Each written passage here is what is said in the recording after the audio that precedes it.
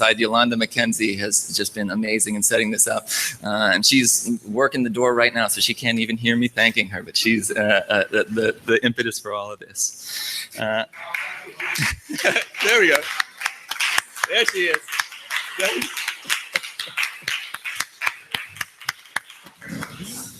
I also want to thank the Office of the Dean of Social Sciences here at Columbia, Alondra Nelson, for providing some of the funding to make this happen today, as well as my home institution, the University of Pittsburgh Jazz Studies Program. And then special thanks to my co-organizers for the conference today, from Columbia, Brent Hayes Edwards, from the University of Minnesota, Scott Curry, from the Vision Festival, Patricia Nicholson Parker, and our keynote speaker, Fred Moten. Really just a wonderful team to work with. I also want to welcome, in addition to everyone in the room, anyone watching on our live stream, which I hope is live and up right now. Good, I'm getting the nod from our streaming people. We are going to be online all day, so let people know if they're not here, they can tune in at the Arts for Art YouTube page. It's youtube.com/artsforart, ARTSFORART. And if anyone is active on Twitter and wants to live tweet, we're using the Vision Festival hashtag #FreeJazzNow, hashtag #FreeJazzNow. So just tag anything with that if you have any reactions to the talks today. I don't want to go on too long here because I want to get right to our first speaker. I do just want to say the primary goal of our conference today is to grapple with how we all, as artists, as scholars, as musicians, can confront and respond to the world that is around us, to the political situation. When we were in our initial planning for this event, I remember Fred Moten, our keynote speaker, asked the question, well, what's the point of having an academic conference? And I think that's something to consider. It's something that academics can always keep in mind, probably should ask themselves more often. But at this moment, I think it's particularly important to meditate on that. Not in the sense of defeat, not in the sense of throwing up your hands and saying, what's the point? But in terms of directing our energies to think, what is the point? What is the function of our scholarship? What can it do, or what must it do to respond and to support the communities in need, communities that have been oppressed and marginalized in this world?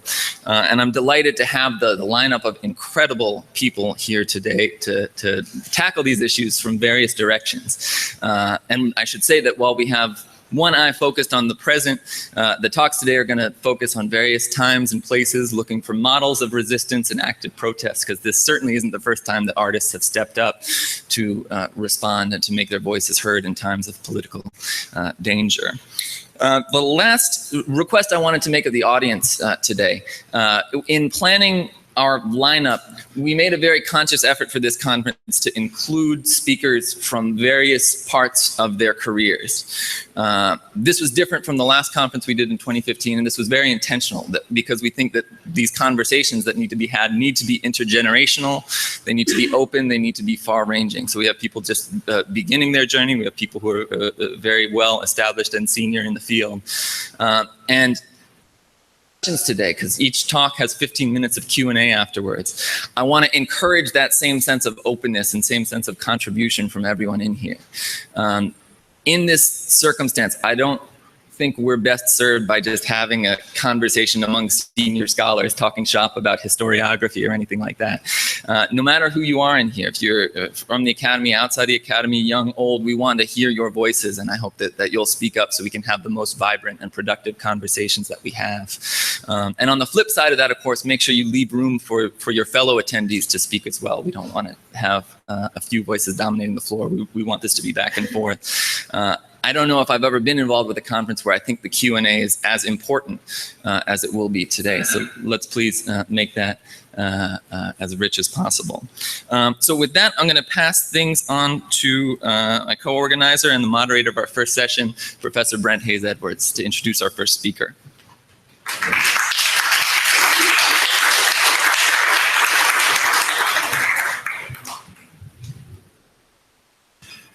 Just in terms of how things are going to work today, it's listed as a panel, but we're going to have individual speakers. So I will introduce our first speaker. Adam will give his talk, and we'll have a Q&A, and then we'll move on to Ben We're starting a little late, but only a few minutes late, so we're doing relatively well schedule-wise. And I'll moderate the Q&A as necessary. Then we'll take a break, and then we'll go to our third and fourth speaker around 11:15. Adam Zanolini is an ethnomusicologist as well as a flute and saxophone player. He received his PhD in ethnomusicology and Africana studies in 2016 from the CUNY Grad Center. His work focuses on jazz and its importance in the development of, expression of, and sustainability of a Black cultural identity within and beyond the United States. He's a native of Pennsylvania, but he now resides in New York City. His talk today is called The Sound of Survival, Undying Humanity in an Age of Cataclysm. Please join me in welcoming Adam Zanolini.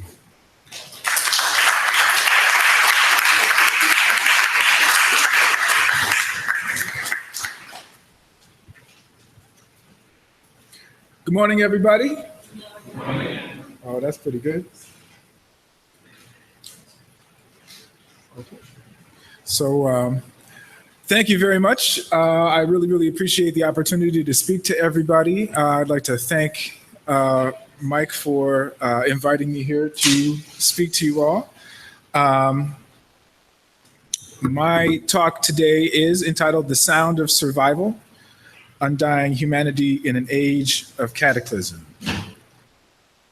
The title, well, first of all, this conference is part of a marvelous festival which has existed for 22 years against long odds, and because of which a distinct downtown musical aesthetic survives in its birthplace despite dizzying rent increases and a drastically changed population.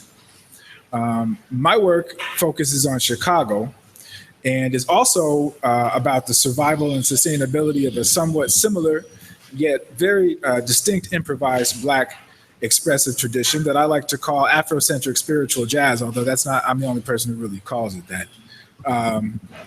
Now, for many people, this particular historical moment with the rise to power of an ignoble autocrat and the surge in right-wing populism is a horrifying time in which the rights of vulnerable people are especially imperiled, and in which the gains of the civil rights movement, feminism, the labor movement, and environmentalism seem threatened. For instance, climate change is a fact, yet the leader of the country most responsible for it and most able to do anything about it is in denial.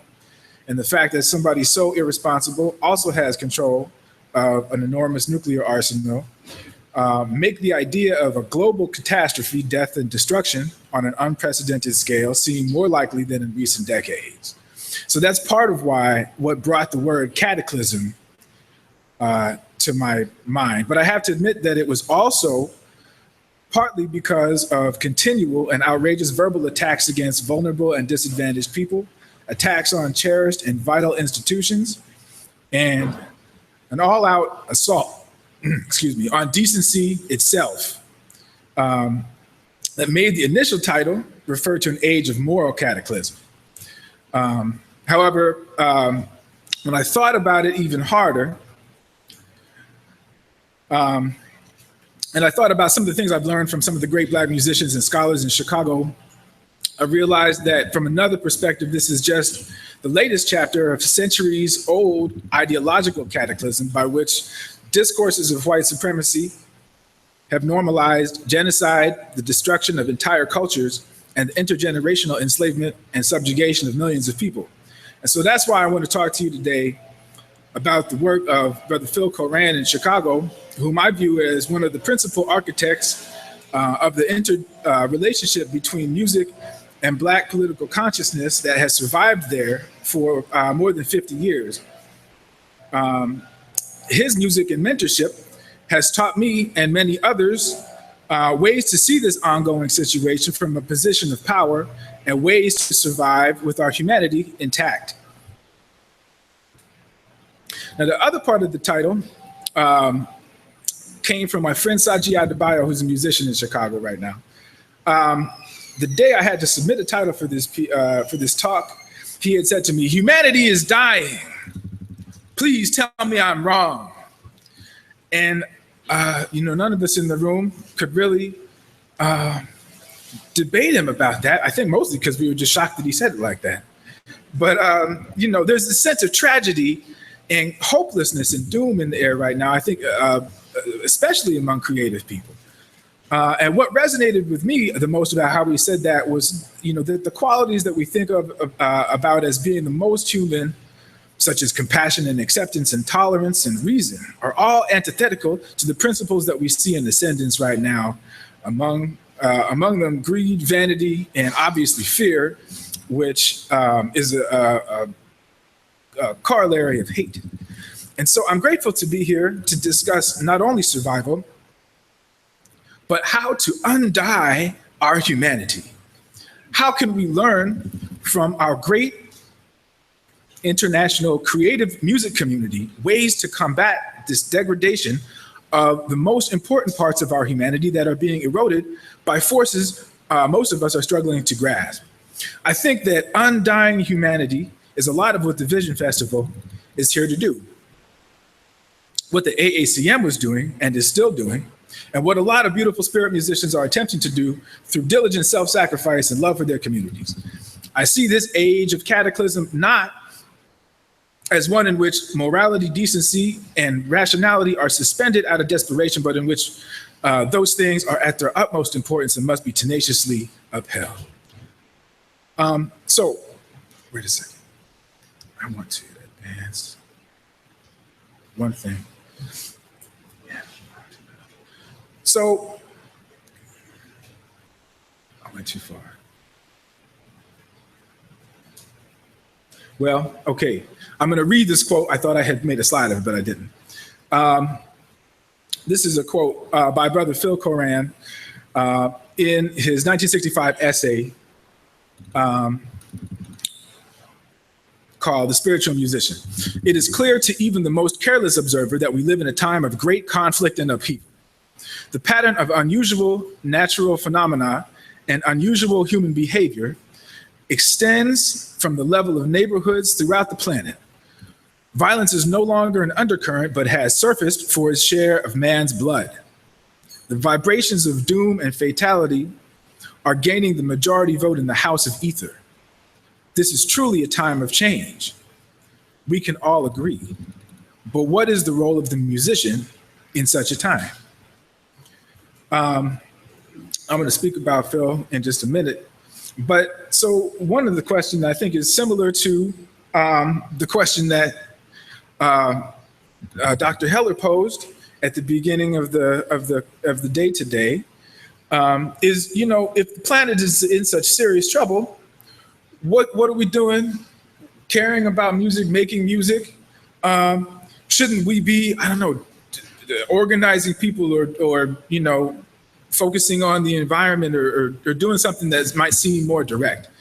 I have to say that I think that, thinking about music is a very, very important thing to do. And I think it's one of the most important things we can do right now, for the following reasons, which is that I think that Black music is a force for political awakening. I think of it as a means for survival of humanity. I think of it as a demonstration of inexhaustible creativity to meet challenges, and as a force of light, of love, healing, and community. Furthermore, I think the phenomenon of global populism has a great deal to do with fear. According to a spiritual leader that Brother Phil introduced me to, named Bhagwan Ra Africa, whom I was, he says that hate and fear are a unified thing, that there's really no difference between, they're just different forms of the same thing. And I also see the same relationship between love and creation, that they are similarly mutually imbricated, and that they are opposite to hate and fear. And so it would follow that the most creative kind of music is the most courageous kind of music, the most antithetical to fear and hatred, which I think holds true. I think we're going to learn a lot from Dr. Monson later about courage and improvisation. So that's why I didn't explore that idea as much as I might have otherwise. And so I'm going to start off by talking about music as a force of political awakening. So I would tell a little story. When I was going to do my research for my doctoral dissertation, I decided to move back to Chicago and try to understand the creativity there, because there's a strong tradition of Black musical creativity and the Black arts movement in Chicago. And for those in the audience that aren't familiar with Professor George Lewis's masterful book, there's a wonderful musicians collective in Chicago called the Association for the Advancement of Creative Musicians, which AACM for short. And Professor George Lewis at Columbia wrote a wonderful book about their history. Their motto was called Great Black Music, Ancient to the Future. And I mean, at this point in time, they almost use the title of Professor Lewis's book, Power Stronger Than Itself, almost as often as they say Great Black Music, but they do say that quite often. They have an ensemble called the Great Black Music Ensemble. There you can see them performing in 2009. I mostly just gave pictures to have something nice to look at. But so there they are in 2009. Here they are just a few weeks ago, the Great Black Music Ensemble.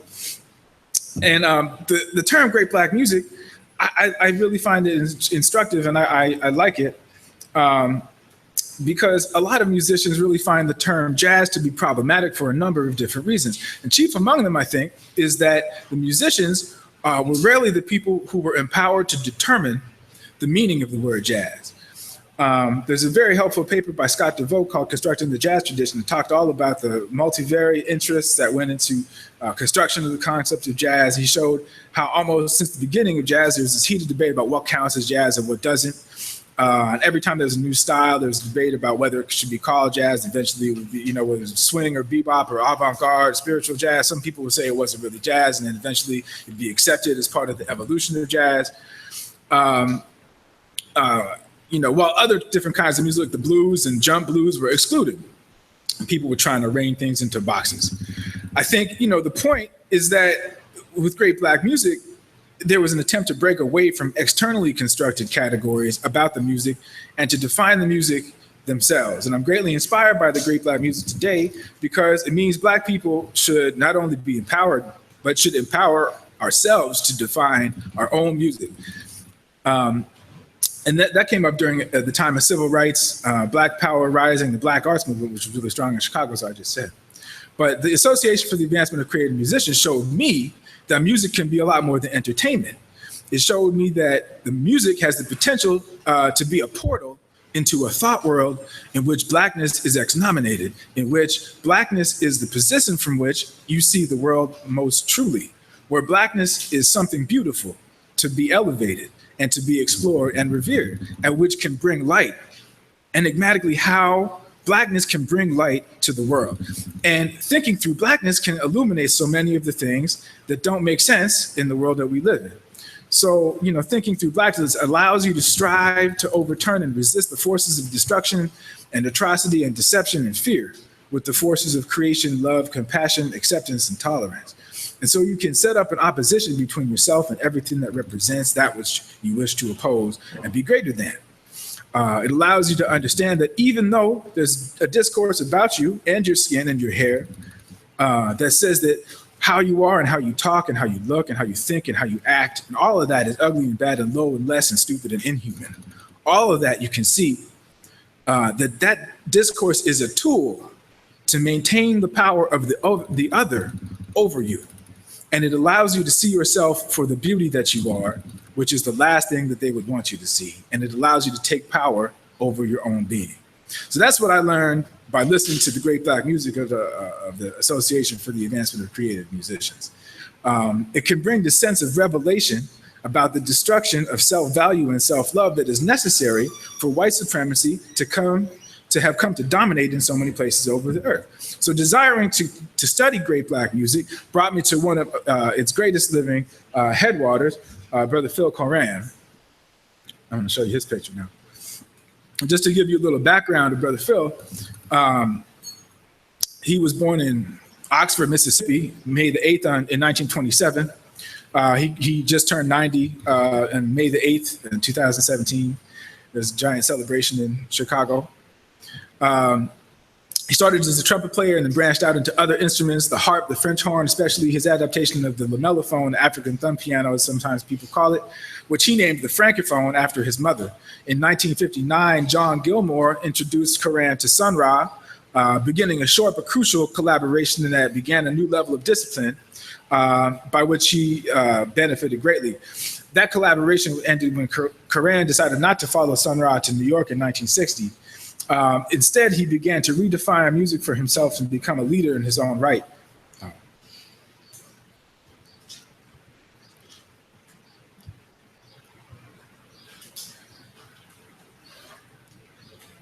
Excuse me.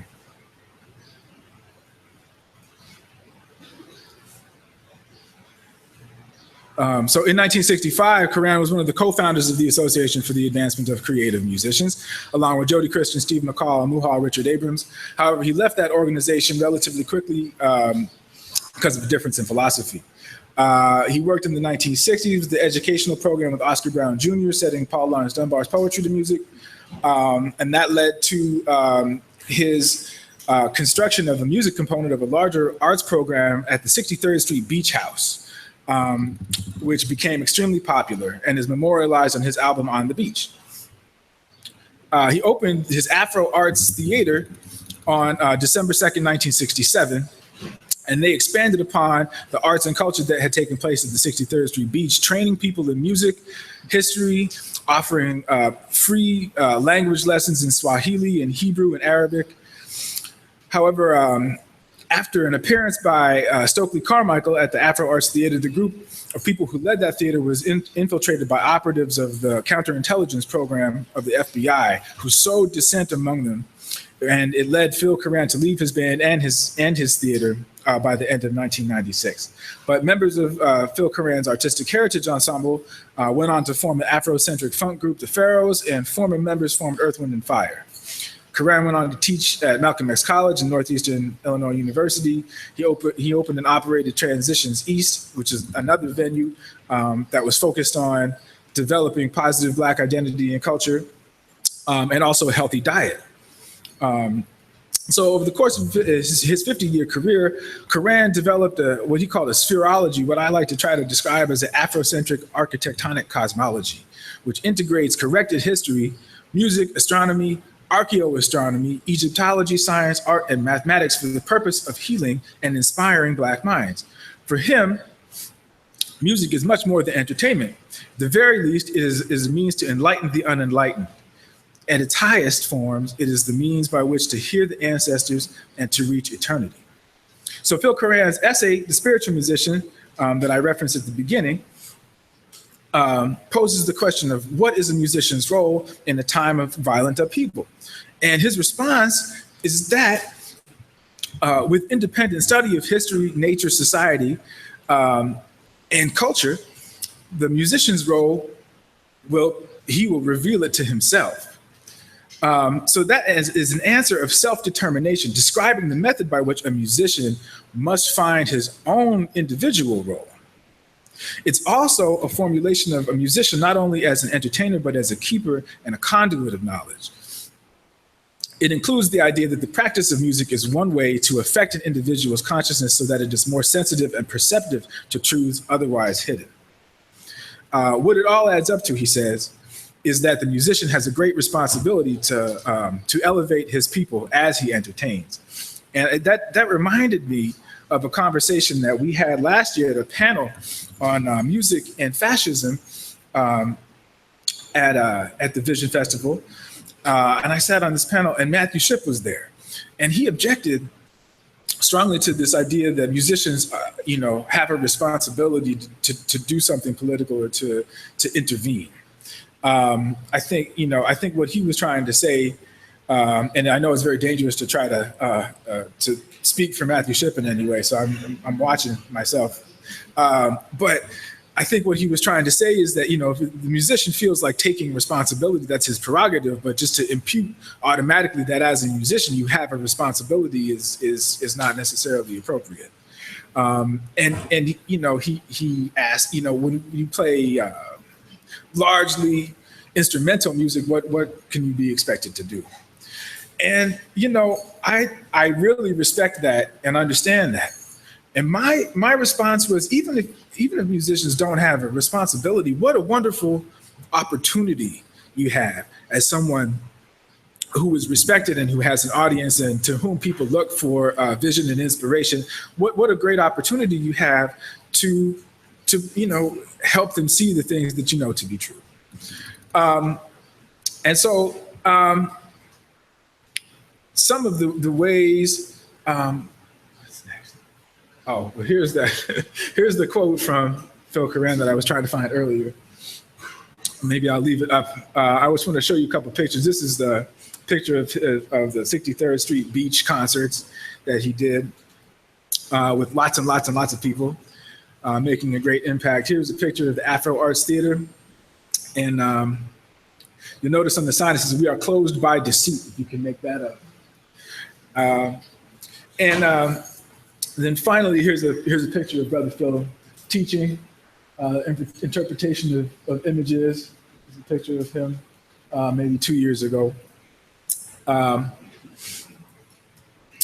This is the lyrics to a song that he wrote that kind of expresses, some of his latest thinking about the responsibility of the musician, the way he sees a world in trouble. So you can read that. Another example of songs that are trying to make a political impact. I know Douglas Ewart of the AACM had this song that really affected me. It was called "No More Plastic Bags." And he had this song that was telling us that plastic bags are bad for the environment. They're unnecessary. We don't need them. And I don't know if it's because of Douglas's song, but we have a no more plastic bags law in Chicago right now. They charge you 7 cents every time you want a plastic bag. So I was happy for him. I always remember that song. So, but just to reinforce the idea, you never know who might be listening. I want to tell a story about some of the first times I heard this kind of music. I was at the Velvet Lounge in Chicago, Fred Anderson's Velvet Lounge in Chicago on Indiana. And I saw a man named Ivad Majik. And he was an advanced aged elder. He had this bright white beard and dressed all in African clothes. And he just seemed like a really stately, regal elder. And he walked into the place and everyone treated him with respect. And he sat to the side. And after a while, I forgot about him. But after the break, they invited him to come to the microphone. And he came up, and I expected him to make some kind of an eloquent statement or something. And he screamed instead. He screamed into the microphone for an extended period of time. And I was shocked. I said, "What's going on?"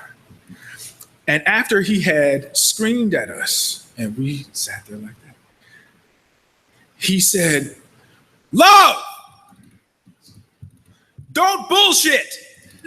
Love!" And I said, "Wow." But I'll tell you, I've never really heard anything spoken as powerfully as that. And that's all he really had to say. But, since he told me that, I spent the next 10 years in the pursuit of Blackness and self-love. I've learned as much as I can about Black music. And I use every opportunity I get to remind people about serious love, self-love, love of community, love creation, and its anti-destructive power.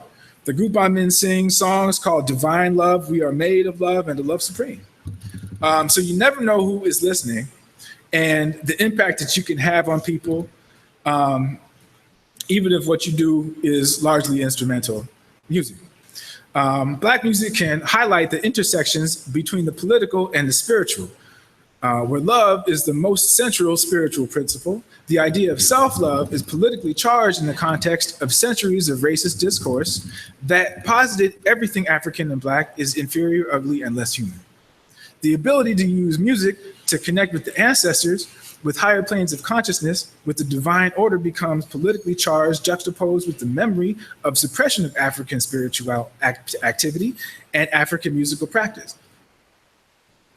I want to use the last few minutes that I have to talk about this group that I participate in called the Participatory Music Coalition.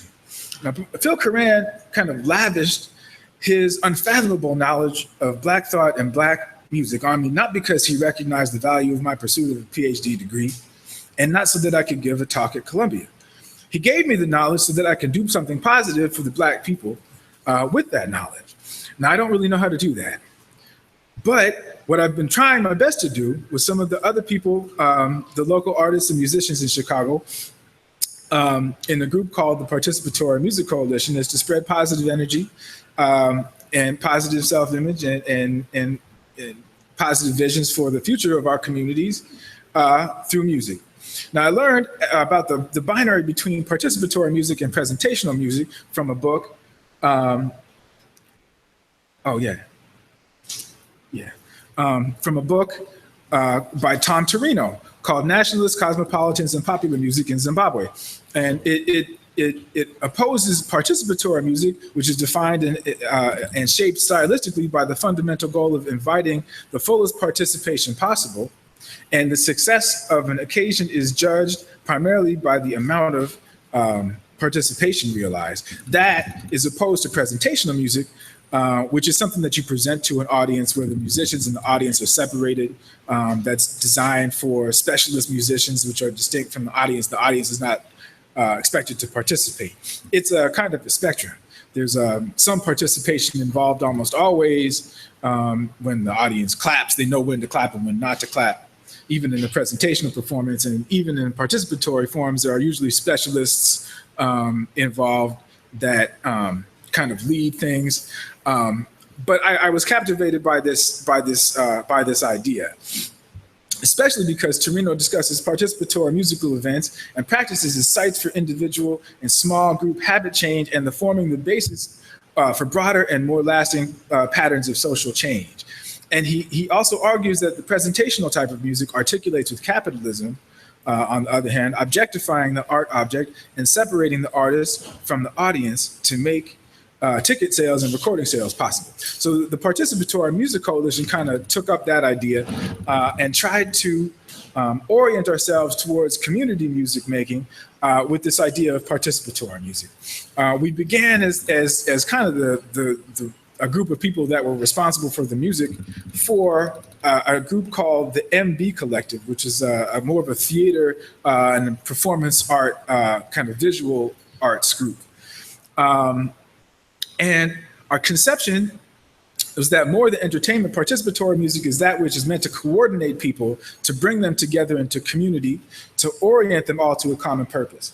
So we recognize the conjunction of music, dance, art, spirituality, ritual, and ceremony as the headwaters of the many great Black music traditions that have flowed from the South Side of Chicago throughout the United States and across the globe. Whereas the 20th century saw this vital organism gradually dismembered by the machineries of the recording and entertainment industries, our project is to foster its integrity and wholeness through the celebration of Southside community creation. That's kind of the mission that we wrote. So it's a spiritual and a healing endeavor.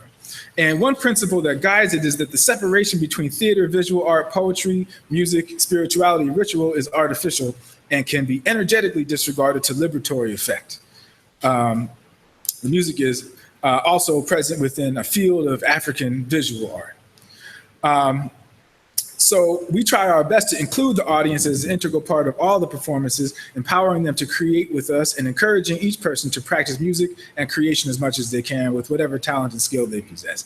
We try our best to present our music outdoors and invite the public into spaces like the community garden spaces or even just abandoned lots that we find.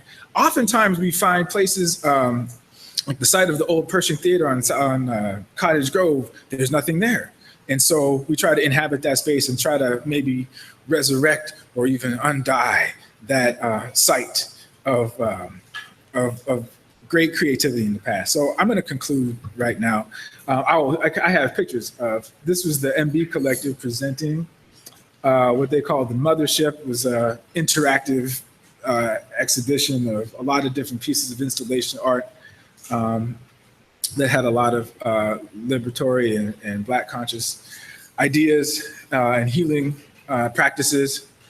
And then this is our latest performance as part of the Chicago Home Theater Festival. And that's just some pictures for you to look at. So anyway, in conclusion, what I and some of the community musicians I know are trying to do in order to survive, in order to undie our humanity in an age of cataclysm, is to draw upon the knowledge of the elders, to imagine the thought world of the ancients and ancestors, and to contribute to a spiritually enriching, politically conscious, community-focused music movement on the south side of Chicago. Our contributions and efforts are guided very much by the knowledge we gained, by the generosity of Phil Coran, whose work and research has deepened the Chicago Black music community. Black people have survived great hardship with our humanity intact, and many of the people I spoke to attribute that survival at least partly to the power of Black music. Its ability to entrance and transport us into other states of consciousness is cited as how we're still here by some of my collaborators. Music spreads knowledge, music represents culture, but music also mediates a psychic and emotional relationship between the individual and things greater than himself: God, the universe, truth, nature, earth, society, each other. It may be the rule rather than the exception among humans in general that music is a spiritual and religious thing.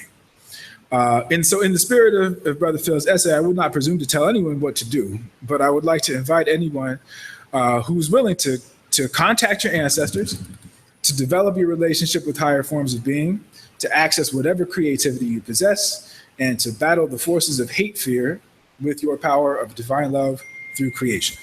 Thank you.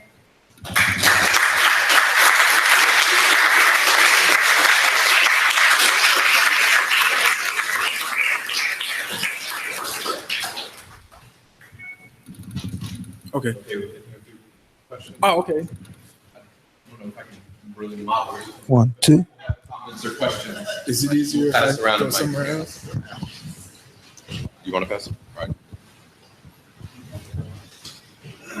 I have a question, but I think I don't Thank need a mic. For the streaming. Oh, yeah. For the streaming. I was curious with your the Participatory Music Coalition, the way you described it in terms of, I forget the exact word you used, but something about kind of synchronizing the participants, synchronizing, you know, whoever's there, trying to, what was the word you used? It wasn't synchronized, but it was something about getting everybody together in the same, and it was a little bit nebulous what kind of sameness you saw as the group goal or the musical goal. And I was curious about it because, you know, when I think of AACM groups music, I often think of music that, first of all, is avant-garde and is not necessarily, it might involve less musical synchronization. The people might not be all playing the same rhythm, or there's not as much unison. Although that's sometimes more on the presentational end of the spectrum that you were describing, the audience might not always agree on the response to the music, or the way to understand the music is not always clear that everyone would have the same response. So as you're, you know, doing one of your events or playing one of your concerts, I was just curious if you could be a little more specific about, you know, what you mean by whatever word you used that wasn't synchronization that I'm not remembering. Thank you very much. What a wonderful question. Okay, so there's a couple things happening right there. So first of all, I mean, yeah, the AACM has a great number of people. I don't know how many people are in there, like 50 people or something like that, maybe more. There's more people that have been in it over its 50 years and are all in it at the same time. There's a lot of different groups, and so certain of them play music that is sort of more challenging, less structured, Then others play nothing but structured music. Some people play highly just 100% improvisational music. Some people play music that's through composed. Some people, there's a mixture of different things. Most of the time that I see the AACM groups now, there's a kind of recognizable structure, but be that as it may, our focus is slightly different than the AAC, and they kind of really inspired us to direct ourselves in this direction. But there's a limit to which we emulate what they're doing. And what I was trying to say is, so when you think about participatory music, the kinds of music that are participatory music, some examples would include music in church, where everyone sings, like work songs that everyone's kind of singing the rhythm and you're doing some work. Protest songs where everybody is getting on the same page about what everyone's there about in a few short words. And so that's kind of more of how we think about coordinating people. Using rhythm is a very, very important tool. I've never seen people gather the way they gather when there's drums happening. I don't know why. Even just carrying your drum down the street causes people to follow you and, hey, what's going on? Starting with drums, people can get into that, and that's a really good place for people to, be able to participate in a percussive way. And also having songs that have, simple words. We have a song that's, I will never die because I'm indestructible consciousness. And people can remember that. And so people can sing along with that. And it's just, but really the goal is to get people on the same page about focusing on their role in the community and their, whatever their vision is for the community, envisioning something positive for the community that they live in, that they want to be a part of. Thank you so much.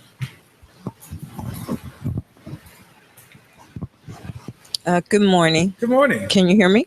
Yeah. Okay. So I'm hearing your presentation, but I'm seeing a lot of overlap in the sense of literature.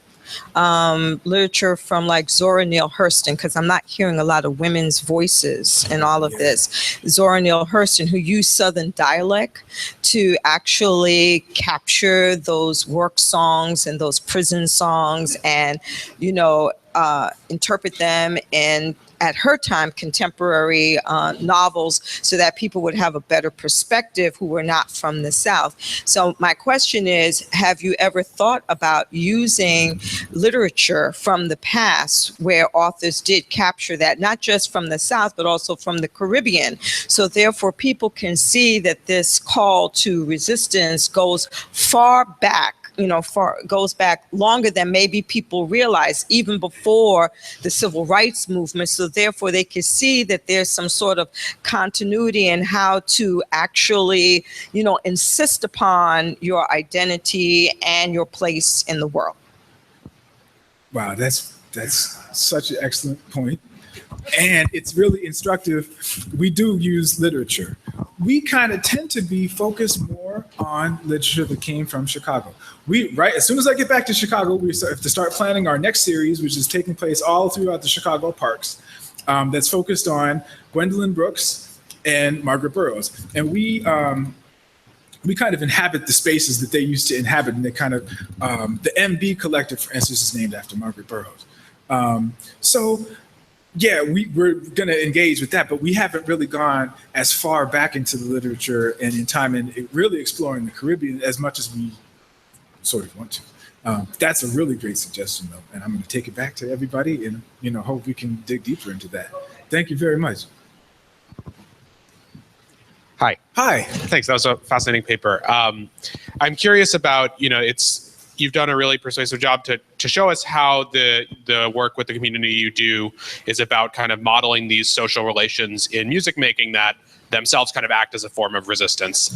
And I'm wondering if the work that you do in the community also extends those kind of organizational structures out explicitly outside of music. So you mentioned the plastic bag thing. Do you, is part of this community of musicians to also look at things like, community outreach that's not necessarily about music or, fighting local political ordinances or that kind of thing?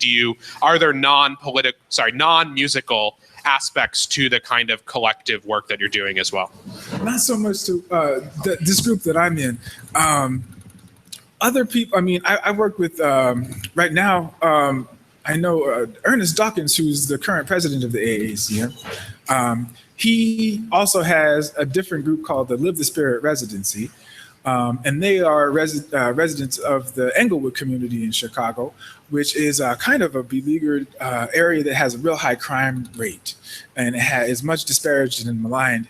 But the Englewood Jazz Festival takes place there, and people are really surprised usually that there's a jazz festival in Englewood. They're like, wow, what do you wear, a bulletproof vest to go? But no, it's actually kind of a nice place. Well, anyway, he is starting to get involved in trying to bridge the gap between kind of music making, participatory music making, and sort of more of a community activism thing. He's starting drum circles for peace coming up next week, I guess. And we have to plan that too. We don't, but no, not necessarily getting really politically involved in specific issues. We haven't really done that. It's a good idea though. Yeah.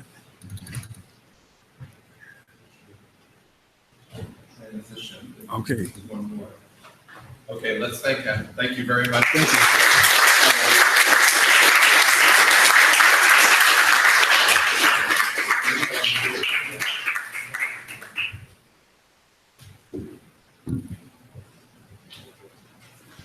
Okay. Should I take my computer? Yeah. All right. Is it going to work? No, I already. All right.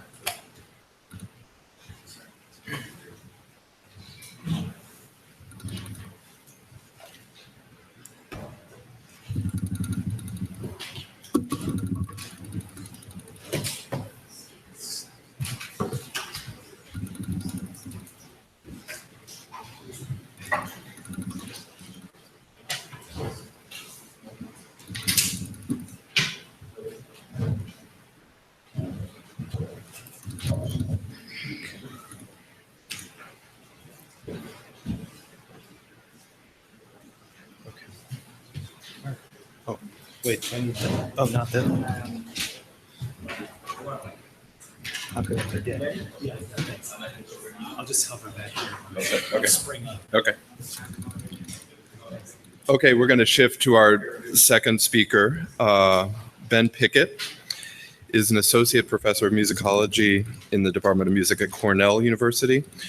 He received an MA in composition at Mills College, where he studied with Alvin Curran and Pauline Oliveros, and a PhD in historical musicology here at Columbia University.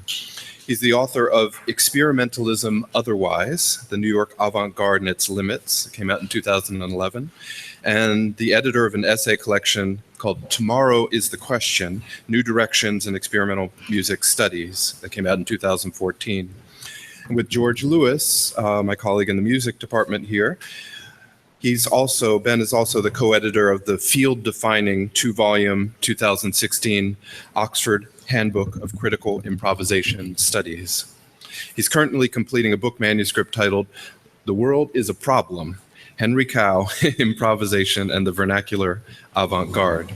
His talk today is called The Vernacular Avant-garde and the Low Arts of Resistance. Ben Piekut. Thank you. Thanks, Frank.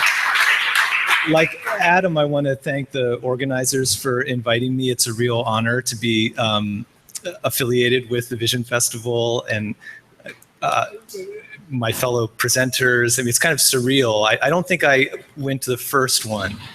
I think I went to the third. I think I attended the Vision Festival in 1997, maybe. So it's sort of surreal to stand here 20 years later. When I left New York physically in 2008, I left it intellectually too. So the newer work that I'll present today has an oblique relationship to the main topics of this conference. But I think it's a productive one.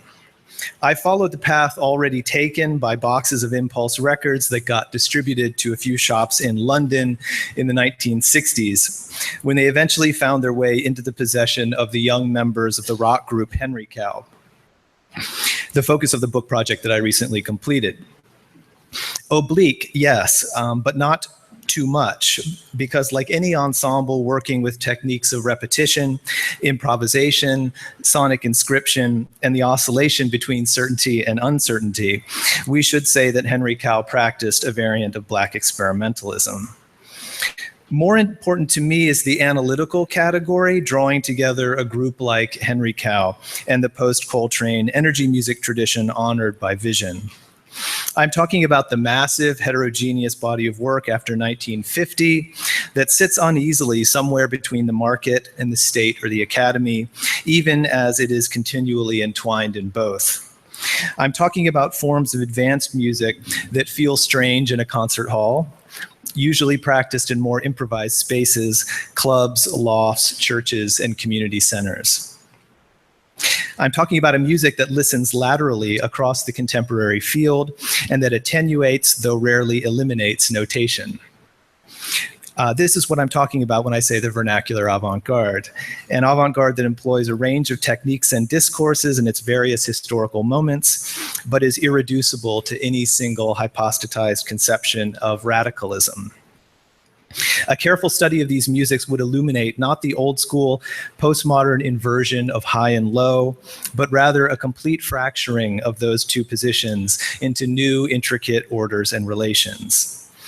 Two conditions were necessary for the historical emergence of this uneven formation. The first was the development of a pop music aesthetics, first with bebop in the 40s and then with rock in the 60s. The second was the vinyl LP.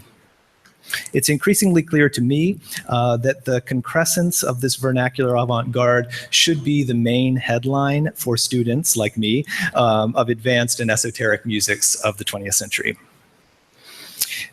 Music strikes me, dare I say it, as a privileged locus for elaborating the low arts of resistance. And that exceptionalism creates an interesting tension, because so much of the great and influential theory of the avant-garde has come from art history, not music. That discipline, however, has offered little engagement with nor reference to non-elite modes of cultural production. Only recently have scholars widened their critical grasp, scholars in those disciplines, widened their critical grasp to hold the varied genealogies of folkways, handicrafts, and popular culture in tension with those of advanced fine art practices. For the most part, however, art history has required a disciplinary break to study the low arts, a move to American studies, material culture, industrial design, or latterly, visual studies. Musicology has plenty of its own problems, but it did not need an intervention like sound studies to include pop music in its purview. That's why I think the vernacular avant-garde and its low arts of resistance are well suited to a study from music. In the rest of this talk, I'm going to draw on my recent work on Henry Cow and their associates to survey these four little zones of discussion. The structural transformation of Bertolt Brecht, the medium specificity of Clement Greenberg, Walter Benjamin's new modes of sense perception, and Peter Berger's institutional critique. One could add Cagean intermedia or theater, but I'm not going to, because I want to spend more time on the matter of institutions, because I think it's a good way to tie up the preceding discussion and brings us back to what gathers us here today. One more prefatory remark. As a term, the vernacular is problematic and dangerous, and that is exactly why I like it. I want it to refer to the everyday arts of regular people who combine established and shared norms with improvisations in response to novel situations. They are taught and learned through practice by ear. The word also conveys the situational, adaptable, and translational dimensions of these practices, which press down on the boundary between art and life in their own specific ways. In the vernacular, the gap between artist and audience is smaller and more fluid than it is in elite art practices. The vernacular is participatory and circulatory. So Adam and I think, are on the same wavelength here. And its discourse lives in mass market music periodicals, newspapers, and specialist zines. Historically, scholarly discussion was basically non-existent. Present company excluded. The vernacular is close to the popular, but like Miriam Hansen, I am avoiding that latter term because of its ideological overdeterminations. Although many vernacular musics might originate with working people, they are consumed and created by all classes and never function in a transparently populist manner. So I want to begin with these brief remarks by Iggy Pop from Jim Jarmusch's recent documentary on the Stooges. I shot this off of my computer with my phone, so I hope that this works. We were not political at all, but we were true communists. We lived in a communal house. We ate the same food at the same time. We practically shared all money pretty equally. When we began to write songs, happily, since we were too ignorant to realize that there was intellectual property, we shared authorship. Like so much of the Stooges' music, Iggy's comments are a touch simplistic. But also like that music, they get at something essential and true. It was no mere folly. With a bit less LSD and a lot more Marx, the members of Henry Cow likewise thought hard about the social relations that inhered in their mode of cultural production, across the line dividing art from everyday life. Group-free improvisation was a given. It removed the pernicious division of labor between composer and performer in traditional composed music, and allowed all members to lead and be led by emerging structures in sound. They viewed improvisation in the recording studio as a natural extension of this kind of collective labor. In other words, they understood tape not in terms of its dead position against a live or authentic spontaneity. That binary was not part of their discourse.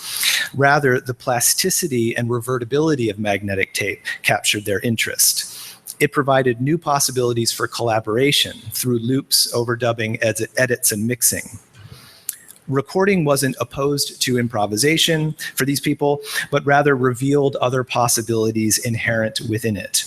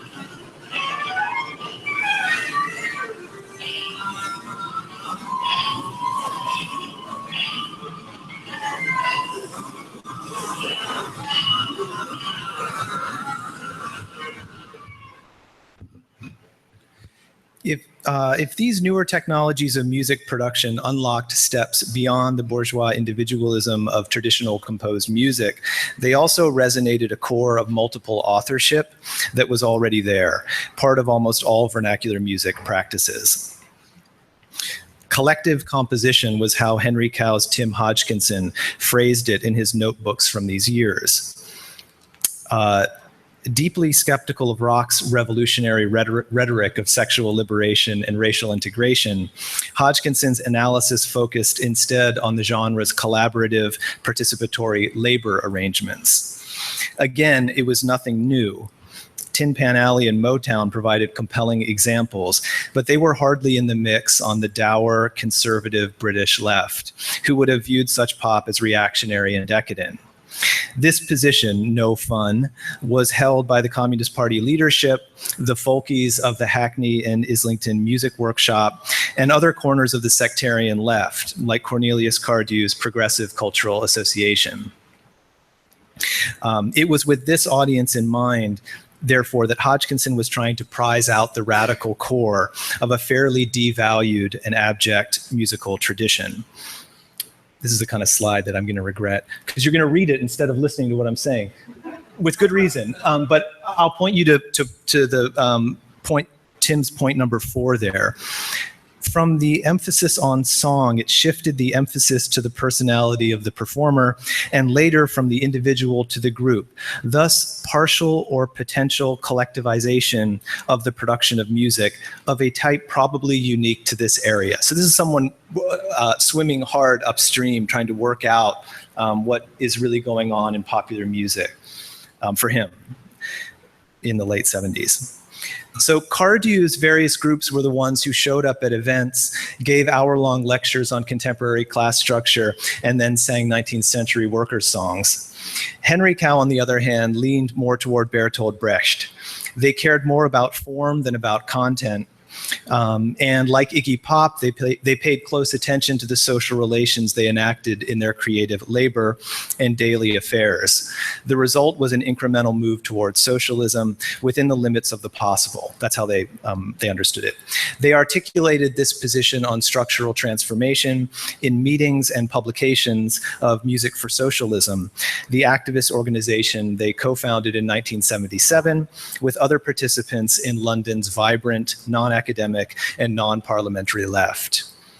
I'll say more about Music for Socialism later if you want. I would love to say more about Music for Socialism. That's like let me plant the seed for that question. I have a lot to say about them. While these conversations could tend toward the abstract and the theoretical, rock criticism had already offered similar observations on the form's potential for resisting capitalism. A discourse that jumped out in my reading around the British reception of German rock after 1970. Like Henry Cow, many of these artists made their cultural politics explicit. For example, Ermin Schmidt from the band Can told an interviewer in 1972, "Now the music is improvised collectively. There's nobody dominating, nobody writing." This utopian political model possessed an added virtue. It could signal the remoteness of the German bands from the celebrity culture of the Anglo-American pop music industry. The manager of another group, Hamburg's Faust, explained that their plan was to have a band which is not featuring anyone in particular, but has a combined sort of sound, just like one instrument, playing in a very wide range of sounds and styles. And we definitely won't have a stage act in which somebody is in the spotlight. Such a description infused anonymity, not the authentic bluesy individuality of an Eric Clapton, but a blank anonymity with both aesthetic and political meanings in relation to the culture industry, and led one critic to call Germany the only site to have achieved any kind of rapprochement between the socialist principles of rock culture and its dependence upon a capitalist setup which continually mocks and thwarts them. The New Musical Express in 1973 or whatever. So what I'm trying to say with these examples is that rock had developed by the 70s an interesting cultural politics based on structural transformation rather than the more familiar tropes of liberation that attached to that genre, which was likely to be dismissed in these left circles as decadent bourgeois individualism. There were many, many other examples of structural transformation having to do with concert booking, record production, and distribution. And I can talk about those more if you want.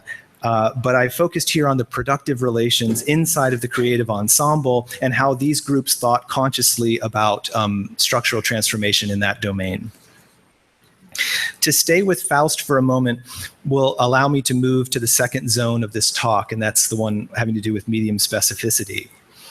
Critics and artists had for many years by the 1970s been concerned with the distinction between those values only to be found in rock and the values which can be found elsewhere.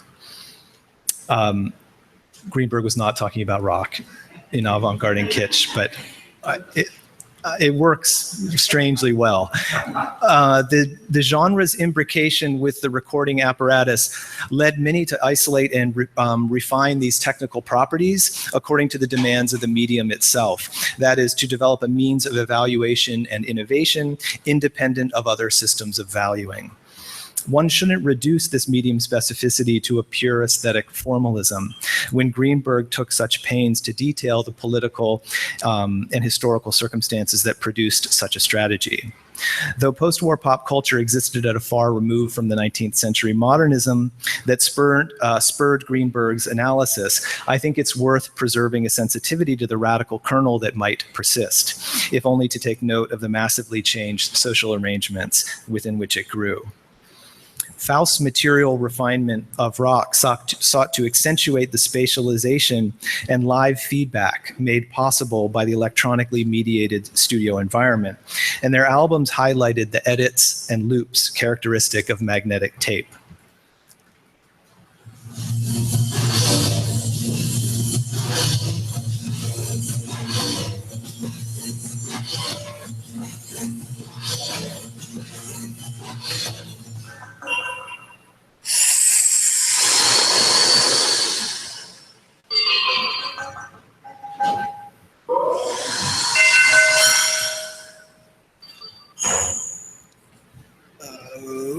Okay, Faust's Hamburg colleague, the composer Anthony Moore, likewise developed a sonic practice entirely built on the material of tape.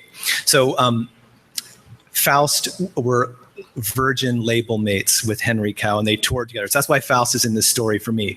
Anthony Moore played with Faust and would later join Henry Cow in 1975 for a couple of months with his spouse, Dagmar Krause, the great singer, who would elect to remain with Henry Cow for many years, and Moore left very quickly. So anyway, Anthony Moore, he was entirely self-taught in the UK, and he had begun scoring films when he was only 20 years old. Tape recorders were his fascination.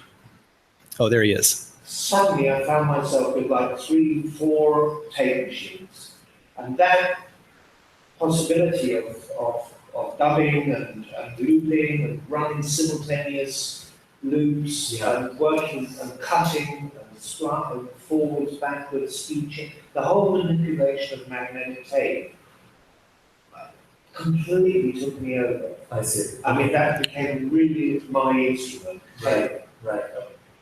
He would eventually find his way to Hamburg, where he wrote music for dozens of experimental films. These scores were in the same aesthetic vein. The work is informed by the medium. The medium is tape. And you know, one of the things you do with tapes is you make loops. I didn't feed him the line about the medium, I promise. It sounds like it. But loops running simultaneously at different speeds, drifting apart and resynchronizing in ever-shifting patterns. Like much systems music of the late 60s and early 70s, more focused on complex textures instead of complex melodies. The piece Jam, Jam, Jim, Jom, Jum is representative of Moore's style at this time.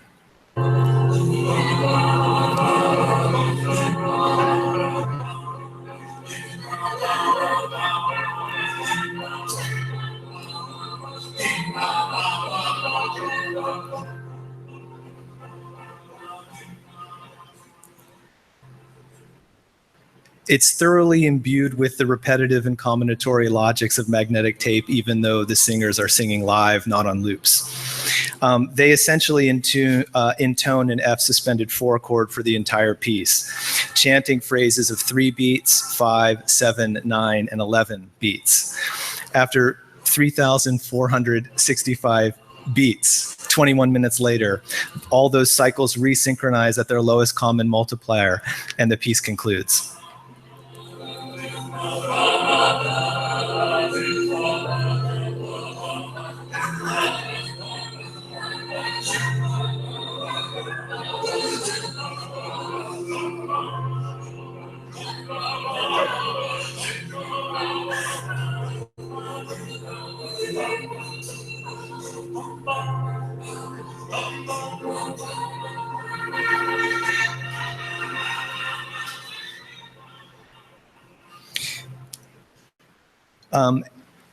Thank God for the undergrad who majors in mathematics and explained that to me in class a couple weeks ago. Occasionally the giggles in the vocal parts among the five singers highlight what is for me the distinctive charm of the recording. I hear them as the levity of a young artist who has hit on a musical style that is utterly fresh in 1971, but achieved without jumping through any of the expected hoops leading to the front edge of music history. No lessons with the master, no university seminars, no Darmstadt lectures, no paying dues. All that Moore needed was a record collection, cool friends, 2 Revox tape decks, and a little inspiration. The idea of the record collection and the kinds of listening that it made possible will lead to the third zone of exploration here, which has to do with the post-war media landscape and the consumer practices that grew up within it. My model here is Miriam Hansen, who prioritized the new economies of sense perception as they operated outside of the institutionalized fine arts in the early 20th century. She argued for the importance of a mass-produced, mass-mediated, and mass-consumed modernism that took new modes of sensory experience to audiences worldwide, where the liberatory impulses and pathologies of the modern multiplied and ramified unpredictably in local conditions of reception. Vernacular modernist music in the US, born of a direct embrace of the electronic apparatus, also developed new pleasures of formal innovation, abstraction, repetition, distortion, and irony to disassociate early and mid-century pop from the old narratives of authentic communal culture and to habituate listeners to the uncertain royals and shocks of the new age. In the decades after World War II, I think the particular mode of listening to long-playing vinyl records had specific historical effects on musical production. I'm talking about a stack of records next to the turntable or traded with friends, with long running times, a good frequency range, and low noise. In other words, this is the other side of the studio environment of production, but the technological environment of reception. The post-war economic boom, the rapid expansion of the recording industry, and the cheap cost of vinyl compared with shellac meant that more music and more kinds of music was making it onto turntables in the 1960s. The standardization of the LP format had a kind of equalizing effect, one LP after another. Certainly, the multi-stylism of Henry Cow or other roughly contemporaneous artists like the feminist improvising group, the Art Ensemble of Chicago, Alterations, or a little bit later John Zorn would be very difficult to imagine without the recent history of vinyl records. Here is a list of borrowed LPs that Tim Hodgkinson kept in the early 1970s. Messiaen, Berrio, Coltrane, Gamelan, The Who. What do they have in common? What could they have in common? These questions seem particularly characteristic of LP listening. For a certain segment of Hodgkinson's generation, the important question was more like, how can I do that? And this is where the vernacular mode of transmission can be found, in what George Lipsitz calls creative misunderstanding. A short 30 years after she left Henry Cow, Georgina Bourne would refer to this circulatory and processual relationship to the recorded form as the jazz assemblage. To finish up this talk, I want to turn to the matter of institutions, a subject that I think is ripe for some rethinking. Peter Berger had in mind the bourgeois academies and gallery system when he partially defined the avant-garde as that which critiques these institutions. But a survey of the post-war arrangements would need to redefine that term, institutions, in light of the firm establishment of museums specifically dedicated to modern art and the successive ballooning of the global contemporary art complex. And the neo-avant-garde's commitment to institutional critique in the North Atlantic art world itself occasionally devolved into a kind of solipsism that prevented, ironically, the emergence of a tangible engagement with social and political activisms. We might find those engagements more readily in the low arts of the vernacular register.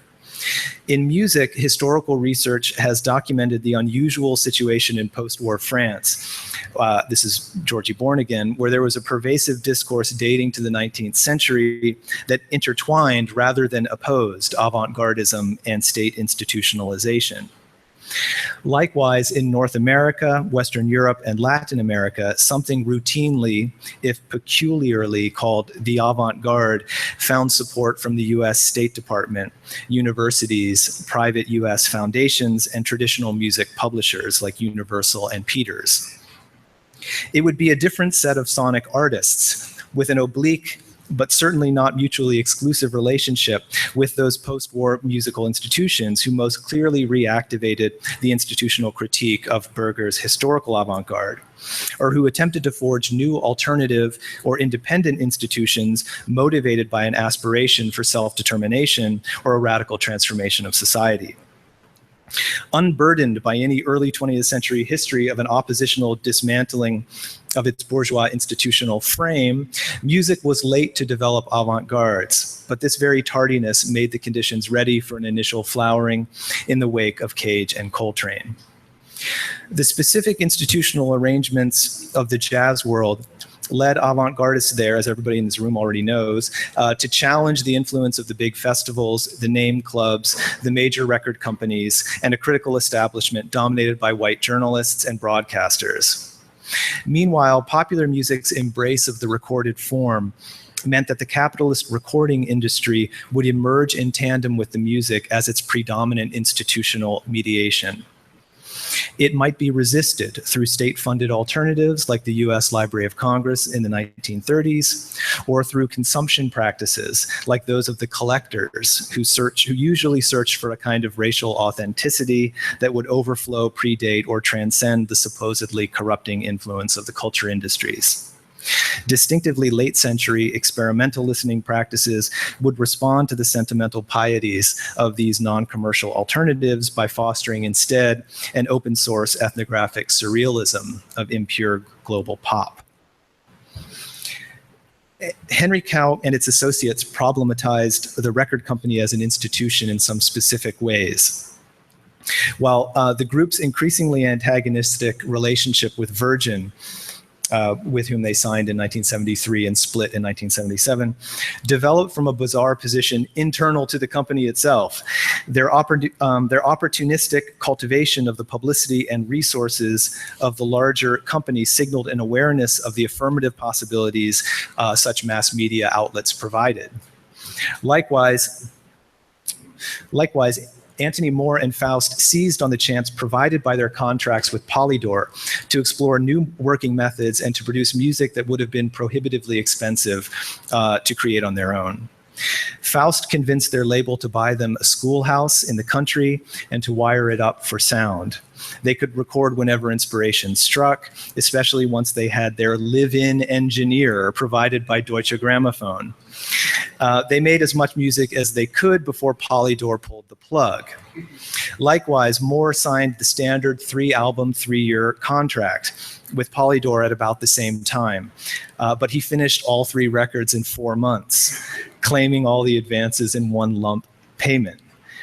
I think there is a clear parallel here with Anthony Braxton's Arista period during the same years. This practice of grabbing as many resources as you can when you can should be distinguished from other relationships to the institution of the record label during these years. And I'm just thinking about limitless examples of artists who speak relatively unproblematically through the label, you know, whatever compromises might, but the label isn't posed as a thing that needs to be negotiated somehow, a problem to be negotiated. Like the Rolling Stones leaving Decca was not this kind of problem. That was strictly a business move. You know, they could speak perfectly fine through Decca, but it was about profit. I don't think that's quite what's going on. Of course, that's not what's going on here. But the entertainment industry isn't only about the production of new work. It also makes major investments in marketing and publicity. And like the jazz intellectuals of the 1960s, I'm talking about Baraka, Shep, and Spellman, groups like Henry Cow, Faust, and Anthony Moore would render the music press itself as a problem that required skepticism, scrutiny, disassembly, challenge, or mockery. In this critical stance toward the industry, we find a position inside the vernacular music field that I think should be distinguished analytically from that of artists who operate unproblematically by comparison through these existing channels. Of course, individual musicians commonly oscillate between these positions. But this sort of anti-institutional politics defined itself against entertainment corporations, not against the notion of institutionalization itself. Indeed, organizations like the Jazz Composers Guild, the AACM, Collective Black Artists, the Musicians Co-op, the London Musicians Collective, Rock in Opposition, Music for Socialism, New Music Distribution Service, and zines like Bells, Grackle, Cricket, Microphone, and many others, aspired to create alternative or oppositional institutions of musical production, distribution, and consumption, even though they routinely grabbed at commercial or state resources to help them establish or maintain their enterprises. Most of these institutions wobbled from the very beginning, born out of necessity in fugitive conditions. Unsurprisingly, it turns out that itinerant and frequently impoverished artists often struggle with the difficulties of maintaining or expanding an alternative professional network in everyday conditions that militate against their very existence. In its unambiguous and ongoing success, the Vision Festival might offer a rather poor example of this clear pattern of struggle and even defeat. Many commentators, including the one talking right now, have emphasized the dynamics of failure and disappointment in earlier moments of this low history. Yet one should be careful in taking note of the unrealistic or even naive assumptions of a communist rock band in 1977, or in the case of the Guild, an inchoate plan to found a festival, establish a label, acquire a recording facility, and maintain rehearsal space and accommodation for touring musicians. In a different context, Mackenzie Wark has commented, quote, "The authorities on this period delight in drawing attentions to the follies then committed, as if their own complacency of thought was in some sense a higher achievement," end quote. Accordingly, I now find myself drawn to incorrect, broken, and compromised avant-gardes, the follies that step on their own feet and get entangled with the things they were supposed to destroy. That's the impure, improvised space of the vernacular avant-garde. With 22 years behind it, it's hard not to celebrate the big, wild success of an institution like the Vision Festival, but I come here today instead to sing the praises of its feral little failures. Thank you.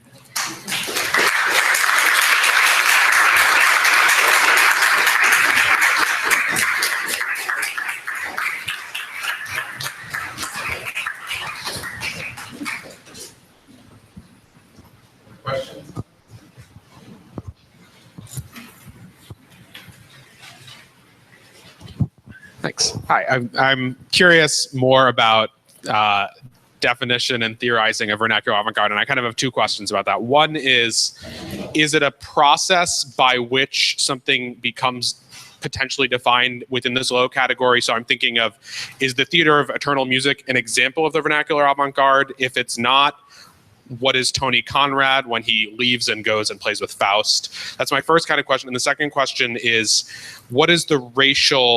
is there a racial division within the vernacular, within what you're calling, I should say, the vernacular avant-garde? Is there an Afrological or a Eurological vernacular avant-garde, or is it all in theory?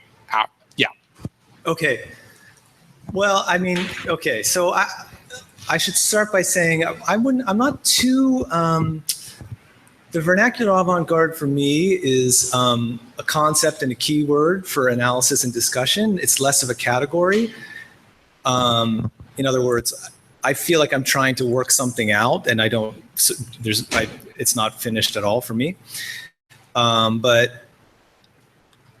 I'm trying to set up a certain kind of conversation around questions like the ones that you're asking. I mean, vernacular, the word vernacular itself has a race history in it. Some people in this room, I'm sure, already know. It's a very important word in African American studies. I am drawn to that because I think that, especially in the U.S. and a context defined by U.S. popular music, which is African American popular music. The race dynamics in the U.S. are kind of built into the operating system.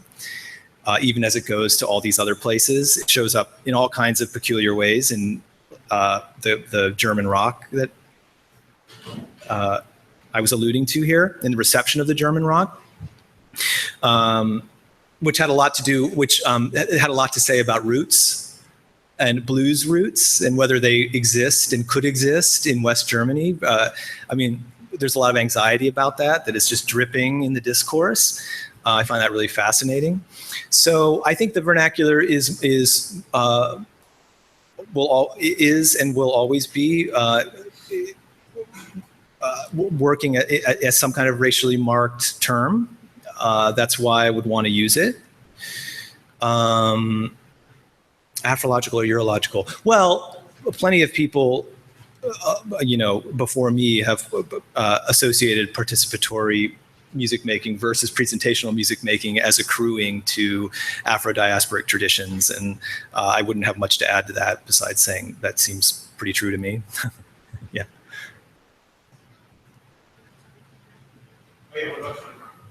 What about Tony Conrad? What about Tony Conrad? Well, the Theater of Eternal Music operated in practice with sound both ways. There was a theoretical apparatus, but it was worked out with the hands and the ears in the moment and in collaboration in a lateral way that is important to mark in our understanding of that group. Yeah, in my opinion. Well, so I just wanted to ask the music and socialism question, because it sort of transported me back to the Marxist study groups that, transformed me as a teenager. But at that time, the debate was about the New Left and its relationship to the Vietnam War, anti-Vietnam War movement and the civil rights movement, so races in there. So more about music and socialism, please. Yeah, well, thank you. You read my mind. Well, the left in the UK is one thing I've learned is it's really a foreign country. If you know more, like I did, a lot more about the left in the US, it's quite different. It had its own unique blind spots. They think we have our blind spots. It's fine. The thing about Music for Socialism I really liked, and the thing about the Marxist study groups, it's part of all these incredible initiatives, one of them being the Rock Writers Co-op, which was Dave Lang, Simon Frith, who's the brother of Fred Frith and Henry Cow. They're all in the same events, and this is a moment of British cultural studies around pop music studies. So there's a really interesting, flow across theory and practice that in Music for Socialism, which I liked a lot. But they were, in comparison to a group like Rock Against Racism, which is their much better known, much more successful cousin affiliated with the Socialist Workers' Party, who put on, as a lot of people probably know, these massive concerts to fight the National Front. Uniting punk and reggae, usually cornering the kind of youth population and trying to radicalize them. Music for Socialism looks like a kind of a grumpy failure compared to Rock Against Racism. They didn't have the cool graphics. They didn't have temporary hoarding, the cool zine. They had their newsletter where they exchanged resources about how to distribute your own records and stuff like that. But they were more interested in the theoretical discussion, which would lead to changes in practice, and that maybe there is a politics to a celebrity rock and roll band on stage there singing into the microphone that you would want to be skeptical of. And Rock Against Racism was, according to this view, was instrumentalizing all of those features of the pop music industry in order to get across, a right-left message, which is fine. But the form itself may have been communicating a message that was at odds with that signal about revolution or something. That's what Music for Socialism would have said. I feel like they've gotten kind of a bad rap because of their many failures. Yeah. Thank you, Ingrid. I like the focus. One more question. So I was wondering if you could, this is on, right? If you could speak to the notion of that some of these bands were invested in a critique of concepts of liberation. I think you said that Henry Cow and their ilk were aiming for structural transformation and dismissed quote unquote liberation as decadent bourgeois individualism, if I might be quoting or paraphrasing. Yeah, that's me paraphrasing. Yeah. Okay. But as we know, liberation is an extremely important concept in the arts of musical resistance, especially in the civil rights movement, but throughout in various interesting kinds of ways. And I was wondering if you could just speak a little bit more to the quality of that critique and to whether there's a pushback that one might want to extend, given that liberation has played such an important role in these arts of musical resistance. Okay, like that liberation has had a recent history, and that one would want to acknowledge. And is there any way to reclaim within the context that you're discussing, repossess notions of liberation? My understanding is that there's a critique of those notions as being bourgeois and decadent nested within this context, which seems complicated to me. Oh, it's definitely complicated. Yeah, there's no argument there. It's complicated and compromised. Well, they were defined by their genre context of rock, despite the sound of that clip I played. And you know about rock between like 1972 and 1977, right? I mean, it's like I was just talking with my friend Greg earlier or last night about something I heard Mark Mothersbaugh from Devo say in an interview recently. He said, yeah, I mean, for us, it was obvious in 1974 or whatever, rock was over. It was a completely sexist, white, corporate, overblown institution. So I think there was a certain discourse inside that genre that was somewhat widespread. That's pre-punk, which shuffles things, doesn't improve them. I mean, it just rearranges everything and changes the discourse pretty dramatically. So everything that somebody like Hodgkinson is saying about a topic like liberation is filtered through his experience of seeing what liberation means in the form of like Slade or T-Rex or something in a British context, which looks a lot like profiteering, ostentatious displays of masculine control and dominance, and so on. Does that make sense?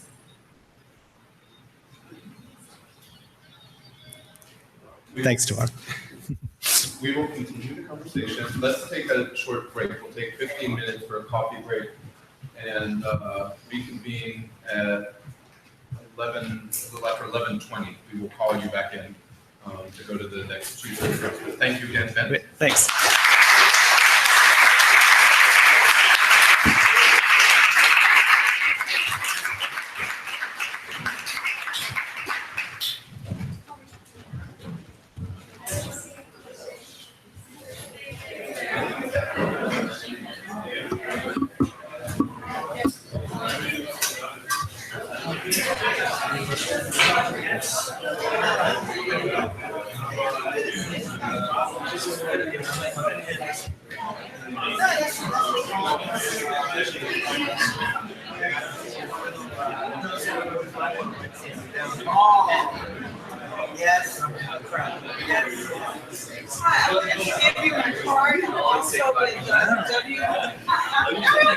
This is yours? Alright, sorry.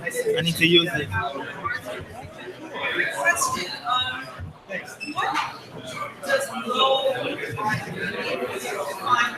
Yeah, that's it. You would never strictly. No. Yeah, I mean, well, I would say like.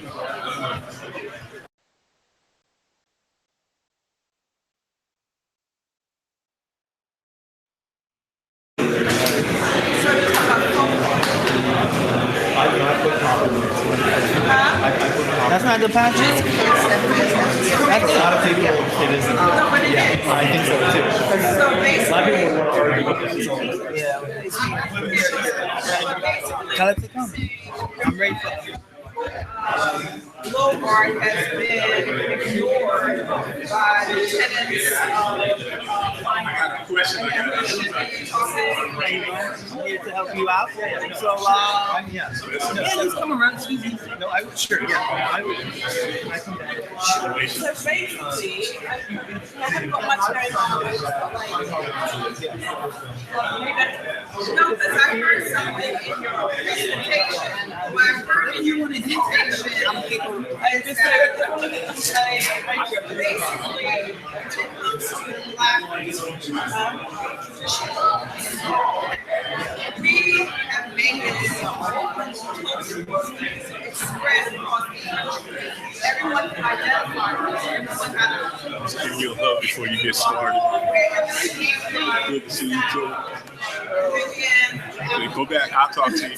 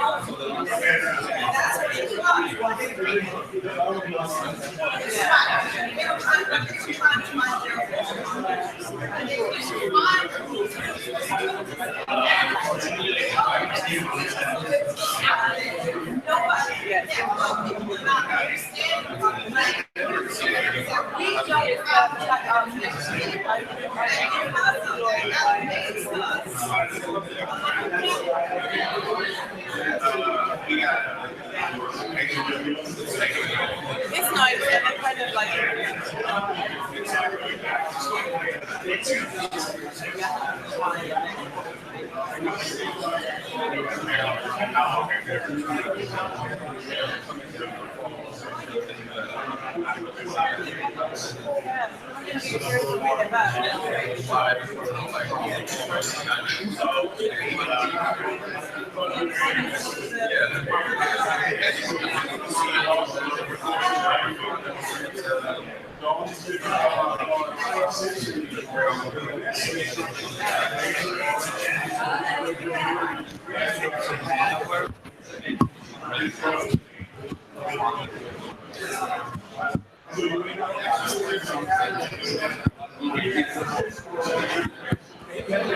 One, two.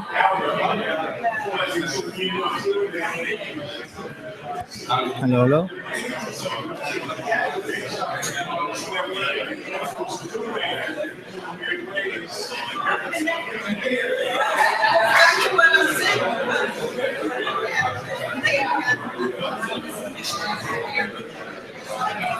One, two, three, four. Hello, hello.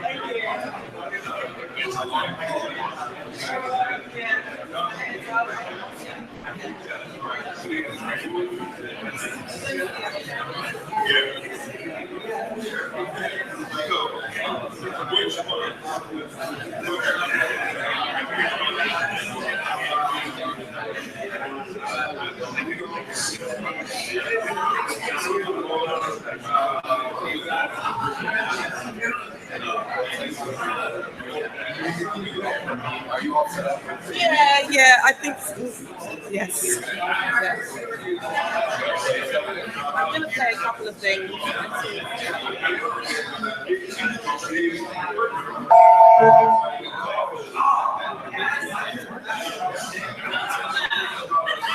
I love this song.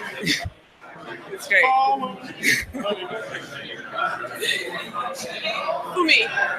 Fumi.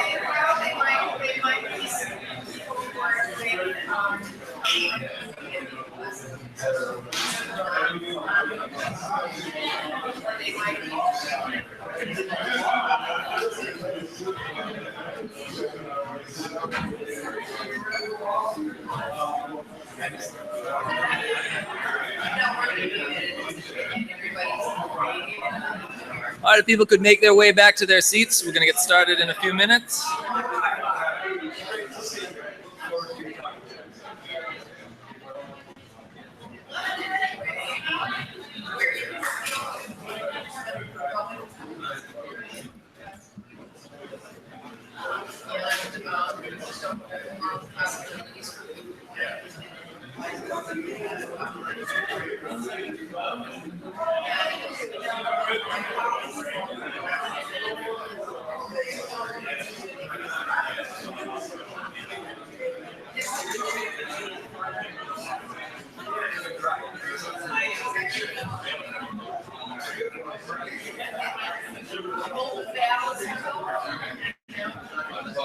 Yeah. I've got my email. So you won't have messages popping up.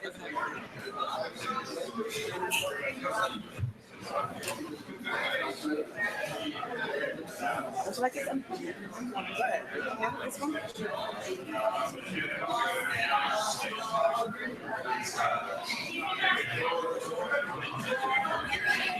It's blues. All right.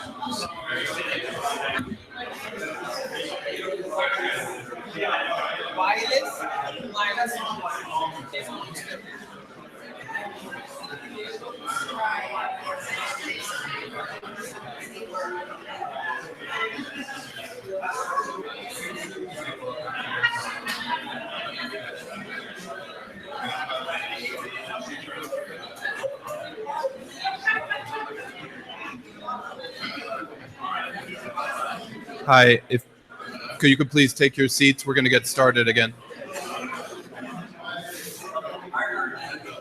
Thank you.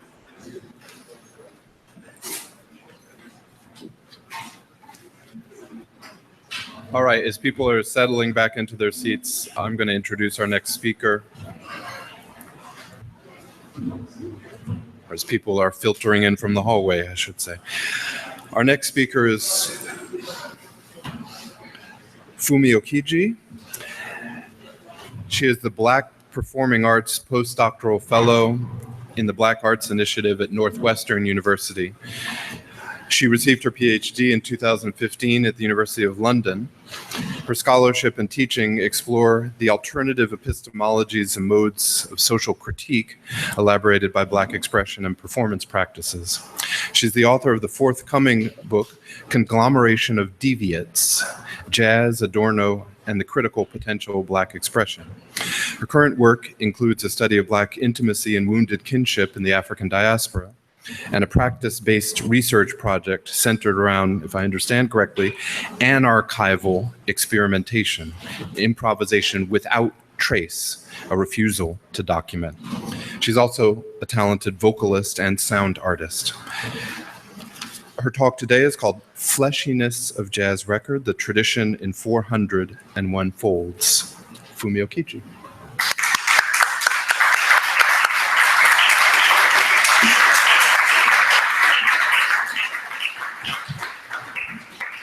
Hello. So before I start, I should say that the talk is now called The Spirit of Divination at the Western Front. It's completely different. So thank you for having me. Thanks to everyone who helps organize this festival. This is actually my first time in New York. And so I'm really happy to be spending it doing this. And yeah, I really look forward to hearing your comments on this work. It's new, it's brand new work that I'm sort of still at very early stages of thinking about. So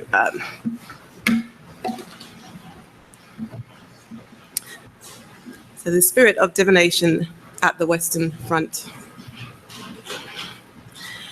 Joshua Ramey, in his excellent but terrifying Neoliberalism as a Political Theology of Chance, the Politics of Divination, exposes the function of the invisible hand in neoliberal ideology.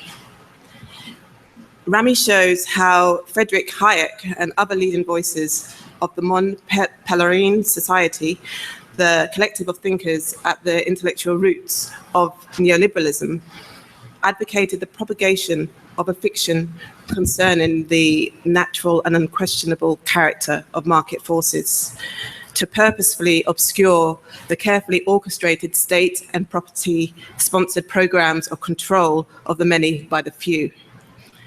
This evangelizing of collective faith in market forces can be understood as a politics of divination. What Dipesh Chakrabarti speaks of as the contemporality of the medieval is referring in part to the persistence of myth within the modern. In response to fellow historian Jacques Le Gouff's attempt to distinguish the modern human, as he or she able to recognize a frontier between the visible and the invisible, the natural and the supernatural, as he or she able to bank against the supernatural overflows into daily life, Chakrabarti insists on a persistent parallelism between medieval and the modern.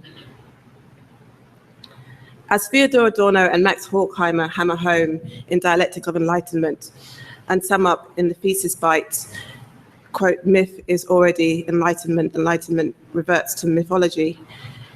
The interplay between divinatory practice and highly rationalized thought predates the modern era.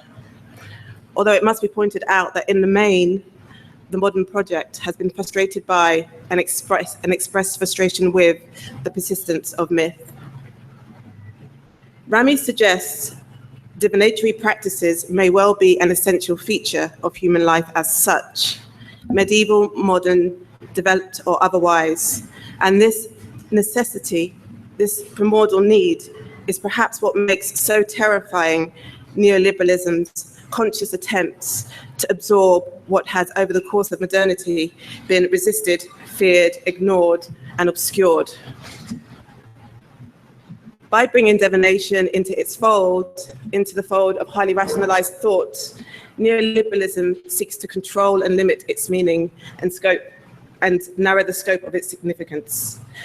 As Rami writes, quote, neoliberalism generalizes our intimate everyday familiarity with uncertainty and our need for everyday forms of divination in order to provide a kind of monotonous theology of chance. He goes on to say, for neoliberal subjects, there is no other wisdom other than the unfolding transcript of why contingency, a chance, was or was not yet captured by someone for profit. And the only oracles left are those who seem to know how markets really work, even though such knowledge is supposed to be impossible, end quote.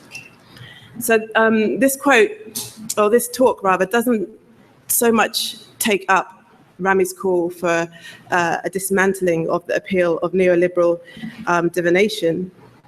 It only obliquely contributes to an exposure of the way neoliberalism offers a simplification of an authoritarian engagement with chance and uncertainty. But I do hope to contest the ideology's limited and fixed understanding of divination, which is profoundly antithetical to divination's long and extensive use.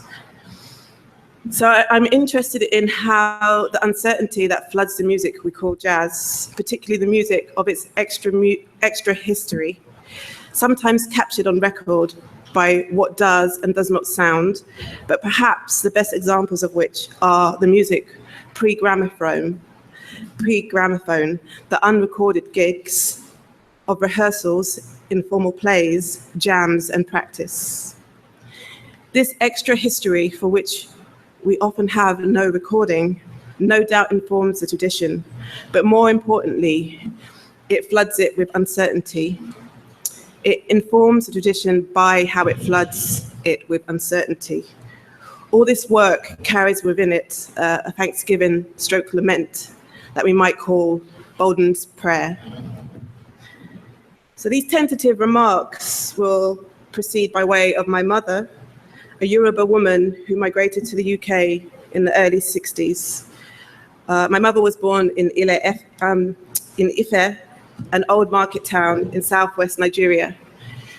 It's a place that for women, trade was a predominant occupation. And my mother loved being in the markets. And she was a buyer and a trader by inclination and ancestral heritage. Indeed, market is central to Yoruba ideas concerning human earthly conduct. And it is said in the Ifa verse that the world is a market and the market is the world.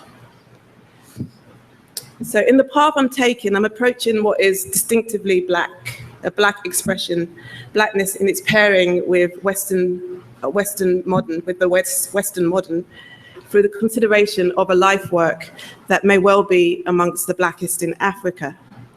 But saying that, I'm keen not to collapse the two, Black and Yoruba. And due to the enormity of the task for which I'm ill-equipped at present to address, questions of the relations, resonances, contradictions, and antagonisms between the two will not be attended to here today. I will say that in the role Yoruba plays in these thoughts, as a moment of divinatory practice on the edge, on the Western front, as an otherwise, and as a site of critical potential, Yoruba may well be, to borrow a turn of phrase from Fred Moten, another name for blackness. But I want to reiterate that my intention is not to conflate the two, despite the way they so often rhyme and harmonize. Also, there's no way back to Ile Ife, although my, quote, dislocated African pursuit of meta voice, and that's from Nathaniel Mackey, keeps me attempting this rickety and oftentimes collapsed bridge. My blackness gives this bridge to me and sends me shuttling to and fro along it, along where I imagine it might be. As Yoruba and as black, I'm complicated, implicated, guilty, and innocent by association. It is from the remains stolen from that rickety bridge that I attempt an alternative crossing from Western to Southern. And I'm not stupid enough to imagine that a certain proximity of ancestry or a sense more than an unequivocal knowledge come about by a corrupted association allows a return to what is an impossible origin. I know this is not a less precarious route, but yet on a clear day, I do believe I see the Atlas Mountains from the Rock of Gibraltar. So the following remarks fall into two interrelated parts. The first is called Black Market and the second is called Bolden's Prayer. In the first, I'm interested in making contact with an alternative, potentially blacker and so a critical notion of market and chance through a hodgepodge of quotes, assimilated quotes and comments. And I hope you will indulge the biomythological reverie I fall into. In the second half, I will turn more explicitly to the music and pull the thread that begins with that Bolden prayer.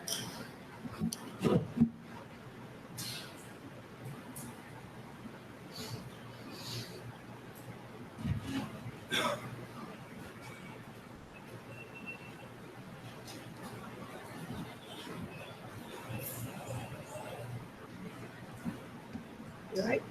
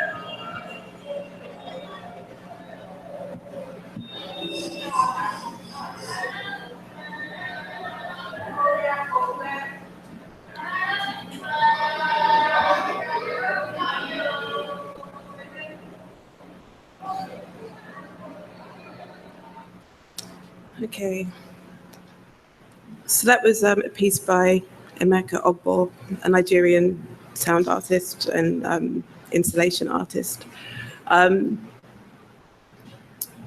Quote, "The world is a market, the market is the world," quote, end quote. Quote, "Market life is laden with risk and uncertainty, not amenable to rational control and scientific prediction, because it is fundamentally saturated with a divine irrationality.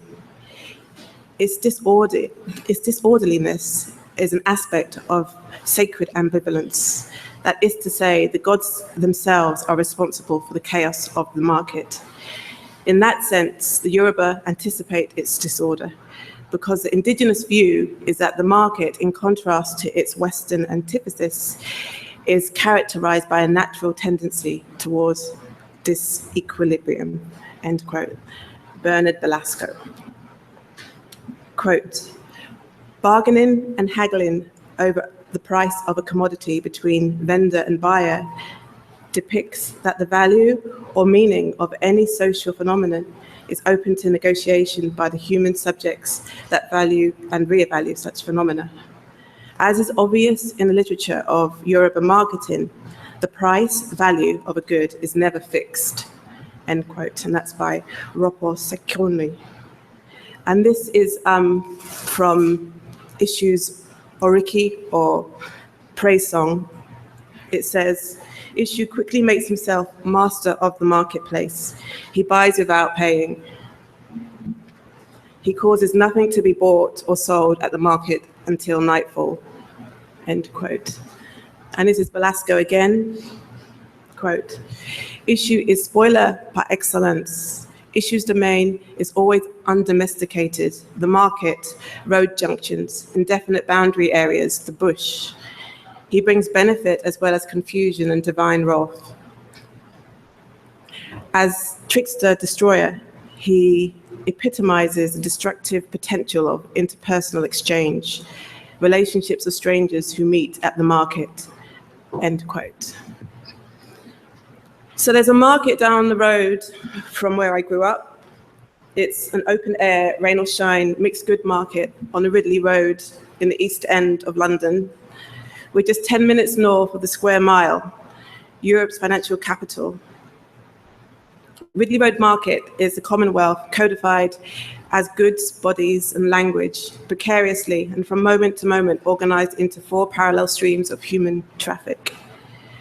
I'm following a Nigerian woman for whom this market is a storehouse of memoir involontaire, a largely olfactory inventory of thought forgotten, of walking through dry heat at 6 a.m., ochre dust filling flip-flops and coating her ankles to the bread house, the bakery that is also the neighbor's house a compound away, of the now slaughtered calf who nearly died of thirst tied on a too short leash for 3 nights, of patent leather and mothballs, rows and rows of people in starch white under awnings awaiting the already 2-hour late coffin, gaudy pearl and gold arriving in musical procession. I'm interested in a transaction she is engaged in with a trader selling fresh fruit and veg. He's pitched a note on the animated human stave.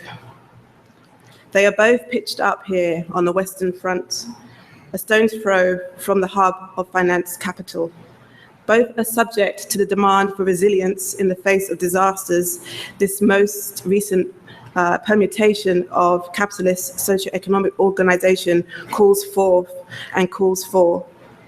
Both have been subject to a depreciation of the particularity or the particular currencies of their human capital. But here on the verge, she simply wants to buy what he is selling, British roots and seasonal fare in the main, but also your citruses and free trade bananas. He'd better watch himself, because this woman moves quickly here on the edge, carefully upending the pyramid of tomatoes, checking each one over, selecting the firm and the ones that smell just ready to ripen, taking note of those less than par that she will insist on him throwing in for free during the barter. She is legion. She entreats him, scolds, takes him down, is co-conspirator. She lies to him, calls him her husband, talks to herself, to Jesu Christi, to Issue. In the climax of her work song, emergent from this heterophonic chorus, she becomes all punctuated exclamation. It is all too well timed, this throwing down her hand. So quick, such a quickening of the moment, this jostling of inscrutable signs. The hand-eye-mouth coordination is setting the groundwork for the contempt of the advertised price. She throws the transaction into chaos, floods the market with uncertainty and devaluation. She enacts, to borrow from Wilson Harris, a, quote, subtle dispersal of its illusory facts. The diviner of the market, Orisha, she's a diviner of the market, Orisha, Issue Elegba, has been born several times over, versed in market manipulation. There is no church at market, no house of God, and certainly no room for the one, no inn. Only gods, undomesticated, released of obligation, stalking and stalling during the day of the market. This is Belasco again. For the Yoruba, chance, quote, does not have the character of the autonomous fate of the isolated individual. One's market of destiny is fundamentally a communal, determined future and fortune. Traditional destiny among the Yoruba is embedded in the worship of ancestors, and that is to say, personal fortune is corporately determined, end quote. In contrast, the, quote, capitalistic spirit pursues the individualistic predestination, however unknown, end quote. And this is him again. Western economic life, supported by a belief in the ultimate negation of the market, uncertainty, is fundamentally a concern with individualistic social uncertainty and fate in opposition to the traditional focus of Yoruba belief in corporateness of destiny. And consider this coupling. The first is from an Ifa verse, which speaks on behalf of the Supreme Being. It says, I will no longer support people when they stand as individuals. And now Adorno and Horkheimer, quote, to the enlightenment which does not reduce, that which does not reduce to number and ultimately to the one becomes illusion. Modern positivism writes it off as poetry. The destruction of gods and qualities alike is insisted on, end quote.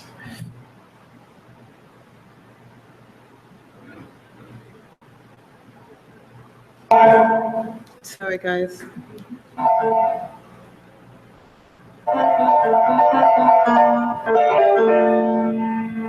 But the bold and tuning up, blowing horn was his game. Born with a silver trumpet in his mouth.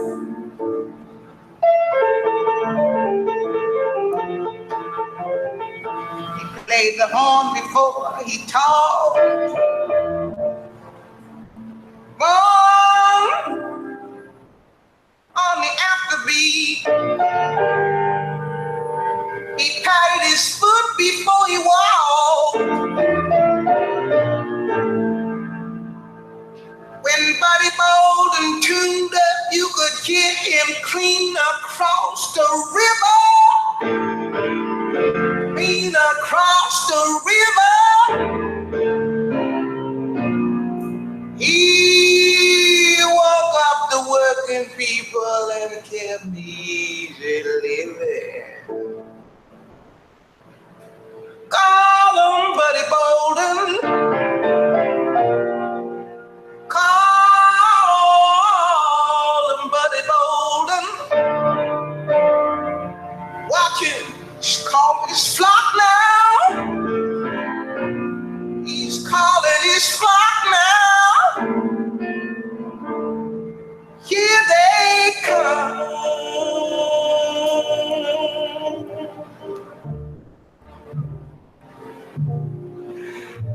Call Buddy Bolden.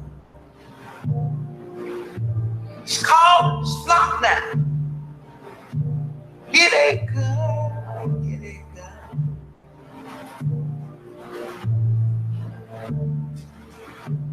Come on, Buddy Bolden.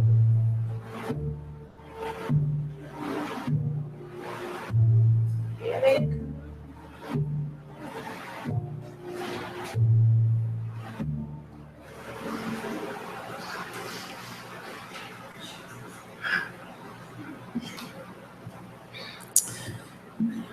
Bolden's Prayer. Several years ago, I began to think about how the jazz record was both indispensable and inadequate to understanding the tradition and practice. How it can be that this product, this facade of completion, helped along by the meddling of middleman executives on the make. This work thing that appears to bring the practice close to the modern European tradition, this thing made for us, before us, comes to represent for a tradition or a practice so antithetical to these formations. I struggled with how the democratization of oral tradition, which seems so essential to the music, was gained at the expense of its congealment into a hermeneutic synthesis. It was a contradiction that I felt unable to resolve, although I did rest for a while at a standstill in a dialectic that foregrounded the jazz or the record collection, the need to consider the record as part of a collection rather than an isolated work thing. I now realize that I had been looking at it all wrong, or rather, in my zeal to prove Adorno, my principal correspondent at the time wrong, I too had become blinkered. I wanted to escape the written, to escape containment by the written, to valorize what cannot be pinned down, what has escaped after it has gone. In a distrust of the archive of documents and record, I had ignored the work that records do. I had not recognized that performance was a sort of writing, albeit the sort done on a mystic pad. And how could I have missed how key the chanting record was to Charlie Parker's Woodshed? This, of course, is Moten country, and it took a literary record, or rather Moten's improvisation on another literary performance of a gig we do not have an audio recording for me to appreciate the jazz record beyond this staging of heterophonic chorus by way of its collection. I'm now wading into issues that Moten has made dense and deeper than I can handle with any elegance. With that in mind, I will not tread carefully here. But if it's any consolation, I'll adhere to my gambler's hand and attempt to stay in the spirit of divination I have been gesturing towards in this talk. So I've been thinking a lot about Buddy Bolden lately. I began by lamenting the loss, wondering what triggered the psychosis that led to him walking away from his Mardi Gras float in 1906. What sent that spirit into his horn? I got pissed off thinking that he had been 10 years in East Louisiana State Hospital when the original Dixieland jazz band cut Library Stable Blues. But I've changed my tune somewhat and recently been marveling the way I do about wormholes and quantum erasers, about how incredible it is that we can still hear Bolden. I've been in fanciful wonder at what it is we might be hearing of him in, say, Clark Terry or Miles Davis or Nina Simone or myself for that matter. And furthermore, I've been thankful that we have no way of knowing. So Bolden was the man. They could hear him clean across the river, and the next minute his trumpet would be whispering against the steps of embracing lovers. But you know, if he hadn't recorded, Buddy Bolden would have been someone else. There is something monumental about this music that's gone in the air, never to be recaptured, as Eric Dolphy put it. An ever-collecting sonic ghost of a shrine, a protector at the mouth of the tradition. If Bolden had recorded, I would be daydreaming about a musician who hadn't. Another musician who I might be singing unawares. Buddy Bolden represents for that other musician and all others that stand with him at the frontier of jazz history. He is their and our patron saint. He is also the protector of all those musicians, bands, gigs, rehearsals, plays, practice, for which we have no record. So the marks on the tray are a record. They're a review of a divinatory performance involving the jostling, beating, and throwing down of palm nuts. The main intention of this performance and writing is to determine the relevant verse from the Ifa corpus. This verse and the corpus as a whole are not original. They do not sit at the beginning of a long line of renditions. They are rather better understood as what Stephen Henderson terms, quote, massive concentrations of Black experiential energy, end quote, or masscons. They are nodes of significance made up of gravitating contributions that congregate, that hold together, and intention. So a single priest performing divination calls forth this heterophonic chorus of, in uncertainty, that hovers round, or rather, it is the verse, the marks on the tray named. When two or more priests gather, which is quite often the case, this generative uncertainty becomes even more stark. In order of ascending seniority, each provide their telling of the verse. In corporation, they repeatedly call up this uncertainty. This hanging together of the disparate but same accentuates what are generative uncertainties which travel the spaces between the priests' improvisations. And it also fills the space within them.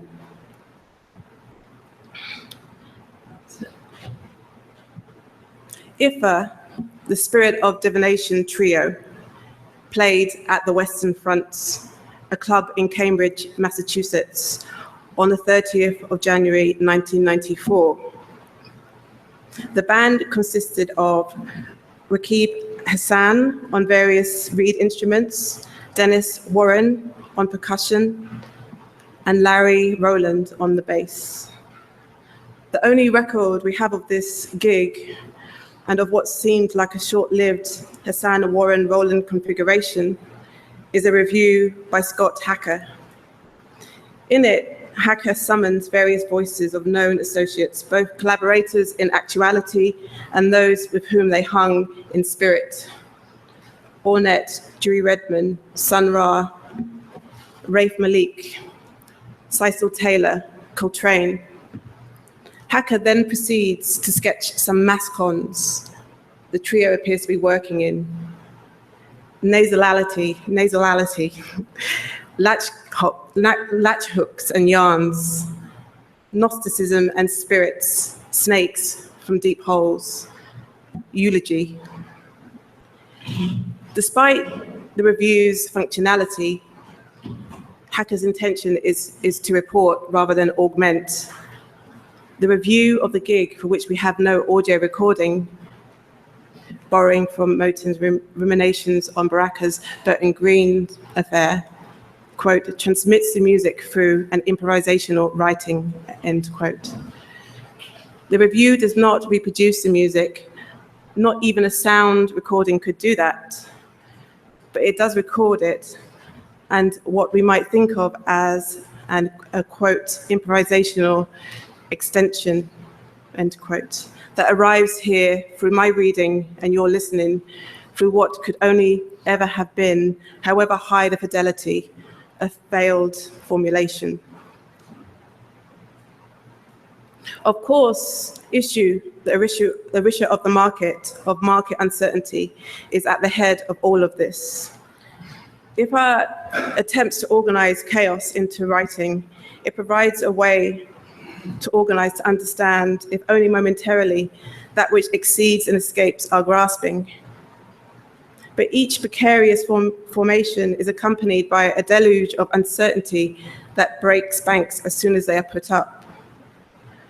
So the rudimentary marks of Hacker's review, the stripped back, functional improvisation on the trio's performance, alerts us as to what was an unknown. And it is to remain unknown. But it is likely an not acknowledged strain in some musician's voice. In its flooding the tradition with uncertainty, the performance at the Western Front in Cambridge in the early 90s was indeed the spirit of divination, as was Bolden's opening prayer. Thank you.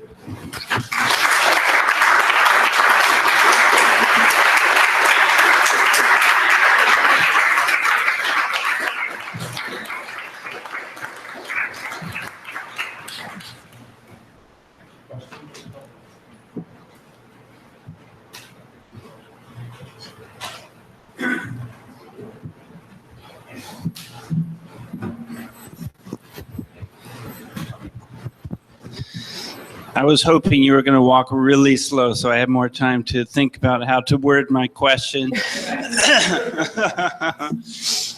I mean, I guess I wonder if you might have anything more to say about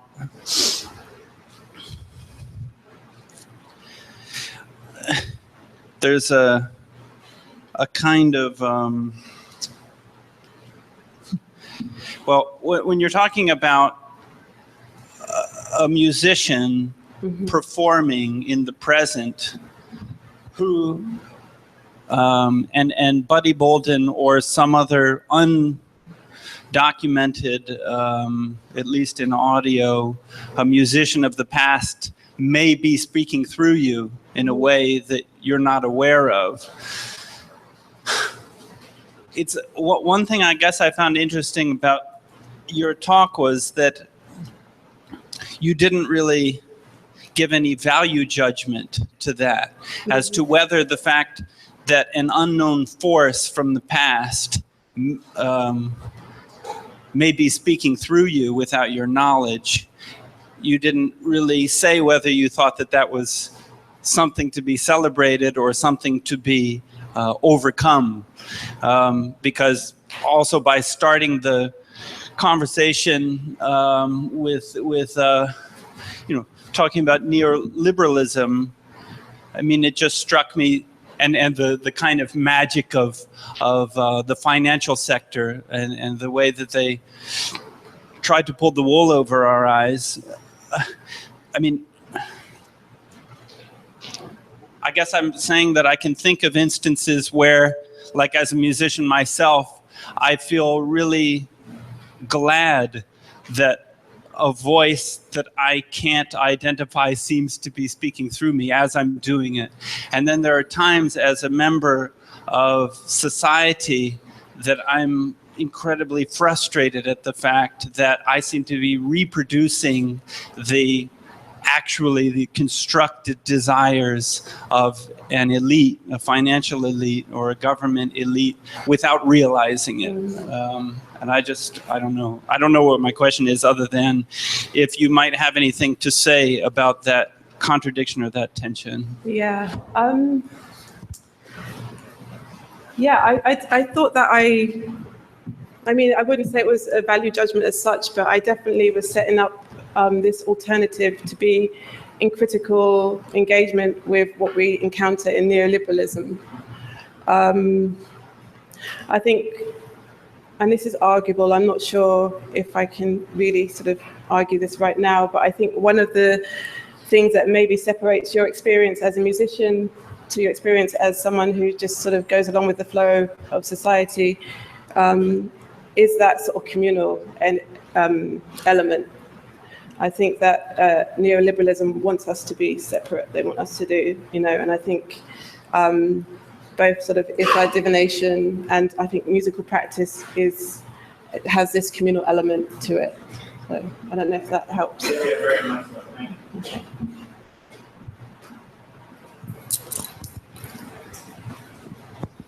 First, I want to say thank you for playing Nina Simone.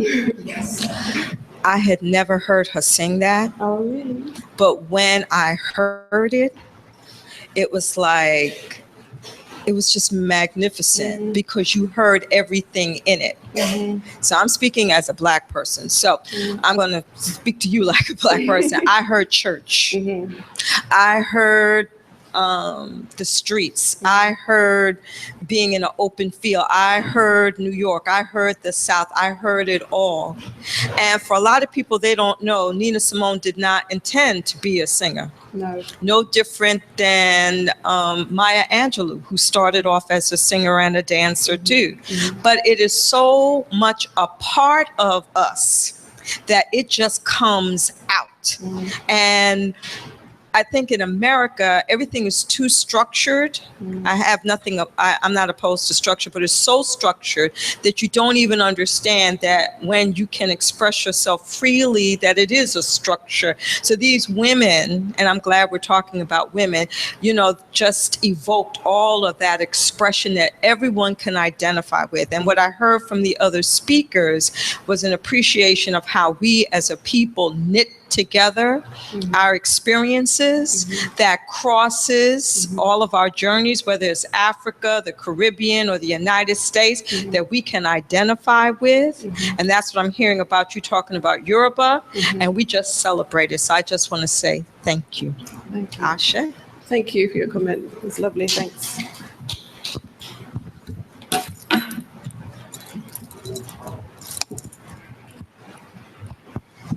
Thank you very much for an extremely provoking paper.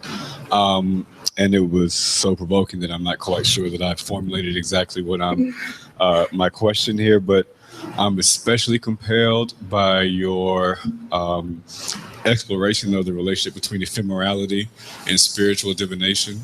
And especially how you're thinking about sort of pre-recorded or non-recorded sounds and or performances. Yeah.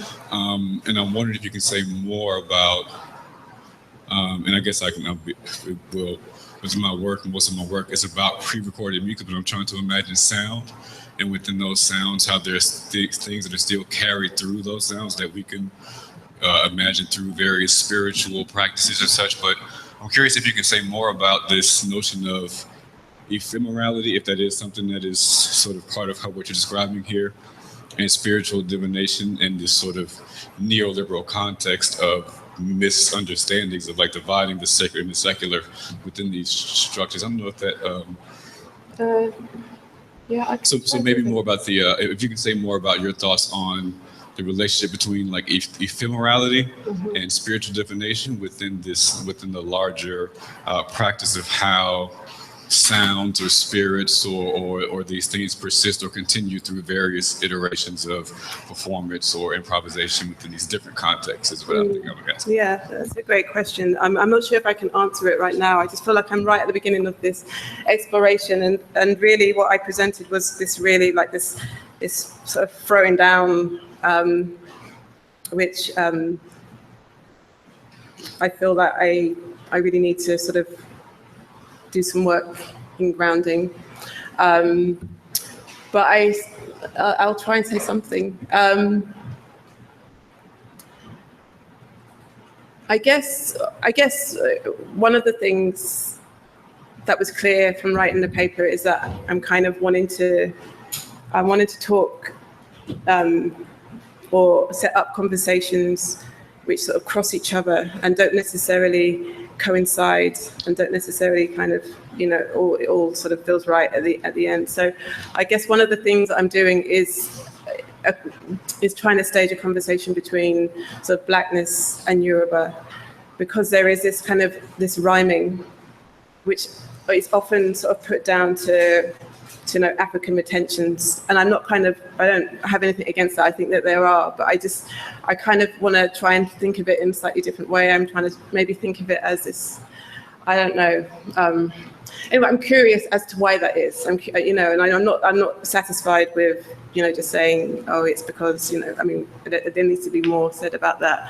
And so I guess one of the things that I feel sort of rhymes from my own personal experience as someone who's sort of been in, you know, I sing jazz and I've sort of been in this tradition for most of my life, but I'm also from a Yoruba. My mum and dad are from Ife, which is like the birthplace of the Yoruba. And so I kind of brought up sort of feeling those things. And I just kind of always get this, like, I'm always wowed by how spiritually, creatively, sort of the approaches to collectivity,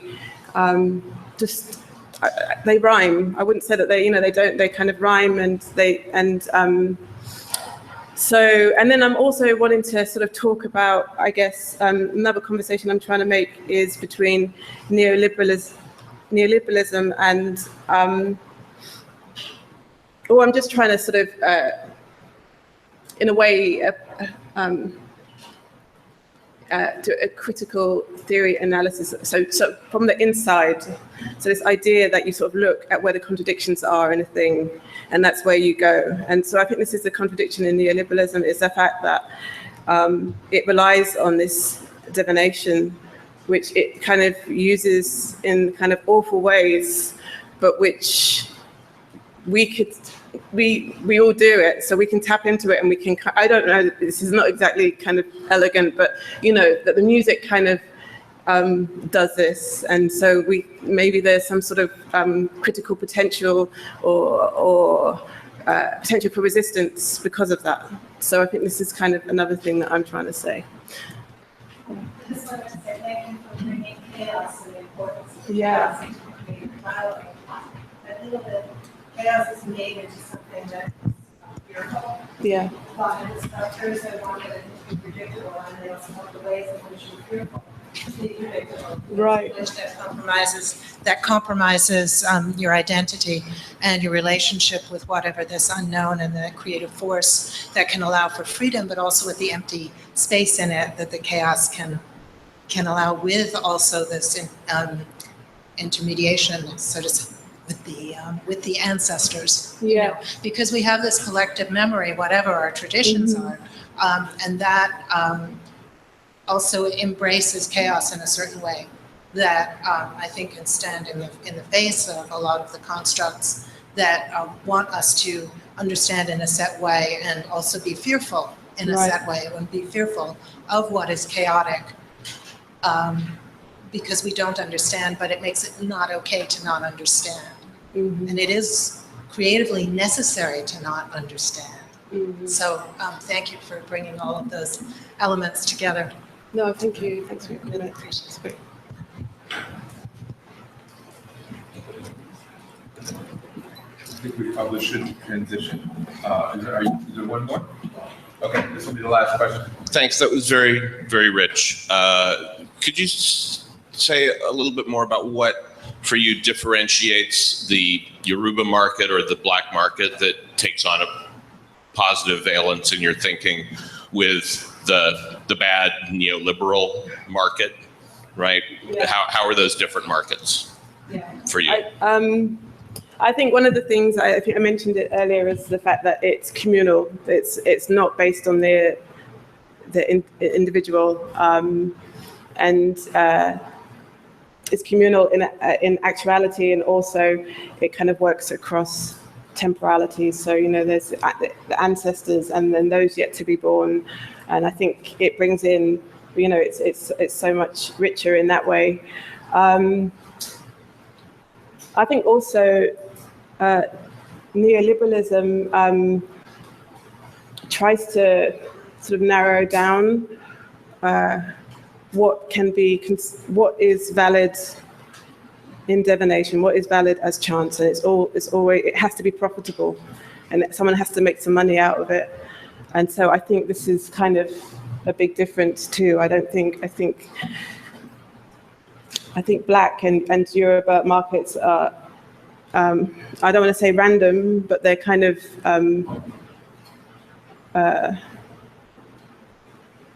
sort of, I'm not disinterested, but I don't know what the word would be, but definitely not drawn to profit, you know, or profit for the individual, you know, because I don't think I think Yoruba culture is all about sort of wealth, you know. I think there's this big thing about wealth, but it's not about profit.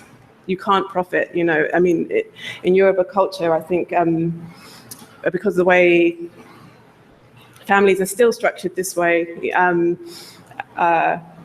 sort of the goods or the property of a family are dispersed so widely when someone dies, for instance, you know, and so there's not really this is one of the reasons why people say that sort of capitalism didn't catch on in the way it should have in Nigeria, is that the whole property thing is just, you know, you can't really, individuals don't own, or they don't own enough, or, you know, or or even if you do, it's with the anticipation that you'll give it, that you're going to share it with your family and the people who live on your compound, right? So I think this is the difference. Thank you for your question. Thanks. Thank you.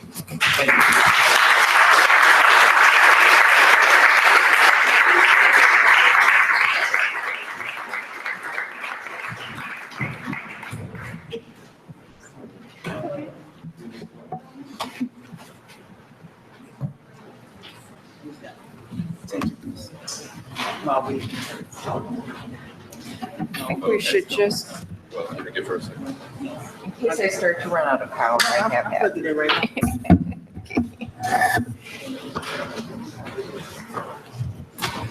Is this it? Yes.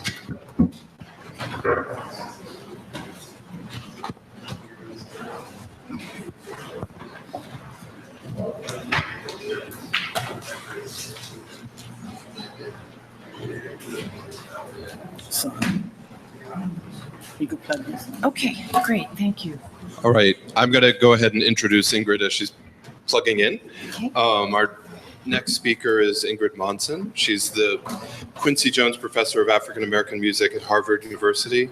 Her books include Freedom Sounds, Civil Rights Call Out to Jazz in Africa, Saying Something, Jazz Improvisation and Interaction, and the edited volume, The African Diaspora, A Musical Perspective. She's currently completing a book about the Malian balafoniist Neba Solo.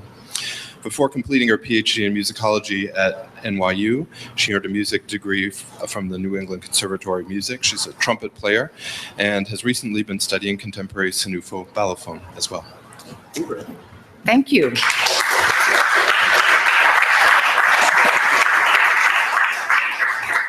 Well, first of all, I want to thank the Center for Jazz Studies, the Vision Festival, and Michael Heller for inviting me to be here today. It's wonderful to be in New York and among like-minded people. I should say that my talk has a subtitle, and it's a report from the Max Roach papers. I recently had the opportunity, I was invited down to spend a couple of weeks at the Library of Congress in the Max Roach papers, and I found it an amazing experience. So my examples of courage will be drawn from Max Roach. The theme of courage came to me as I sat in February going through box after box of the Max Roach papers at the Library of Congress. I had previously written about Max Roach, interviewed him in 1999, and read nearly every published interview of him while researching my book, Freedom Sounds. So I considered myself to be reasonably knowledgeable about his music, his political awareness and activism, and his centrality to jazz history. But the Max Roach papers show you just how much more there is to know. In the broader jazz world, Max Roach and Abbie Lincoln were known for having spoken out when others were reluctant, for challenging reviews of patronizing jazz critics, for forming organizations and exploring links between Black nationalism and Pan-Africanism, and inspiring others to do the same. I first headed to the scores, but over and over, something much more mundane began to scream courage to me. The yellow legal pad sheets on which Max Roach had handwritten in pencil business letters, articles, college lectures, program notes, costume and staging instructions, and contracts for the licensing and sale of masters. And I'll show you a few examples of this. So here is the handwritten jazz is a four-letter word, which was to, be the title of the autobiography that wasn't quite completed. Or here, outlining the movements of the 1993 performance at Aaron Davis Hall of We Insist, Freedom Now, which included these stage directions in his hand. In order to give the effect of the ghoulishness and unworldly attitude of the work, no makeup, lights, stage design, dance, music, narrative has to achieve this effect. Anything traditional is not acceptable. For example, African dance or movements, etc. The attitude is unworldly. So throughout this archive are these handwritten things of considerable detail.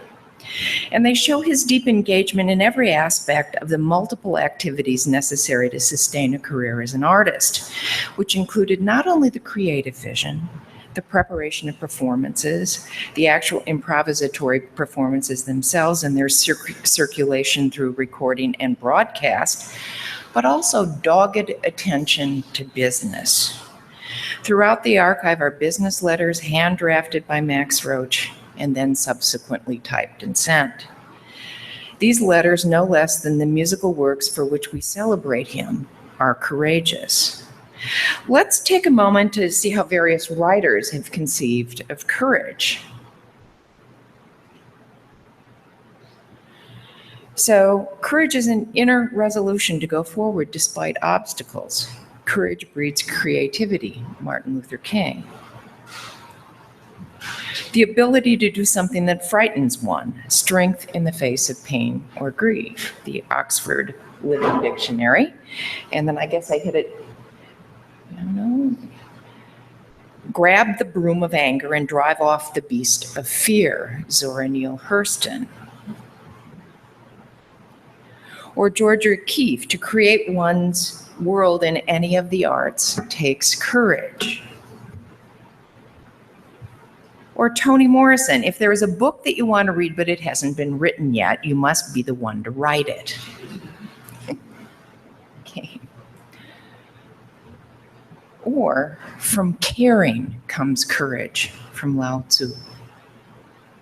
These definitions apply the idea of courage to the practice and vision of art, to politics, to the management of fear, and the emotional experience of caring so deeply for something that obstacles and pain are overcome in the service of doing something right.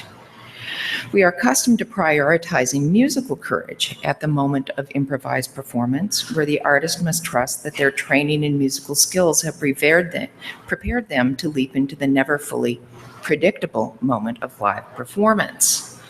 Yet there are many other improvisations which have made this moment possible, which may involve the artist, the organization of performances or recording sessions by multiple parties, the navigation of legal rules and economic contingencies, copyright filings, permissions and licensing, and resistance to contractual terms. Over the past 2 decades, scholars working on jazz improvisation have increasingly emphasized multiple layers of relationality involved in musical improvisation: the face-to-face interaction of live performance, the relayed creativity of recorded improvisation and its circulation in digital forms, and the embeddedness of musical performance and aesthetics within ever larger circles of social mediation, including intersectionalities of history, race, gender, class, sexuality, the national and the global. Some of us have used archival sources. Others have conducted oral histories and interviews with living musicians, critics, producers, and promoters. Still others have looked at film, dance, and visual arts and providing an expanded, thick description of the musical communities we love. The Max Roach papers at the Library of Congress and the Randy Weston Archive now at Harvard University have made me aware of the importance of these newly available materials for creating a stronger understanding of the economics of performance, recording, and copyright and its racially stratified impact throughout the history of the music. Although it is commonplace to know that musicians were economically exploited, we often lack hard evidence of just what forms it took, how it has changed over time, and the various ways in which musicians navigated industry standard practices in the attempt to get the best deals available to them. There has been far more hard economic information available about popular music than for the improvised musics descended from the jazz tradition. As Michael Heller has argued in his remarkable new book, Loft Jazz, we need to move beyond viewing musicians' archives as simply scraps from the past and begin to understand that they have been, quote, an essential facet of artists' efforts to reclaim control over their work, finances, and legacy, end quote. They can, in other words, be a generative force for creating historical narratives, as well as providing materials for a broader analysis of the legal and economic structures and practices that shape what we know and what was possible. So I'm going to look at 4 examples and show you some materials from the archive. The first shows some recording licensing agreements issued by Milma Publishing, Max Roach's publishing company. He, of course, was a pioneer in creating his own published company. Second, I'm going to show you his forceful written resistance to the industry valuation of his masters with Clifford Brown. Third, I'd like to talk a bit about his reconceptualization of We Insist, Freedom Now in performances from 1973 and 1993. And 4, his writing of a jingle for a product called Afro Cola in 1970. So the first example, among the documents in there are recording license contracts issued by Milma Publishing, which was formed around 1958. He created the company and took on its bureaucratic obligations so that instead of giving publisher royalties to a third-party publisher, he could collect them himself as well as the composer royalties. And it sort of stands out starkly on the form. So in the place, he gets 100% of the publishing, he gets 100% of the composer's credit. This was the reason to go through the trouble to form your own publishing company. And this was, an excerpt from what is a BMI standard kind of clearance form. And so this is for the song A Little Sweet from 1964.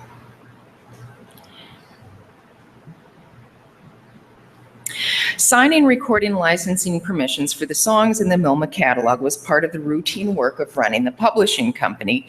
And the Max Roach papers are full of forms like this one, a recording license for Timpanali issued in, I guess I don't have it,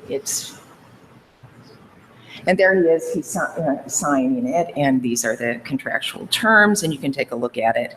But he wasn't the only one doing the paperwork. So I just wanted to show you that, of course, there's one from 1968 members, Don't Get Weary, signed by Anna Marie Wooldridge, that is Abby Lincoln. So on to the second example. Max Roach's courage in business is apparent in the handwritten contract that is his response to the lowball offer by Elektra Asylum in 1981 to purchase masters for the Clifford Brown Max Roach recordings at the Beehive in Norfolk, Virginia from November 7th, 1955 and June 18th, 1956, respectively. Elektra Asylum had offered $7,000 for the masters and required Roach to pay for various expenses from that amount. Roach's written response asked for $200,000, and it was bumped up to $300,000 in the typed version. It also asked Elektra Asylum to pay for all costs. So here's the typed version, and I'll put some of it up there. So he's arguing on behalf of Mrs. LaRue Brown Watson and himself. He's got the little, parentheses responding to the clauses to the Elektra Asylum's thing. States that we're the sole exclusive owners of the masters and have the full right, power, and authority to enter into this agreement. No payments of any kind have been paid to unions. We expect Elektra Asylum to absorb all the costs as part of the agreement without any of these costs to be reimbursed to Elektra Asylum or the same cost to be deducted from any and all royalties. And that's all written out in his handwritten version too. And you see that in his editing of the typed version, he's raised the price to $300,000. The contents of the carefully written letter, which was only slightly modified in the typed version, seems to embody to me what that Lao Tzu saying said, from caring comes courage. The Norfolk, Virginia recording was the last one made before Clifford Brown died. Now, not surprisingly, this deal didn't happen. But his and here, the importance of failure we talked about this morning. But his response in the form of a contract made a vivid point. Max Roach would not accept a lowball offer for these recordings. Market value was not the same thing as artistic value and never would be. So, third example. We insist freedom now, or Uhuru Sasa, the Swahili version of freedom now. In 1973, Max Roach organized a performance of We Insist Freedom Now at the University of Amherst in Massachusetts, where he had joined the faculty in 1972. Roach had been asked by the university to organize a performance that would include his students. They sang in a choir called the Voices of New Africa, directed by Robert Ray of the University of Illinois. The band was composed of professional musicians and included Ossie Davis as narrator, and the band included Cecil Bridgewater, Billy Harper, Stanley Cowell, Jimmy Bridges, John Betch, Max Roach, of course, Dee Dee Bridgewater. I was able to listen to the recording of this at the Library of Congress, but I could not copy it. You need to get formal permission to copy any of these, and I haven't done it yet. The largest difference between this performance and the recording that we are so familiar with from 1960 is the addition of a very long narrated script written by Janice Adams, who later became Roach's third wife. The 1993 performance, which I talked about a little earlier, was based on an edited version of this 1973 scripts, and the scripts are in the collection. In 1973, a long drum and percussion solo precedes the entrance of the 5/4 groove of Tears from Johannesburg, over which Ossie Davis narrates a story that begins, "Unto you a child is born. How beautiful he was, with his olive-tinted flesh, his perfect little limbs and soft, voluptuous roll, which the blood of Africa had molded into his features." But as the narration continues, the child is born into the land of the color line, the veil, and becomes sick in a land, quote, "whose freedom is to us a mockery and whose liberty is a lie," end quote. The child sickens and dies, but the narrator says he's not dead, but escaped, not bond, but free. The second movement is Drive a Man, sung without a narration, but then the narration comes back in the third movement, Triptych. And the narrative over Triptych, which prayer protest piece, the section of the recording in which Abby Lincoln does a stylized screaming, it tells the story of the lynching of Mary Turner in 1918. The brutality of this murder requires a trigger warning. For Mary Turner was a pregnant Black woman who spoke out in protest against the lynching of her husband, Hayes Turner. The lynchers were not content to simply kill Mary Turner. After burning her hanging upside down, they slashed open her pregnant belly, removed the child, and crushed it. Yes, this really happened. Walter White wrote about it in The Crisis. The fourth movement, All Africa, presents a recitation of African place names and peoples accompanied by African percussion, just as it does on the recording, with which most of you are probably familiar.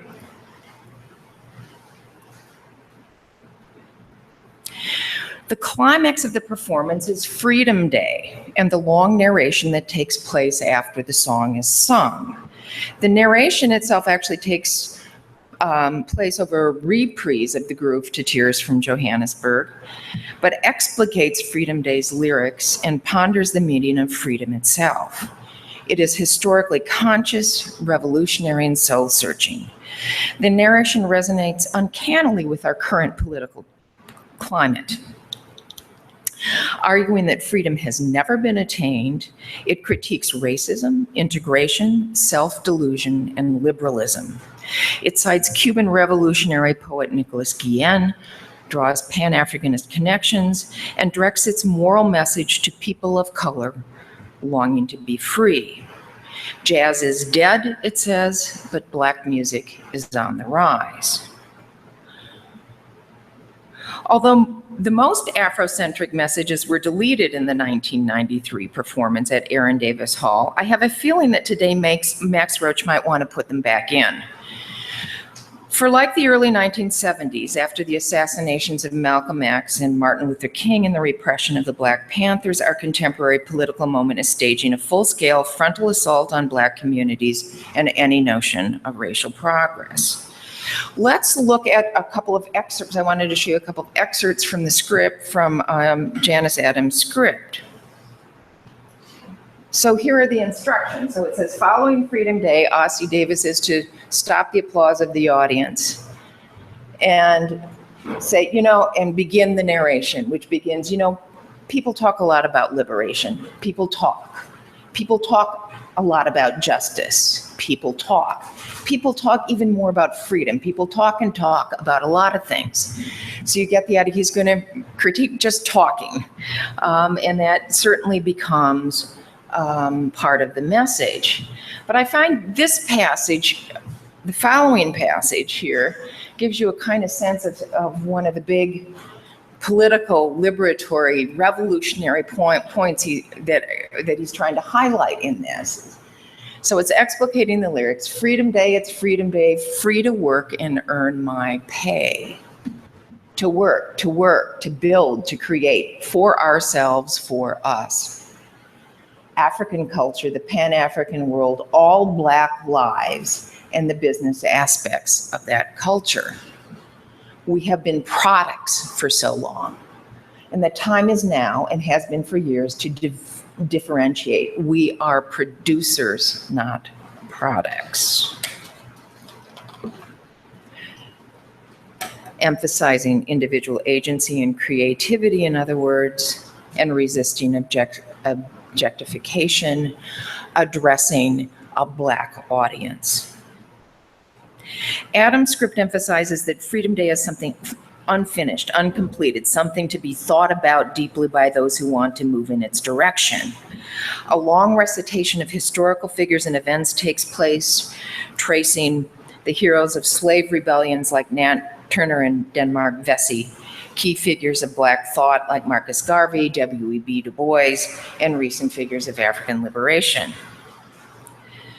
As the narration continues, the message shifts to self-awareness and moving beyond talk. The main disease attacked is liberalism. Not only the liberalism of whites, but also that of African Americans. Our liberalism is epidemic, he says, no less than the white liberals upon whom we visit our pretend hatred. For we spend our time on causes, all very momentary, to which we can lend our energies and talents, and all the while reason goes untended. The script to We Insist Freedom Now, in other words, is courageous. It has something to haunt the conscience of audience members of color or white. It provides little comfort, but much historical awareness, conviction, and social conscience. The expanded performance of We Insist also highlights Roach's interest in longer theatrical performances combining instrumental performance, choral performance, and dance. Now, after the Amherst performance, it was performed at the Newport Jazz Festival in 1973 with dancers. So a little about the 1993 performance.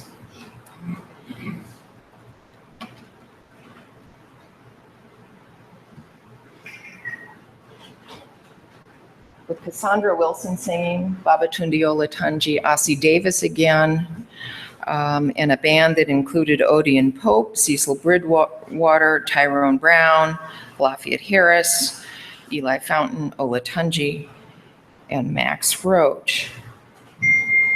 So here's the order of the movements again. The first half features The Beat, a song by Oscar Brown, composed in the late 1950s and originally intended to be part of the project, but not appearing on the recording in 1960. In the final version of the 1993 performance, he moved Tears to the beginning. So Tears started the whole performance and ended the whole performance. For Triptych 2, Roach made notes on what timbres he wanted his band to improvise with. Odeon Pope on multiphonics, Cecil Bridgewater and Tyrone Brown, Fast Runs, Lafayette Harris, Electronic Sounds, Eli on gongs, Ola Tunji with a stick, and for Max Roach it just says FFF, fortissimo. Okay. There were also some additional raps and chants, including SOS, meaning variously same old stuff, same old shit, save our souls, save ourselves. The dancers represented the furies destroying communities, which he named as drugs, AIDS, abuse, and self-hatred. Okay, so that's the third example. The fourth example of courage to be found in the Max Roach papers I'd like to present is that of Afro Cola, a Black-owned beverage company. Afro Cola was distributed by his friend Frank Mabry, who owned a company called Afro-American Distributors. Max Roach wrote 3 versions of an advertising jingle to be used on radio, a 10-second, 30-second, and 60-second version. So here are some preliminary lyrics. Afro Cola, the exciting new soul drink. Afro Cola, the taste of freedom. It will knock out the biggest thirst and it tastes great. Afro Cola, with summer coming on, you'll want to stock up on Afro Cola. It mixes up with everything great. It's available from Afro-American distributors and your nearest supermarket, and there are papers in there showing approaches to like Safeway stores and things for the marketing of this cola. The jingle, Max Roach wrote a jingle, and I think we should sing it. Okay, so prepare yourself. Okay. The jingle was recorded at NOLA Studios on June 1st, 1970, and included Brock Peters, a small chorus, and the instrumentalists included Reggie Workman, Montego Joe, Warren Smith, and Charles Williams. The LOC also has a recording of this, but you can't copy it without permission, so I think we should sing it. What you first need to know is that the accompaniment to this is this well-known Afro-Caribbean rhythm. We need a rhythm section here. Okay, and then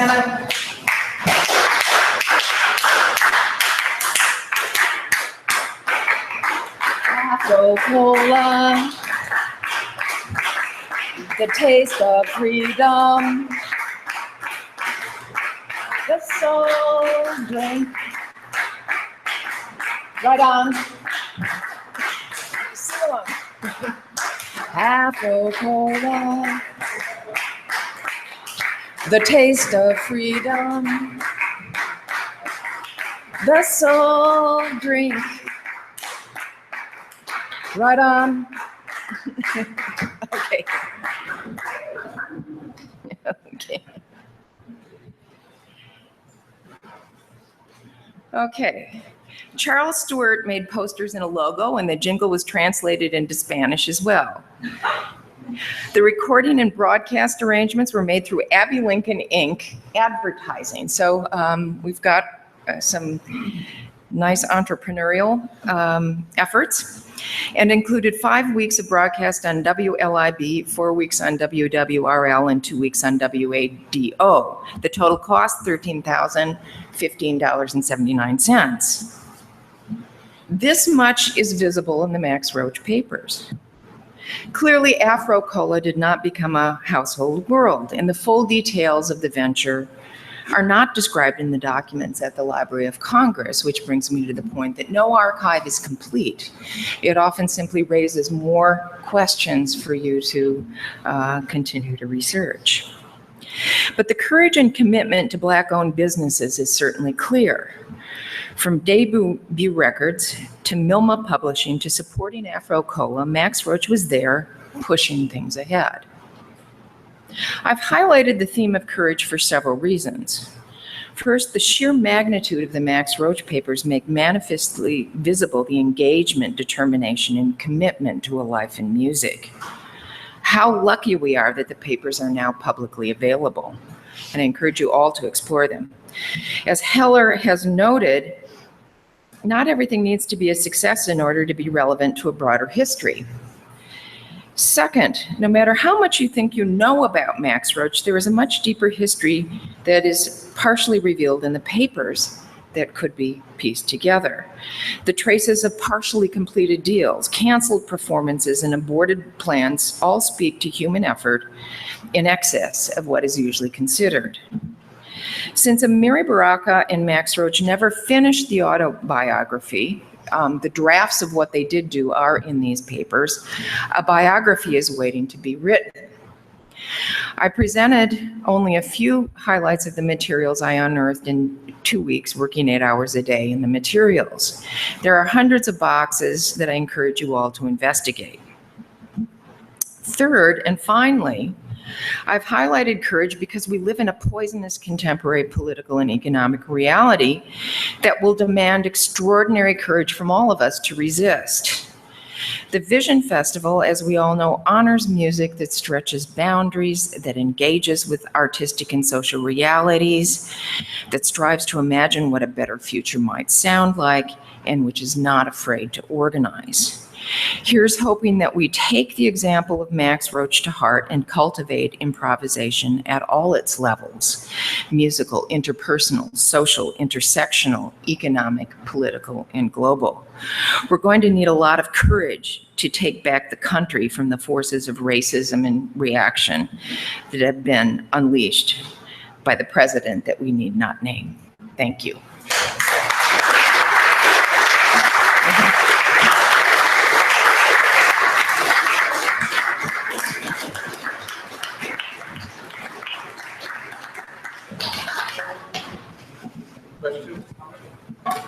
Hi, thank you very much. I have a comment, and maybe it's something you can expand on, or maybe it's something I have to go to the archive myself to expand on. I had the good privilege of studying piano with Stanley Cowell, who's part of Members Don't Get Weary, and also the Freedom Now performance of 1973. Mm-hmm. I know that he was also involved in starting a record label, Strata East, and other things like Black Music Inc. So I'm wondering how much of Max Roach's approach to business, was that also a part of his mentorship? And is that something that you can speak to from what you've seen? Well, I can't speak to that directly, but in terms of the mentorship part, but there's tons of documents about these entrepreneurial activities. There's stuff, promotional materials that he had drawn up by an advertising agency, and they all speak to like this incredible determination, which I imagine he must have shared with his students. And I think this is where the question opens up into beyond the archive, where people who were his students are still around. We should talk to them and find out how he handled things. Thank you.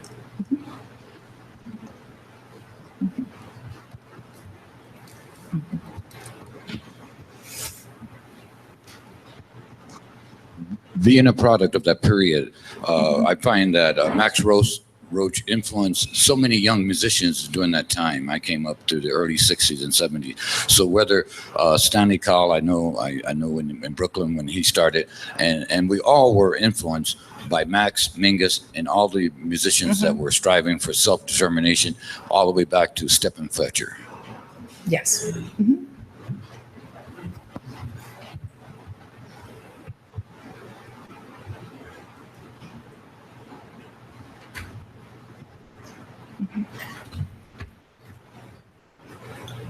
Thanks, Ingrid. Could you say something about, I'm kind of curious to know about the archival record before Max Roach is thinking of himself and his activities in a historical frame. In other words, I'm fascinated by people who are saving things before they realize where they are in history.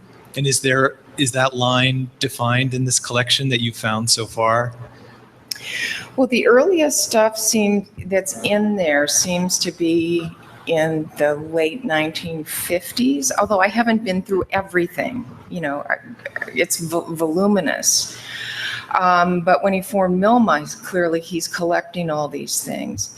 We at Harvard have acquired Randy Weston's archives, and also it's amazing. And I turn you to Michael Heller's book about Juma Sultanan's archive, that many musicians had the awareness to keep materials, knowing that they were going to be part of a broader story. And I think probably for individual musicians that changes, but it seems to me that there are more records that I've seen in the materials I've looked at that begin when he's leading a band. So. Thanks. It's really fascinating the way that economic kind of self-determination is becoming a big thing today. And I wanted to kind of ask about that because there's often today critiques of, more entrepreneurial African-American musicians like Beyonce among leftists and socialists, particularly often white socialists, for being corporate. And I'm wondering, it's obviously a very different context here, but if there was also any pushback against figures like Roach for participating in this kind of marketplace, albeit participating in their own terms in that marketplace, or if that's really a discourse that you see emerging later. Well, I wrote about this some in my book, Freedom Sounds, in the sense that one of the big differences between the entrepreneurial and self-organizations and concept of self-determination going on then is it had a more Marxist orientation, whether it was a revolutionary nationalist perspective or a more Pan-Africanist like us,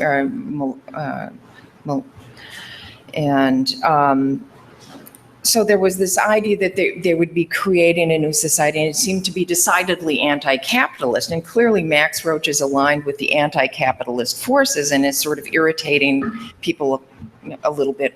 Miles Davis, he protested at a concert that he did in 1961 because he felt like the African organization being supported wasn't sufficiently radical. So I think Max Roach was really a leader in this, and that both he and Abbie Lincoln really stood up, and then later on more younger musicians stand up in this way, which isn't to say that before that musicians were not trying to navigate their way through the unfair market landscape. One thing I'm really interested in right now is trying to take a close look at the copyright and publishing implications in the racial hierarchy in the definition of what a song was by the 1909 Copyright Act. Some of you know I served as expert witness for the Marvin Gaye family in the Blurred Lines case, and what I saw was them using that 1909 Copyright Act in a way to define a song that would make no sense to any of us. Think of it this way, that they required a written deposit. Think of any of James Brown tunes. Do you identify it by the melody he's singing or the bass line? Bass line's not in the copyright deposit. The argument is that it's not part of the song, it's just generic. So I'm interested in the way that played itself out in the history of jazz, and I'm not interested in just doing this by myself. If anybody else wants to help go through some of this stuff, from a variety of musicians, we need to have a better, concrete, documented way of showing how people got screwed, because they got screwed in more than one way. Certain people may have gotten benefits from having formed the publishing company, but some other recording. It's really a very tremendously complicated landscape, and then we need to look at, of course, how that's changed. And anyways, I'm very interested in that I think we need to flesh out that portrait, because I feel very strongly at the time, the political resistance, it was for civil rights, it was for Black power, but it was also for being treated fairly in the music industry, which people felt very strongly that they were not being treated fairly. Hi, Ingrid. Thank you. Mm-hmm. I wanted to pick up on a detail that you mentioned about Max Roach and company, his colleagues, probably also Abbie Lincoln, responding to the critics. And I just wanted to ask you about the details you found in the archive about that. Well, this is really interesting because, you know, in Freedom Sounds, I wrote about the Straight Ahead album and Ira Gitler, Racial Prejudice in Jazz. Can I tell you how I know I'm getting old? Because in the papers, I had given Max Roach, when I interviewed him, copies of that interview, which I'd handwritten the page numbers, and they're in the papers. Okay, and I'm going like, oh no. But what I also found then is that right after Ira Gitler wrote that letter, they explored legal action. And so there's a letter from an attorney, you know, completely, excoriating Ira Gitler that they wanted to have published in Downbeat. I don't think it was. What they had instead was this public event to discuss racial prejudice in jazz. So there, I, of course, was looking to that because I'd already written about it. I mean, I want to write something to updating on this, but it's full of, you know, really interesting details of stories we already know, but some of the documents then simply amplify what we know. And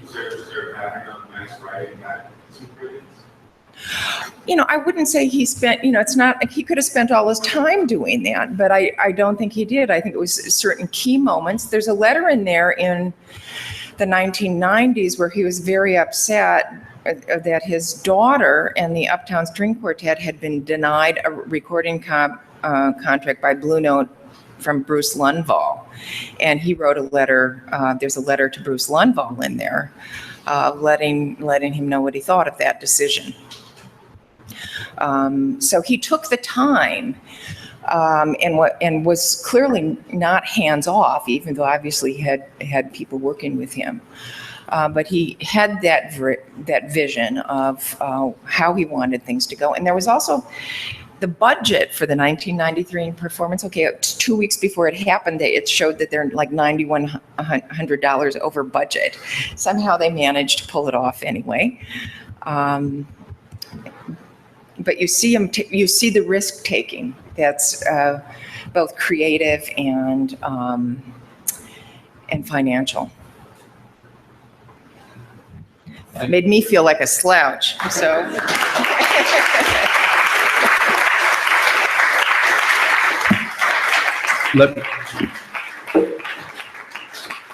Let me just say, we're going to take a lunch break. We are providing lunch, so that it's out in the foyer out here. There are sandwiches. Help yourself. We are about 15 minutes behind, which isn't too bad. So we'll try to reconvene. We'll come and get you around 1:45 instead of 1:30. All right. So right out in the lobby here.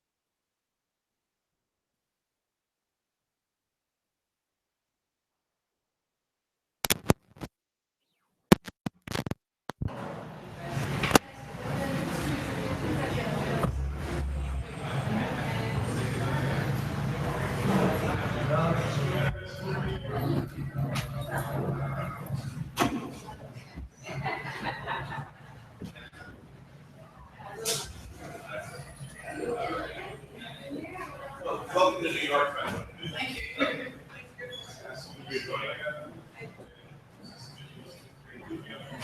So we do in the end have an extra participant.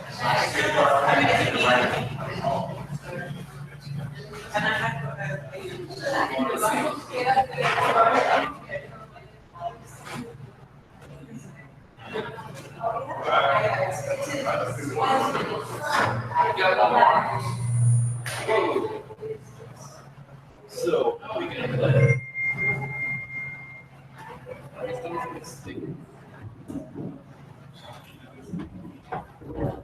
One, two. Hello, hello. One, two.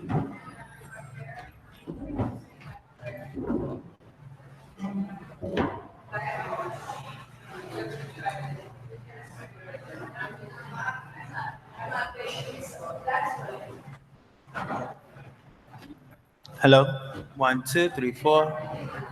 Hello, hello. 1, 2.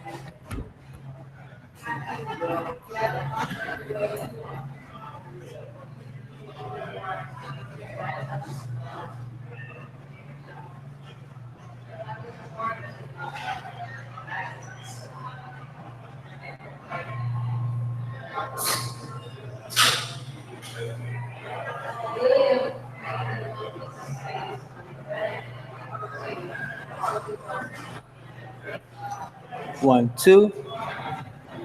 Hello, hello. Hello. 1, 2.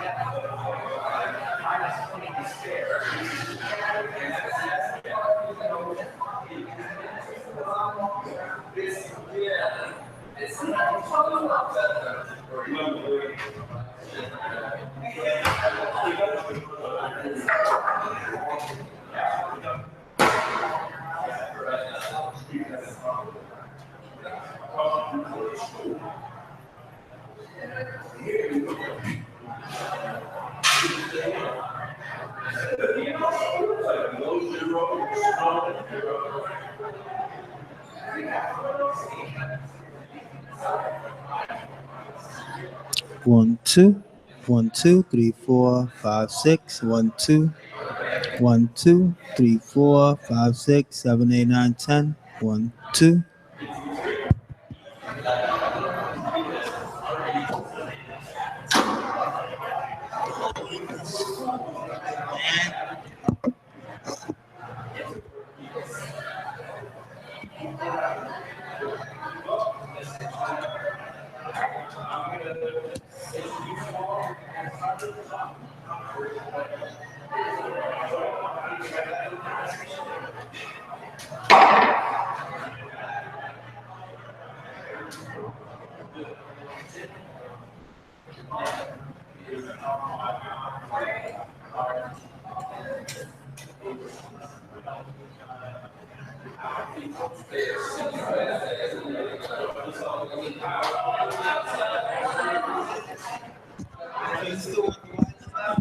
Wireless handheld here?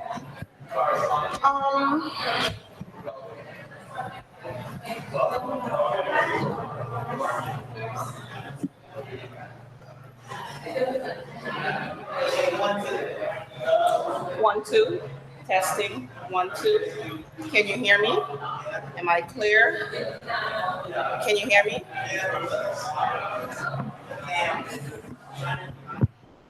1, 2.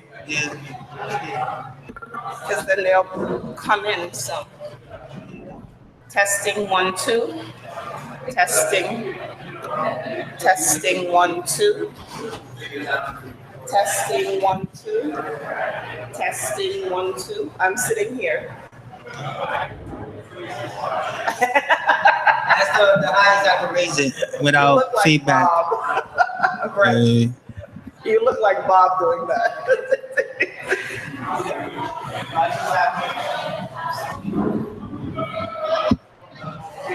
Testing, 1, 2.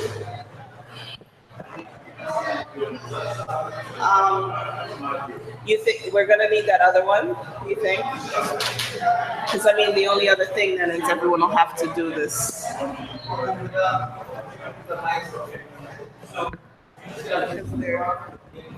People are gonna move in anyway, so and they're pretty.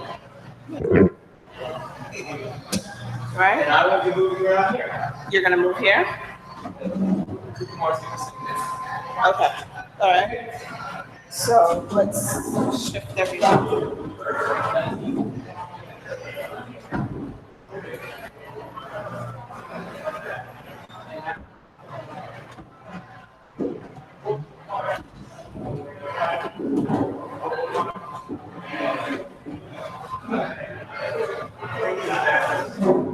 It's fine, right?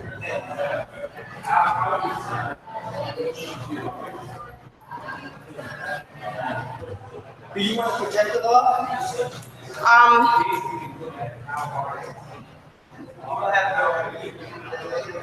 Because I was gonna say right?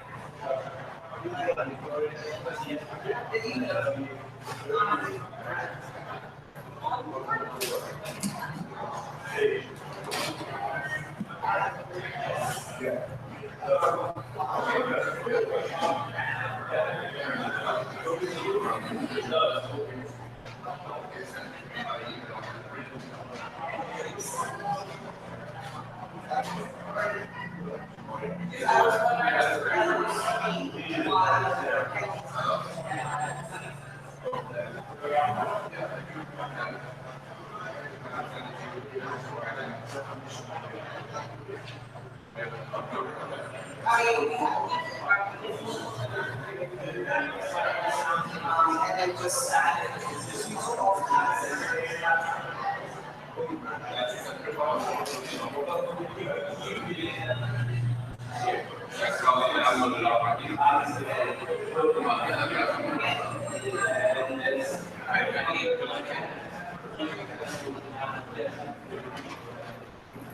1, 2.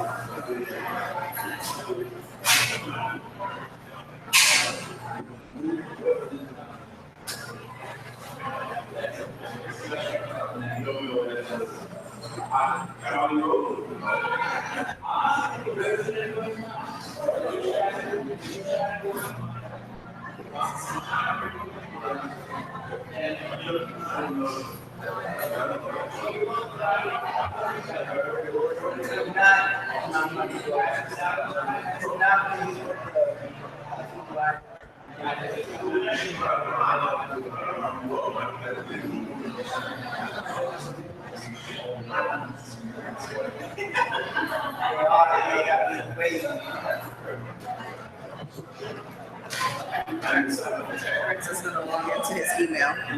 And yes, you were able to get in, right? I tried to, but I don't know if it's cap sensitive or it's not. No, it's just, yeah. Regular? Regular. I was doing cap sensitive. That's just how unfortunately. Is this yours? No.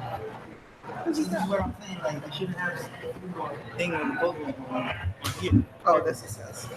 Spots. Oh, whatever.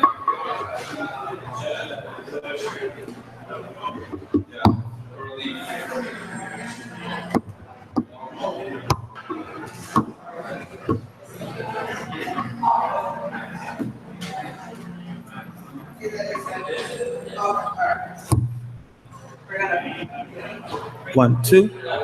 Hello, hello. 1, 2, 1, 2.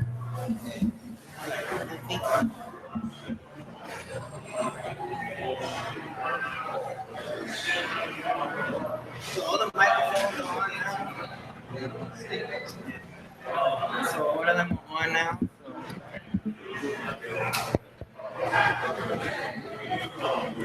Testing 1, 2. Testing.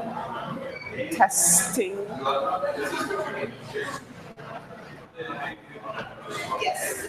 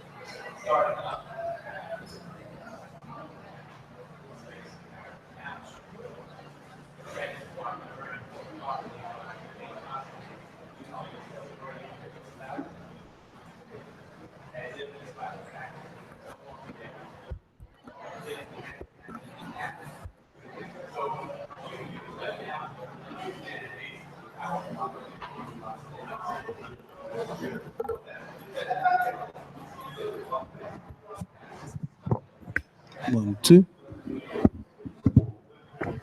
1, 2.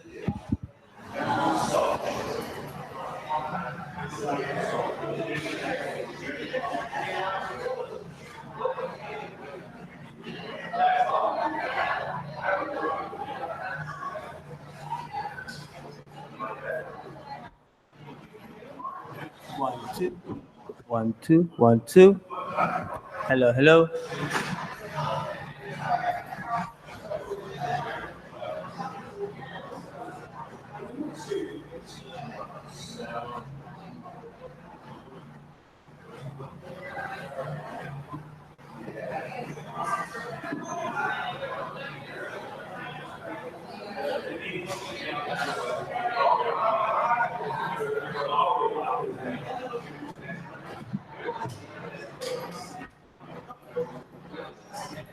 One, two. Hello, hello.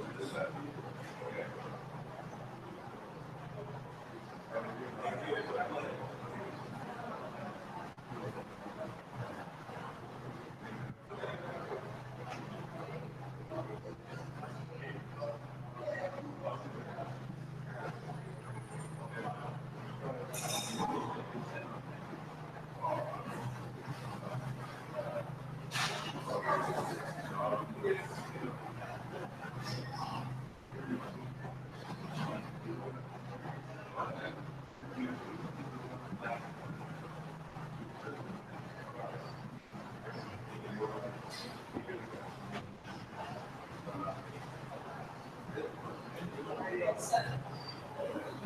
think we're set. Beautiful. I'm trying to decide whether to put it back.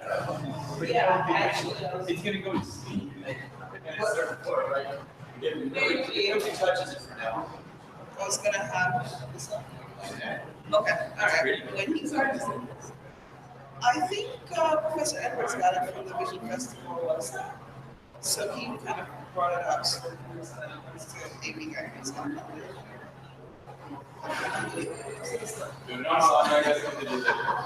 And plus, he was already irritated that I was in his way with like. No, the thing is, he's nervous about the wire and all the liquid stuff. I've been in his place. I've been in his shoes and understanding that guy. He'll be alright.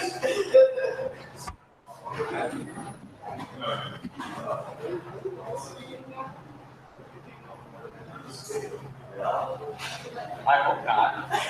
You know all that fun. We gotta go. Oh my bad.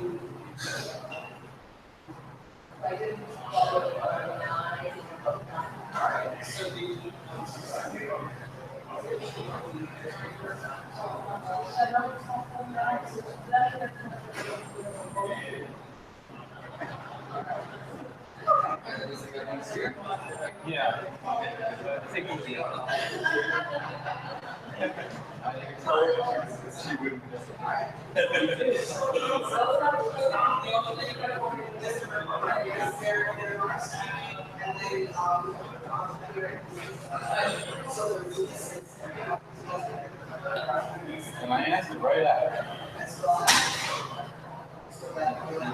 Did you see Dr. Okay, your participation? She said yes. And I said, really? She said, what?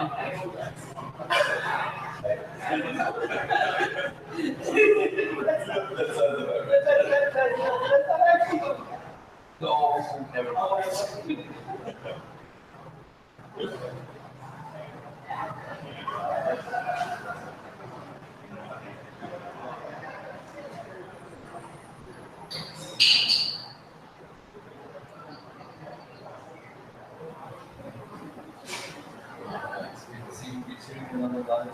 Successful.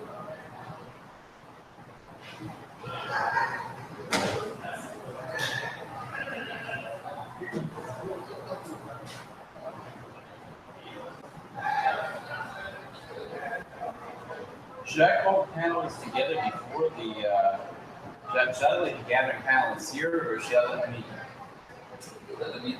We said one more time. So that was it together. That was I believe so. She double checked. Yes, and I. Okay.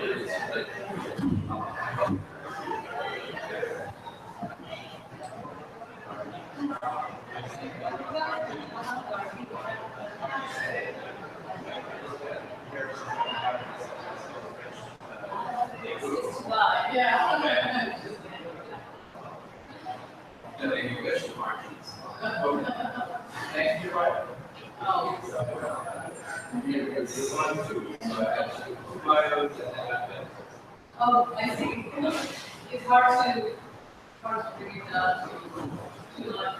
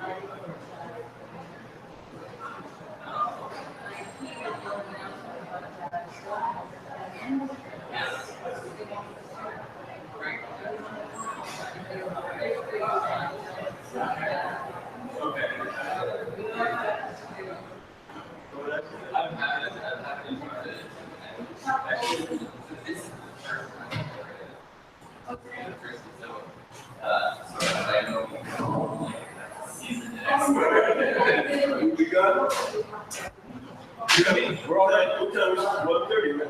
It's been helped with the last panel ran over. The last set of papers ran over. So people are going to come in at 1:45. So we got. We're running 50 minutes behind. How many people are there? 7 people. 6. I'm gonna introduce you to the I will. That's why I'm sitting here. And you're sitting over there, so we can give them the eye. Yes. I would prefer you to do it, but you know, if that's the mistake that you have to make, don't let me stop you. You know, I'm not inhibiting your free speech. Not a, there are 2 titles for this panel, by the way. 2 titles. They're both Sound of Resistance. The one I'm going to and the one that's on the website is Sound of Resistance, an emerging movement. And this is Sound of Resistance, Arts and Social Justice. So apparently, this man is always Sound of Resistance, Arts and Social Justice, or emerging movement, depending on which one listen to. I haven't had a chance to say hi yet. That's okay. I'm only marginally conscious. You're doing moderate. I am in fact. Well, I like it. Yeah, I'm gonna start down Sam. See you later. Thanks. Touch.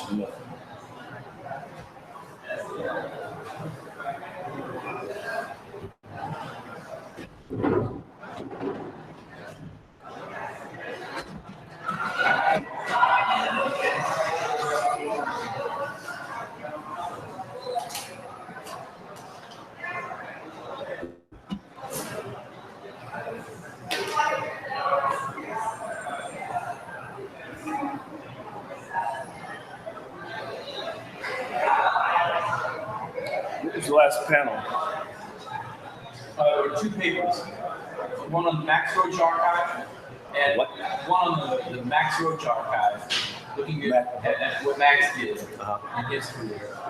And the one before that centered around a piece by Nina Simone. And was looking at the sort of an Afrocentric vision of ideas about the market. About the what? About the market.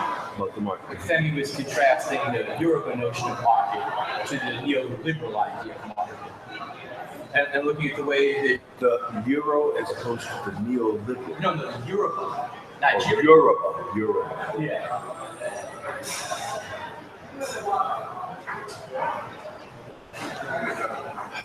I'm still not sure how it all. I don't know. That's not where I'm going. Yes. Not to worry. No.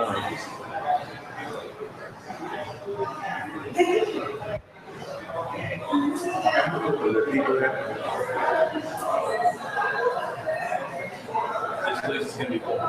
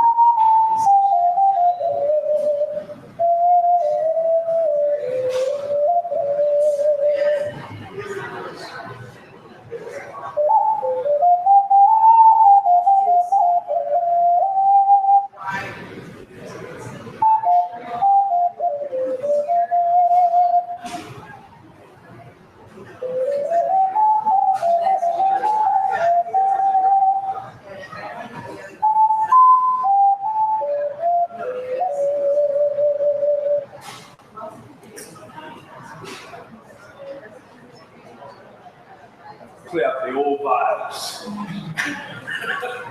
have to wipe the slate, wipe the palette, right? That's a nice arena. This was given to me by one of my tenant neighbors who were fighting the landlord last week, and he didn't have heat. He's from Beijing. He went back, came from his factory. And he and Dory and I were people who took him to court and fighting for years. And then last month, we got evicted. Landlord took him to court, had all kinds of lies, had witnesses lie, get him out of the apartment. But the last time he went to court, the judge ruled for him and said that he didn't have to pay rent. The landlord he didn't have to have a rent increase for 13 years. The landlord uses the landlord's house. The landlord got it. Wow. Why are you guys sitting down there? Oh, we're related to Kushner? Yeah, probably. Yeah. What's the big deal about these guys? Kushner and Trump's had a small time development in this guy. Never big players. Kushner's dad wasn't a big player. Nothing like They're all drugs. Well, they're drugs. They ripped off the banks too many times, so they had to get better than the Russians and the Chinese. They can't get any money. They don't. Well, now the banks do whatever they want. Taking care of it. They still want to get his team back. No. I don't know. Trump's pretty good at stiffing people. He's made a career out. Yeah. This is getting his own opus now. He'll teach it.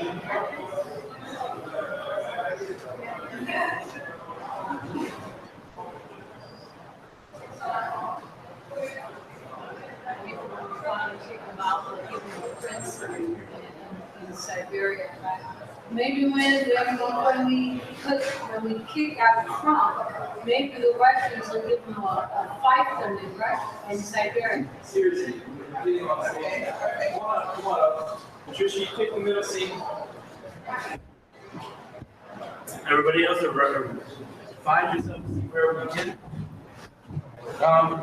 We have a notable absence of testosterone in the middle. Where's We had Luke and Brandon Lopez? Yeah, we gotta separate the young men.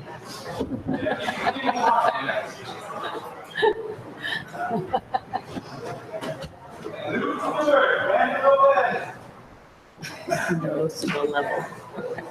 I like Scott a lot. He's funny and sweet and cranky. Where's William? Yeah, that's right. I should. There he is. I'm Gargi. Brandon, nice to meet you. He's a bass player. He's a bass player. And so is, actually, I didn't think about that. So is Luke. Well, We have bass players I can here. stop that. But definitely, I can stop the hair pulling. You're kicking each other under the table. No rabbit punches. My request is y'all speak up because I can't hear. All right. And I can't afford hearing aids yet. Yep.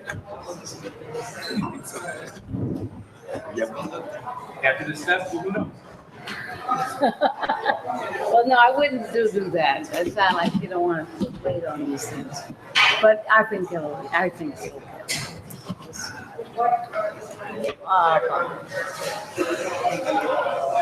People care about you. People care about you. I say, like Ken Weiss took care of me more. Hey, Orgo. We might have to make Ken Weiss a resident physician for musicians without insurance. Because I could use some Ken Weiss. So, I have no over here. It's too close. Is this okay? First things first. You have to hold the microphone when you go.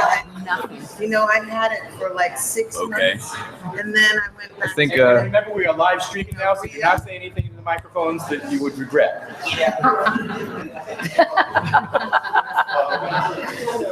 And the system. Really? Yeah. I just got real nervous. We're talking about healthcare up there. Yeah, they put my health care on Path of hold. least resistance. I haven't been able to get, every time I go back to find out the status of my application, it's pending. So gonna be I had just enough health care to go get a physical checkup, and that was it. No follow-ups, nothing. I have, this is on Zero, yeah. It should be. We're a little tight here. Really? I can't get out. Well, she gets on by herself.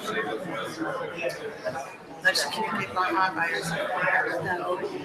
Well, she's still. Is there anything you want me to say about you besides you being a bassist and composer?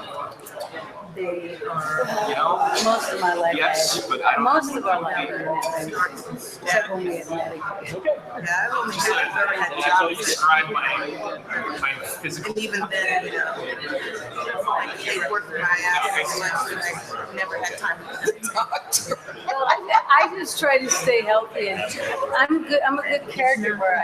I'm a good patient, but I'm a good doctor. It seems to lean on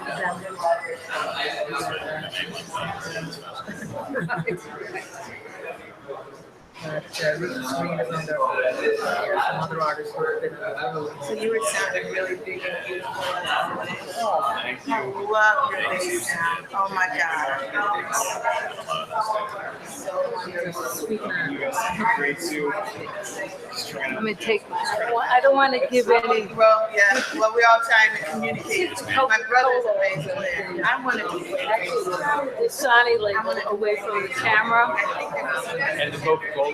Take the Coca off the table. And So my brother. They don't want to advertise. You have to drink it and put it on the floor. Yeah, Or put it in your no, it is. It's got that dark. No, I mean, I think you totally agree with me. It's just that you hadn't thought of that thing. No, you don't know why I agree with you. Because the University of Minnesota is a Coca-Cola campus. You cannot get a Pepsi at the University of Minnesota. You cannot get a Dr. Pepper, no matter how much you beg. You can only get Coke. And if you want a Dr. Pepper, they will offer you a Mr. Pibbs. I do not know what that is. I refuse. I tried it once. Foul. It comes with its problems too. Coca-Cola is, you know. Been like the physical.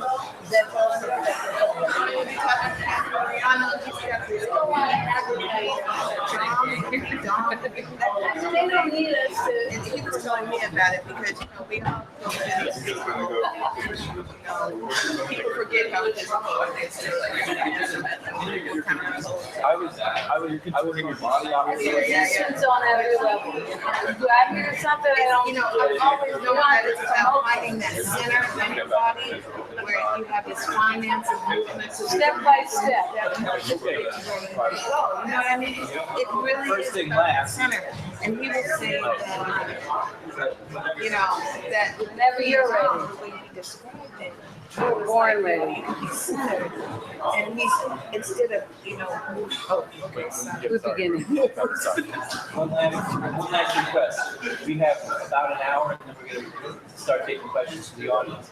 So that means that you each have roughly about 6 minutes. You might want to break that into some little pieces. If you can keep your remarks short and to the point, we will all do better. Because they are going to want to ask, and we will not be able to hold them off much longer than an hour. Opening remarks. Can Cooper go first? Good more will go first.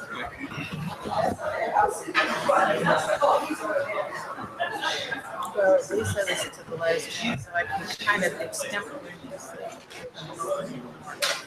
I don't know what I'm going to say. We good? Yeah, we're good. We're good? Welcome back, everyone. It is my pleasure today to present a panel on the sound of resistance, alternately subtitled An Emerging Movement and Arts and Social Justice. So I'm going to go with Sound of Resistance, Arts and Social Justice as an Emerging Movement, or something like that. I would like to introduce my panelists who will be discussing this.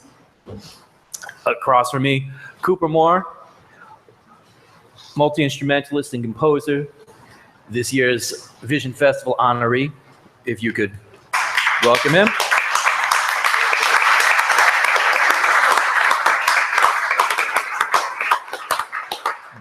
Gargi Shinde, arts educator, advocate, director of program for jazz at Chamber Music America.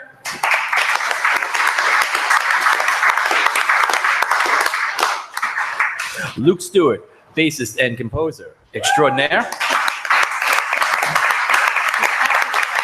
Also performer, independent scholar, and concert organizer based in Washington, D.C. Moving down the line, you might know Patricia Nicholson Parker. She calls herself a choreographer, director of the Vision Festival, also founder of the Vision Festival, founder of the Improvisers Collective, and she can go into that and let her speak for herself. Patricia Nicholson Parker.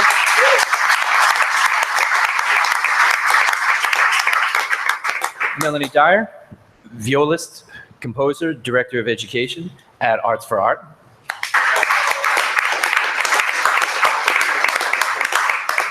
And Brandon Lopez, bassist and composer. I'm gonna get out of the way.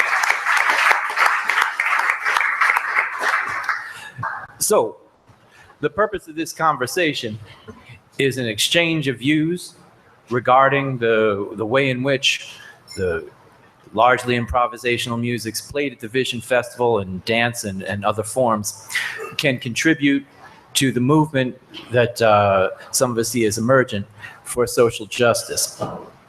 I'm going to leave that as an open question. I'm going to throw the ball first to Cooper Moore, asking him the question, Yeah, I'm asking you now. Well, go ahead. Can the arts contribute to an emerging movement for social justice? Well, you know, And like how? like a politician, you know, he can ask what he wants, but I'm gonna say what I want to say. There's a term resistance to tyrants and tyrannies in the literature has been going on for thousands of years. You know, it was happening in Chinese dynasties thousands of years ago. You know, it's in our Constitution. You know, Jefferson said a little rebellion, a little revolution is good every now and then. You know, it's a good thing to go up against power.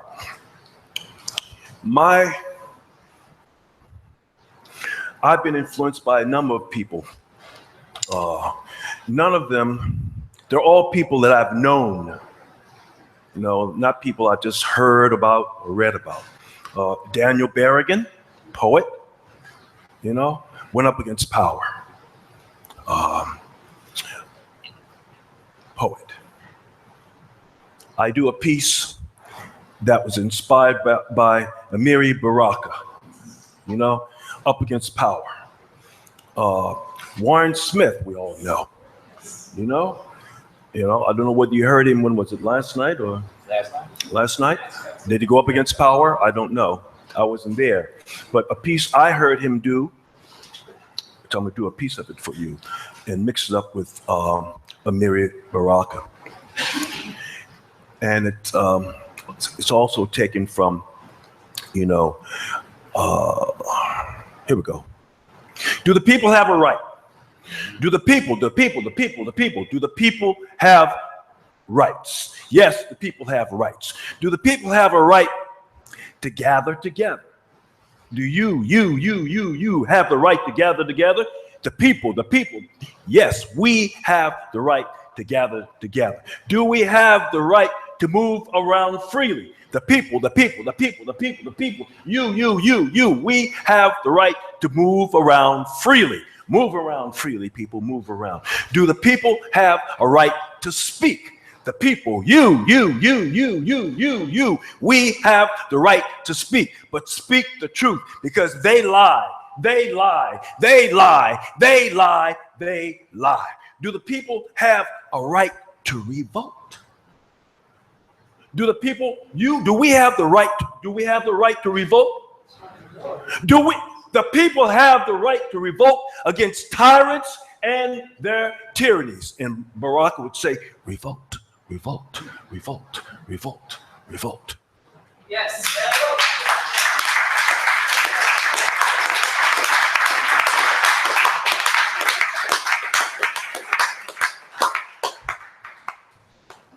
I invite a response from any of my panelists. That's a hard one to follow.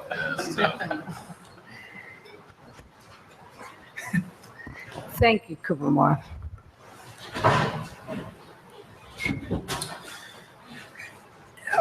Because what you just did is what we're talking about, is bringing together art and social justice. That was not just a speech. He turned that talk into a performance piece.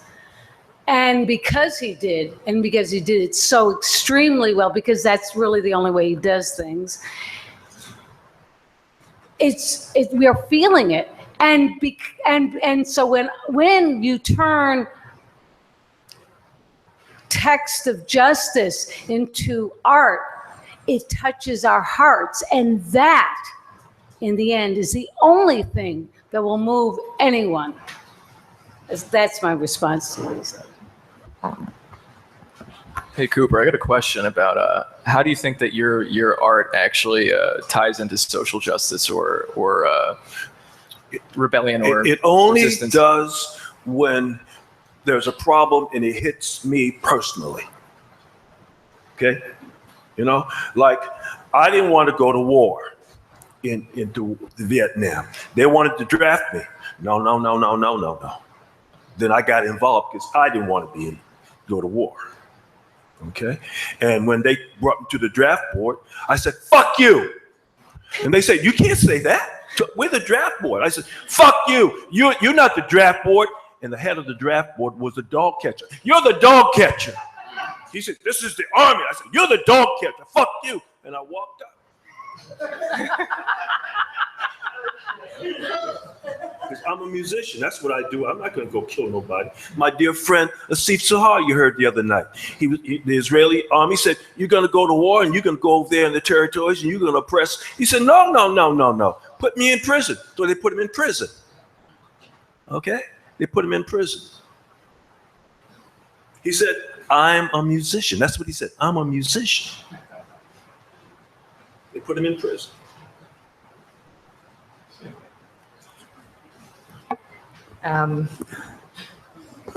Hi again. Just to support Mr. Cooper-Moore here, the relationship between state-sanctioned resistance and art has been a tenuous one since thousands of years.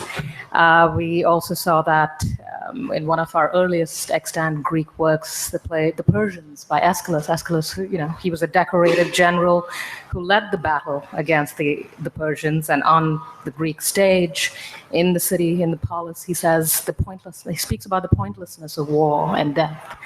So we as an organization such as us, a very conspicuously small number whose funds are dedicated to the support of jazz, and the Vision Fest and Arts for Art have been a recipient, and we've been so proud and happy to support the kind of work they do.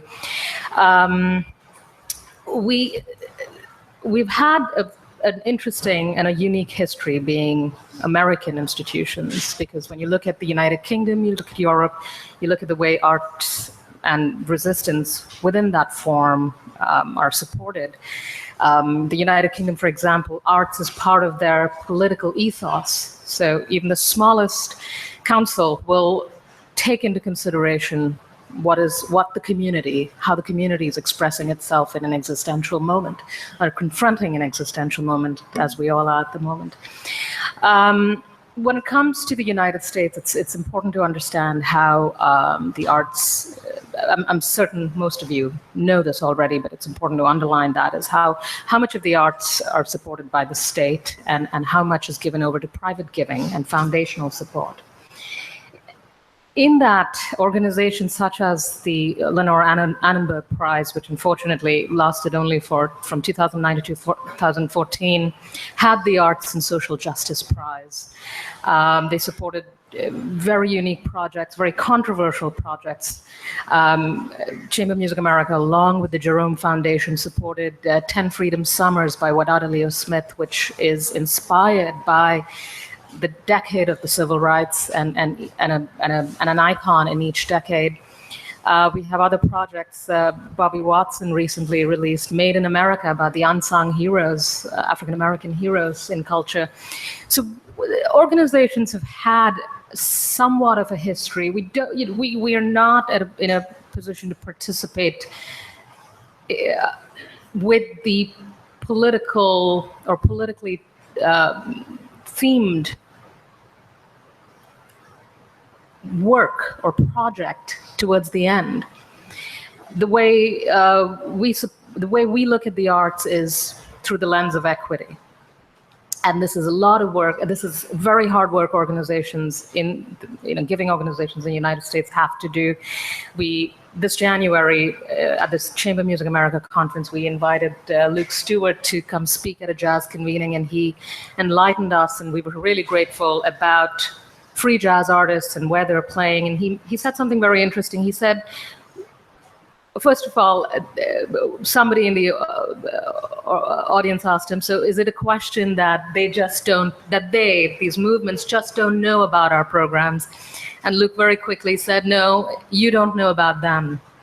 And he reminded us that regardless of funding, political cuts, no matter what comes into place, the community will find a way to express itself. And many such performances are happening. I think the word you used was extra legally, which was really a wake-up call for me, and to restructure my entire research about the art form itself. So I'll pause here. Yes. And Luke, would you like to chime in? Thank you, Gargi. I can only speak from my own experience. Definitely very much influenced by the work of Cooper Moore and people in his generation. You know, the fact of the matter is, and from my standpoint, they don't make people like him anymore. You know, they don't make people like William Parker anymore. I'm sorry, excuse me. Space. They don't make them like that anymore. We like to touch and feel these days.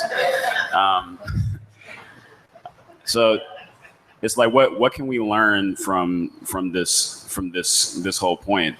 As Gargi was saying, there is a distinction that exists between the other non-United States modes of art making and art being.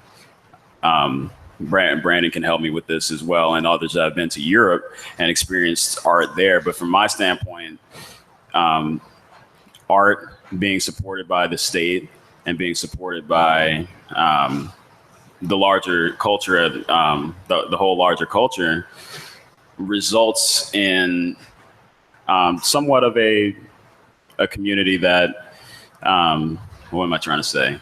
That's the struggle that we have to go through here in the United States is very, very key to me. It's very, very key to what makes music that is made in the United States so potent and so important, because we're struggling against all manner of things. Africans had to struggle through slavery and creating Negro spirituals and slave songs and the blues and improvising through all of that, and improvising another way of being, and improvising another way of expressing out of a very specific kind of struggle. And obviously everybody struggles around the world, but I think the struggle is a key identity of American music. And whether it's good or bad, because obviously I'm struggling right now and I need, I got to pay my rent. And I think it's a good thing. Yeah, that's not a good thing. But yeah, it feeds the music, and it has fed the music. That struggle against the draft, the struggle against racial injustice, against the police, against the government. That struggle creates this, like the friction. It creates the inspiration, so to speak. I'd personally like to have like a living wage. Because you changed direction. You started talking about state support, and then you went somewhere else. Where was that gonna go? You were talking about state support. I was drawing a distinction between state support in Europe, creating a certain kind of environment, versus non-state support in the United States that creates a certain kind of environment. I would rather have a living wage and healthcare than some sort of art that may convey struggle. Mm-hmm. I'd rather not struggle. I'd rather not struggle like that. Mm-hmm. Life's hard enough, Yeah.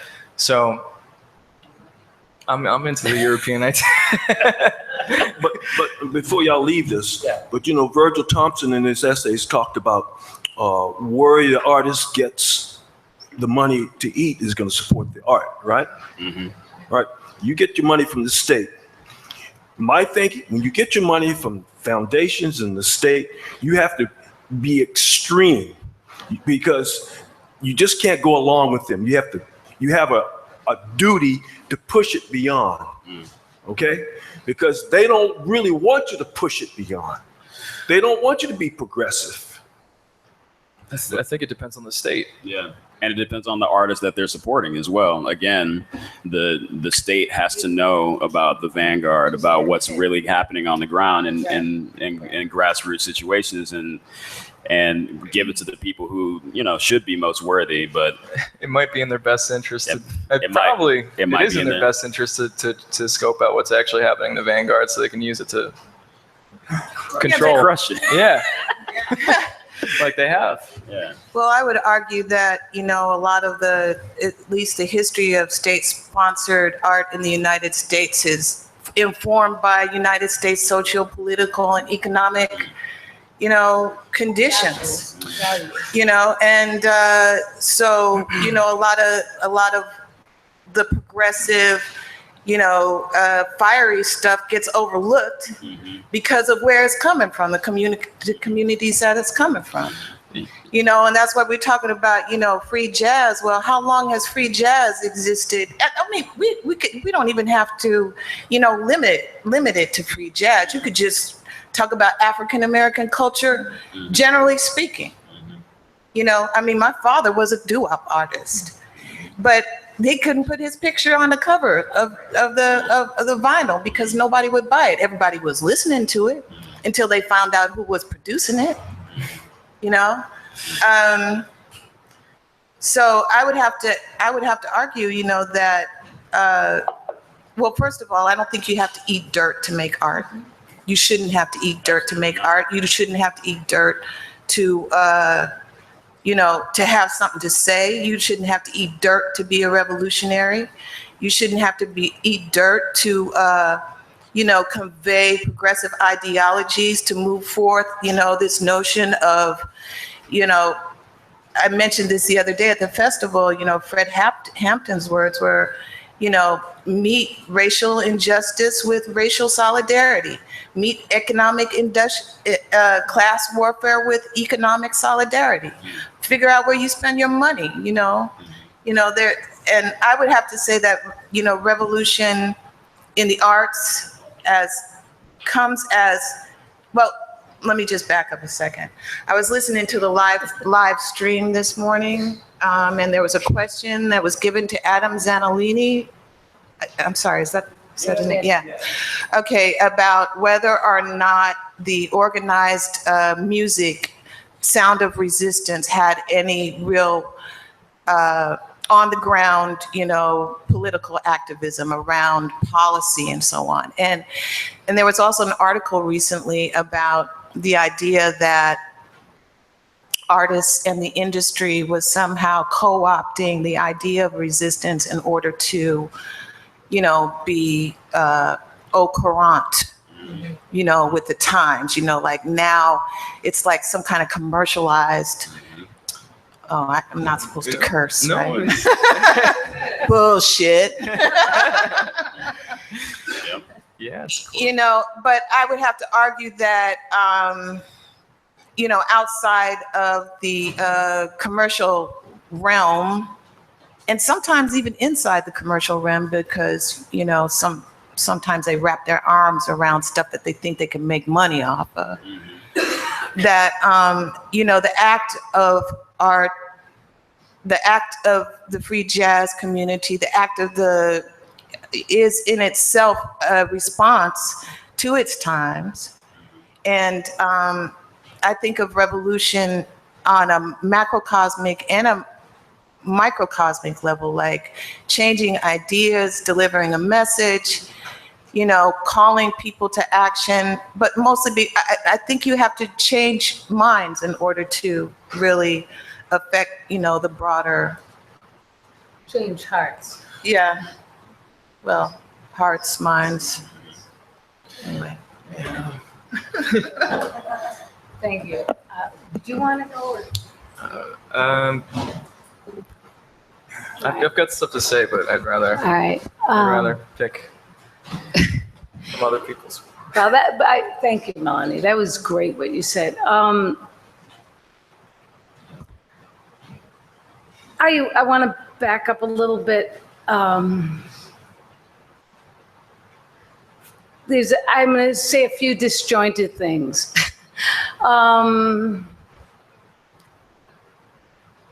Where you get your money from cannot matter or can matter a lot. It cannot matter as long as you make sure it doesn't matter, but then you'll probably dry up that source. Because the most controlling of all, isn't the state usually, it's the, because the state has, is a little bipolar. Sometimes, not anymore with Trump, he's not, he's just pure anyway, evil. But so the state, you can manage with. Corporations, on the other hand, they really know what they want. They want your soul, basically.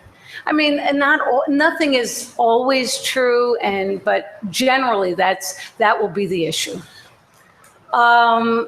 The other big thing, which has been alluded to by everyone here somewhat, is the fact is this situation in America that has existed since it began, which is based on racism and justification of.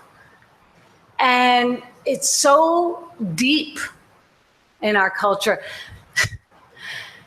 that most of the time until the Black Lives Matter came, is in my experience, most of the time, generally speaking, obviously not all, it was, everyone kind of thought things were okay because they thought it was okay because if you focused yourself in just the right way, you could get a good job and have a nice home and you could get your kids in school, and what more could you ask for?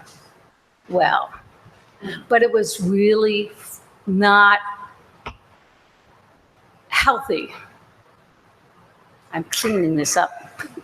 It's a very unhealthy situation. And because we have been so unable to speak about it, we never heal. We never get the healing that's necessary. All right, this is now in terms of Arts for Art and what I've been working with.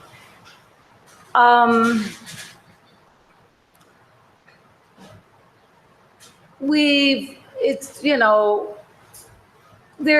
had problems over the years. We've struggled. It's because it's hard to maintain a small organization. But some of those struggles have to do with the fact that, we were talking about equity and fairness. Well, that's was one of my mantras, equity and fairness. I got to be fair. What's fair? And when we look around, well, so many jazz festivals mostly present white-led bands, and you sometimes have a black drummer in there. And, because you're cool. And it was that looked like bullshit to me. And not only that, but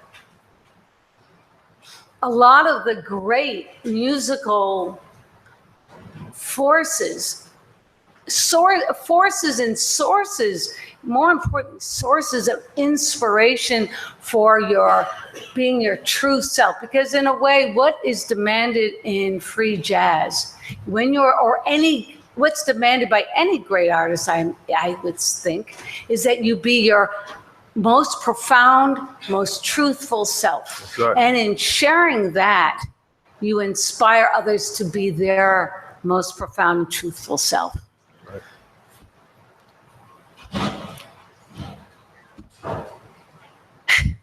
Anyway, I have made it a policy that, the Vision Festival, I think, is usually 70% approximately African American. Quotas. Yeah. Well, there are people who complain in the background. There's noises. She's not going to book me because I'm white. I mean, it's kind of, and they don't realize, they have no idea in their minds when they say that's coming from being in a racist world. But using the language you just used plays into the narrative of their being against you. It's a narrative of entitlement. It plays against, and it always has. For years, it's played against you. Right? Because you mentioned. It's not me though. It's us. Just saying. You It is mentioned- not me. You mentioned racism, okay? And the history of racism in America wasn't about race. It was about separating poor people, That's right. All right. okay? Because there were slaves Class. and there were indentured white folks. And there were more of us than them. And they said, well, this is the slave laws in Virginia. We're gonna make it so that they won't be together, because if they are together, they'll overpower us. Yes, and at every turn. I mean, in the early history, the solidarity movements were around labor. And those movements were broken up, I mean, in murderous form, to make sure that those solidarity across class and labor issues did not occur. Cheap labor feeds economies. That's Cheap labor feeds economies. And also the mantra of is divide and conquer. I mean, and it's like so simple, and it's like, and so look at the United States right now. It's like, what a bunch of idiots. I mean, these are all, I mean, how stupid could everyone be that they're like all this fighting back and forth and they can't find any common humanity in them? I mean, they have so lost themselves. Yeah, but that's not just the provenance of the United States. I mean, no. I understand. But what I'm saying is that, you can go all over Europe and, you're dealing with what was at one time a mostly homogeneous societies, Right. Who didn't have to, didn't have enough of the other to, in their history. Well, they did, but, in an absentee manner. I mean, human beings are pretty tribal. It's a survival instinct, right? Or it's a... It is, if you see someone who's different from you, like, let's just like before there was, I mean, I'm not like a specialist on this, but before there was any type of like developed agrarian societies, you had like small groups of people that vaguely like spoke the same, looked the same. If you encountered another group of people that were vaguely different, you would have to, you could have like, a xenophobic moment. I mean, essentially that. So there's this thing that I think that humans There's have a lot that of kind of plays basic into that, right? things in human nature. There are a lot of basic things It's in really human easy nature. to divide. Yeah, it's people easy. It's on easy to these play people minute that way. differences, right? Yes, but it's also in human nature is the good, that the wisdom. This is our free choice. Anyway. So actually, I want to bring the conversation back into the art. Back to truth and the quotas, because you can't. If you want to say that the music is about being true, then I have musicians, I have people that I mentor who are white folks, and they're true. They're true. They're truer than a whole lot of people. I mean, they're true. They're out of their heart, and that's what I teach them: how to be true, and how to be emotional the way I am now. Okay, and be expressive. So how can you talk about true and then say you have quotas, and then if I'm true, and I'm better, I want an explanation. That's all. So you're asking me why I have quotas? You think I have? They're the same question. You have. All right, I don't really exactly do it like. Art, we're talking about true. We're not talking about race. I don't We're talking about race. You can't. Yeah, There are what. If you want a social movement, I don't do it. Have a social movement. You want to talk about art, then. Yeah, but it's sort of like but you have to realize that I don't really have a quota, by the way. What I do, what those percentages are more what I observe. Right. And so it's not exactly a quota.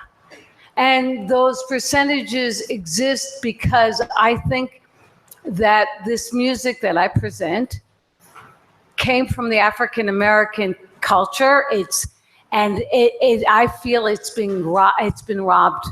It's been gradually been usurped. I think African American culture has moved on. Well, you know, that's your This point is of what they view. say. This is I what they would say.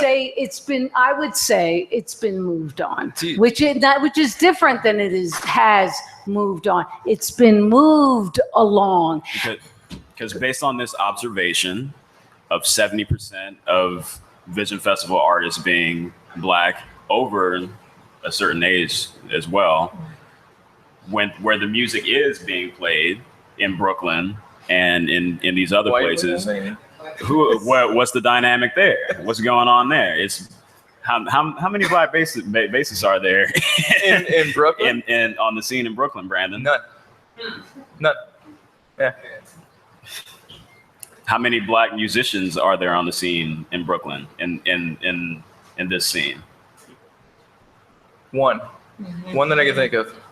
Well, I mean, that's. And why is that? I mean, like we're making observations.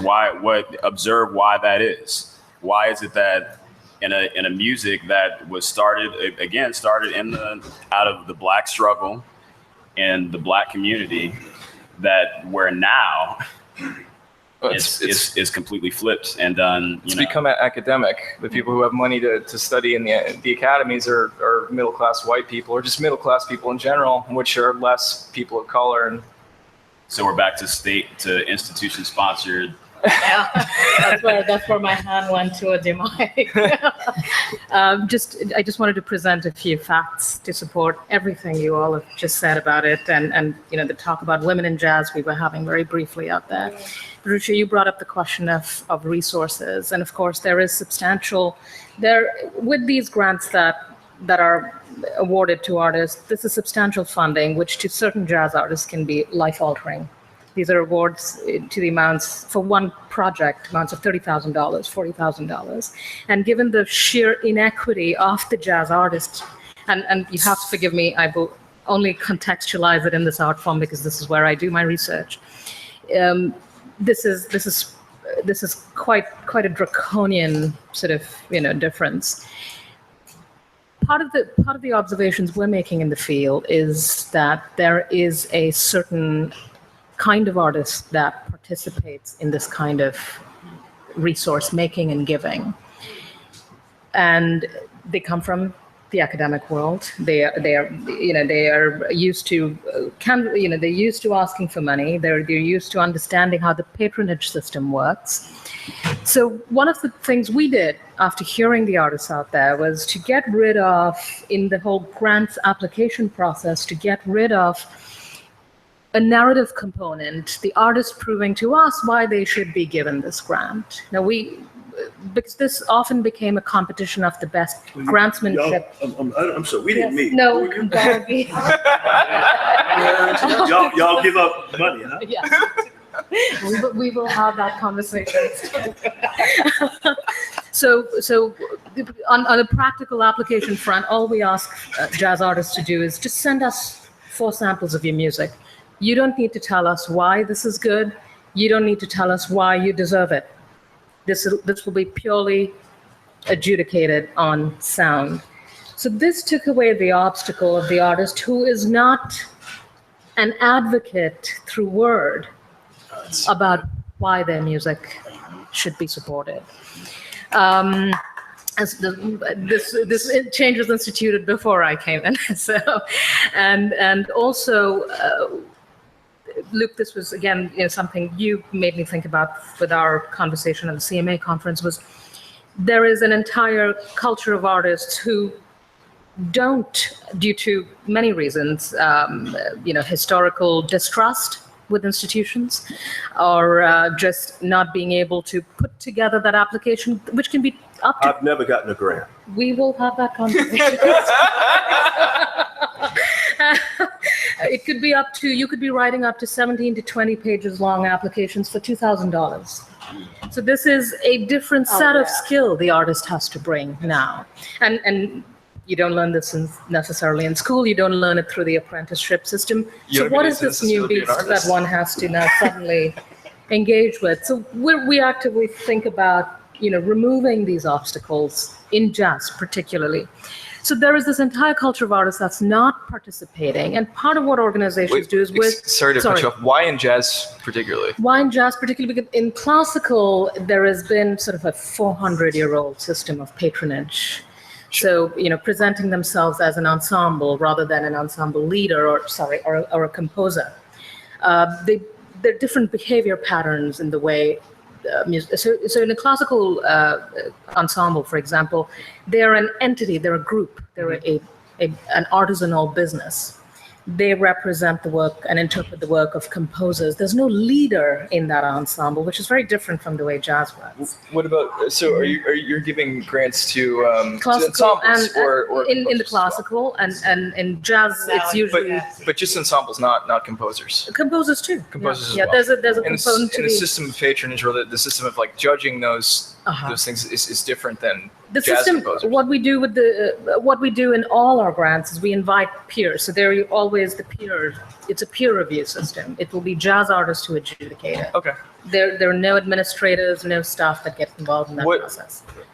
This is this is a different But I just want to finish one quick point because it's very crucial. In a group like, so when we do the census gathering of artists as an organization, the critical absence is women.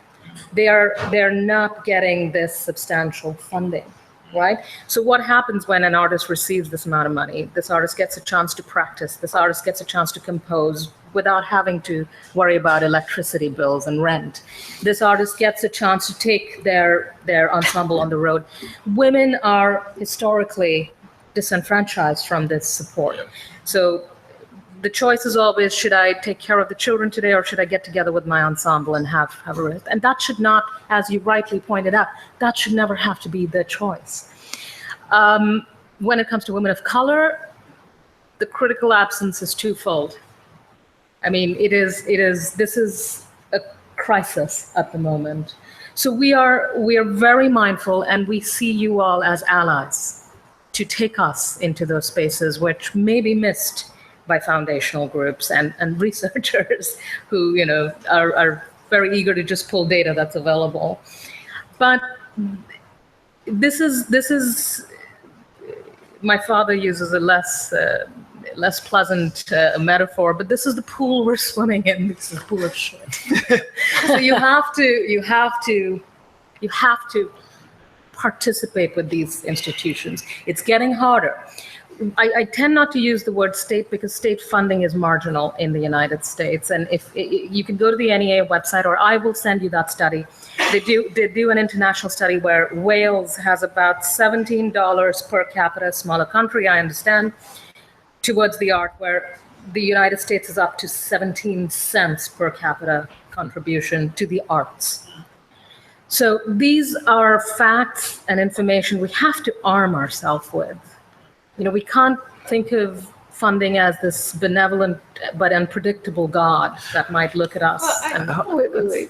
I kind of wanted, I want this to be another conversation because I want to stay on resistance because I think it's what everything you're saying is related, but not, I don't want to, because it's like you're talking about everyone's bread, the people here are their bread and butter, and they're like, oh my God, oh my God, oh my God. Yes. And it's sort of creating a tension, which is good for everyone to have heard, because it's like the level of struggle is that. It's like, white nails, isn't that what they are? White knuckles, I mean, it's like you're hanging on by your fingernails. I thought you said white meat. Oh no, nails. It's like white. It's like you're like white nails. White nails. Excuse me. Yeah, not. It's different. There's a difference. I would have to argue, though, that there are some alternatives to institutional support, and that is the support that artists this dialogue between the arts is really one between the artists and the communities that listen and look and imbibe the art itself.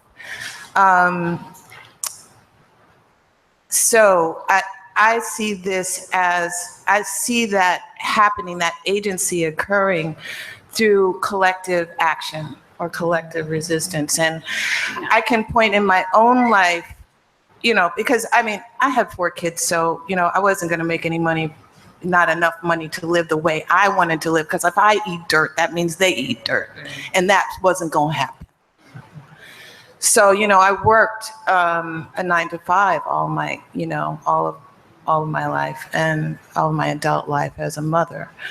But in that, you know, I was able to amass considerable resources, and I made sure that those resources were shared among the community of artists. And what that meant was I had a house. I opened my house up to rehearsals and performances, you know, and I didn't do it alone. I mean, I did it with a multi-generational, you know, collective of people that reflected, you know, everybody in this room. And it wasn't just music.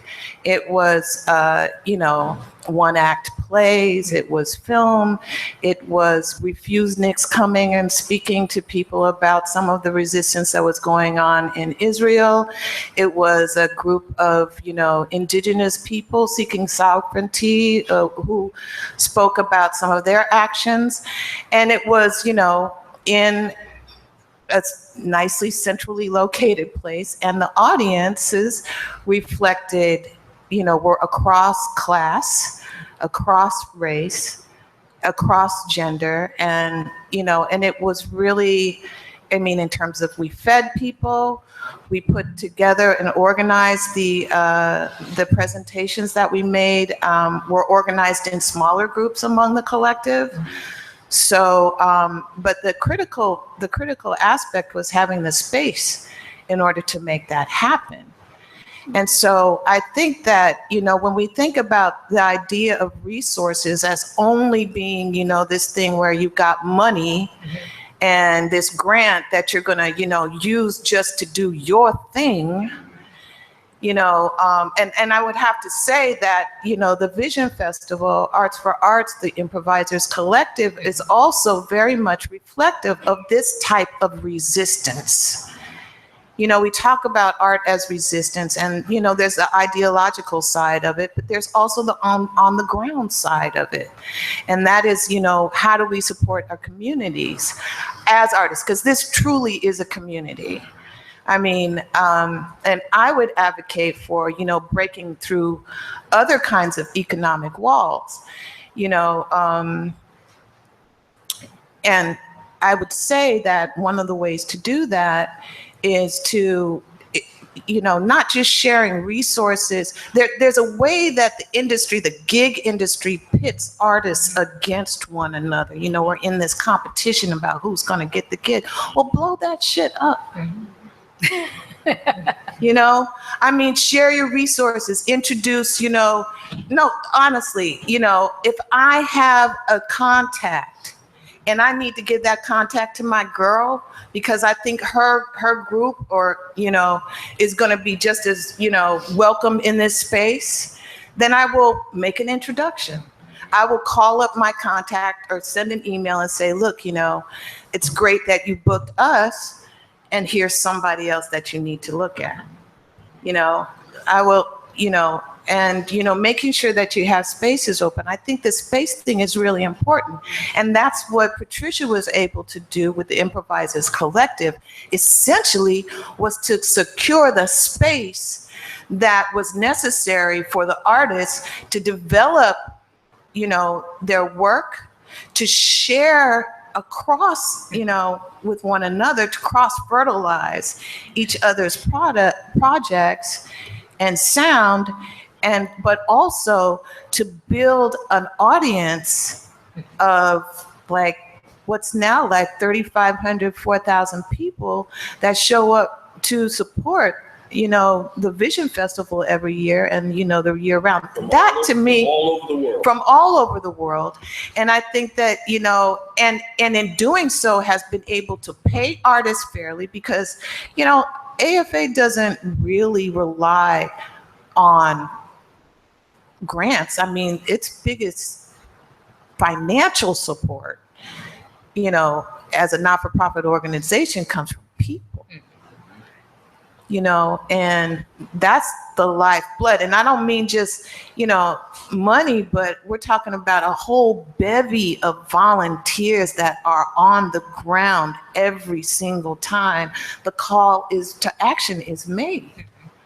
Yeah. And so, this idea of collective resistance, goes within it may start within the artist community, but it has to emanate out into those people that are, taking in this music and this message. Because I mean, I can sit up in my room and play all kind of shit, but what does it matter if it's not being heard? It doesn't mean anything. Well, and so, I don't believe that survival is some sort of individual thing. I really do believe that and I want it matters, that we're all part of it. Amen. And to further on that, I mean, when I started the Vision Festival, I went around telling people, I said, we didn't have any money. The first Vision Festival, it started, we're going to do it. I didn't have any money. Then I had no fundraising experience. I couldn't type because I was afraid. My mother was a great typist, and I was afraid if I ever learned to type, someone would make me a secretary. So I refused to learn to type. So I didn't know how to type much less use a computer. But but anyway, what I went around and told people, I said, we're a community. Everyone's important in that community. The artist, the great famous artist, the younger up and coming artist, the artist who's just coming into their stride, the writers who write about the artist are part of the community. They're dependent on the art, the scholars, the volunteers who sweep up, the sound people, Zach Shirzad back there, who's been volunteering and part of the Vision for years. I mean, like, it's not just us up here, it's us. The more we can own who we are and what we can give and what is possible. Like, I want people, I mean, the reason I tell people to come to the Vision Festival is because you need your hearts lifted up so that you're going to feel like inspired and feel hope so that you can do things that otherwise you might not feel like, like you're so beaten down by the crap they keep on sharing with us on a daily basis in the news that just beats us into submission because we don't know what to do. Yes. We look around us and at each other, then we know what to do. Because in fact, the only way anyone can function is as a village, as a small community. So we may be in this crazy ass city, in this fucked up country, but we're a community of people. And we can do things. And about space, that's been our art's Achilles heel, because we never had our space. It's given us a certain freedom because we don't have to manage a space, but we don't have a place because then we don't have a home for you to know where to go. Oh, these people are talking about that and it's going on every night. Like, we didn't have a space. Zorn had a space, the Stone. They goes on every night, and it's a beautiful thing. It's a service to the people. Well, it's closing and moving to the new school, which will be what that will be, but we'll see. Yeah, I think that's probably one of the biggest, challenges that any artist has is a space to, or a group of artists has, is the space to present. And I second you on, this idea of ownership, because when you own your space, you can do whatever you want to do in it. It doesn't matter. So, I think that, one of the things that audience members can contribute to the arts is space, whether it is, your home, as I have done, as others have done.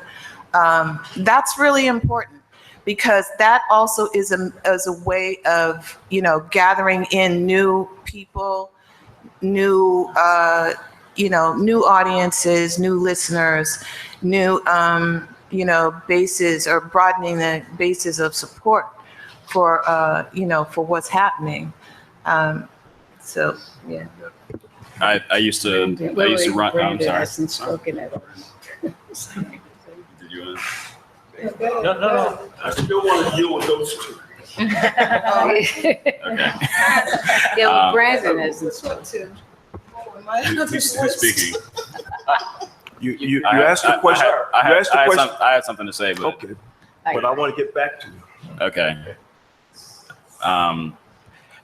Space. I had a space in DC called Union Arts, and I've operated in been very fortunate and privileged enough to work in a number of different space situations where I've been able to, in addition to create and play, also to present shows, present a lot of concerts, and it was an inspiration from these movements, again, that of your generation and before, of musicians indeed taking ownership on that level of cutting out the cabaret system, of cutting out the music writing system, the industry system, to where musicians and audiences feel more comfortable to transmit and receive those messages that aren't going to be broadcast out by the commercial interests of the world, because a lot of these are non-commercial endeavors. And that's where the music has really thrived, in these non-commercial endeavors in this commercial country. That I think that's the root of this music as resistance, is that it is non-commercial, and that's why it's so difficult to make a living as a non-commercial musician, because you're not dealing with money. The end goal isn't money. The end goal, again, is souls. We're evangelists, we're preachers, and we want to, the doors of the church are open, and we want everybody to come in and be changed by our experience. So again, with space, that's one way to do it. But also, there's just so many historical examples and today examples of people that are doing that, and that's the kind of work that needs to continue to be done. But one thing about Arts for Art that's also been very, very key from my observation is that it being a roving sort of organization, it's not like that. For me, managing a space and running a space, running into the issue of, like, I'm in this particular neighborhood, I'm not messing with that neighborhood, or I'm in this particular space and these kind of artists go there, so I'm not messing with that. Or like, there's an identity that's drawn to a space that that can be hindering. But when you have the ideological backing of an organization like Arts for Art, that is strictly rooted in a very particular ideology and a way of thinking and maybe an aesthetic, an aesthetic. And I think that's one of the reasons why it's lasted so long, because you're redefining what it means to be a community, which is super powerful. And because it's not just your neighborhood, it's your neighborhood and all that kind of stuff, but it's also the people around the world with like minds and like sensibilities. I'm not everyone else here lives in New York. I live in DC. I live 4 hours away from here, but here I am, being reached out to by these people, and I'm supremely honored and privileged to be here, despite those geographic barriers. But that's the work that has to be done, and that is being done and championed by Arts for Art, is just having a more open and global approach to what it is to be a community. And that's where I think one of the places where this resistance can be a very powerful tool of change.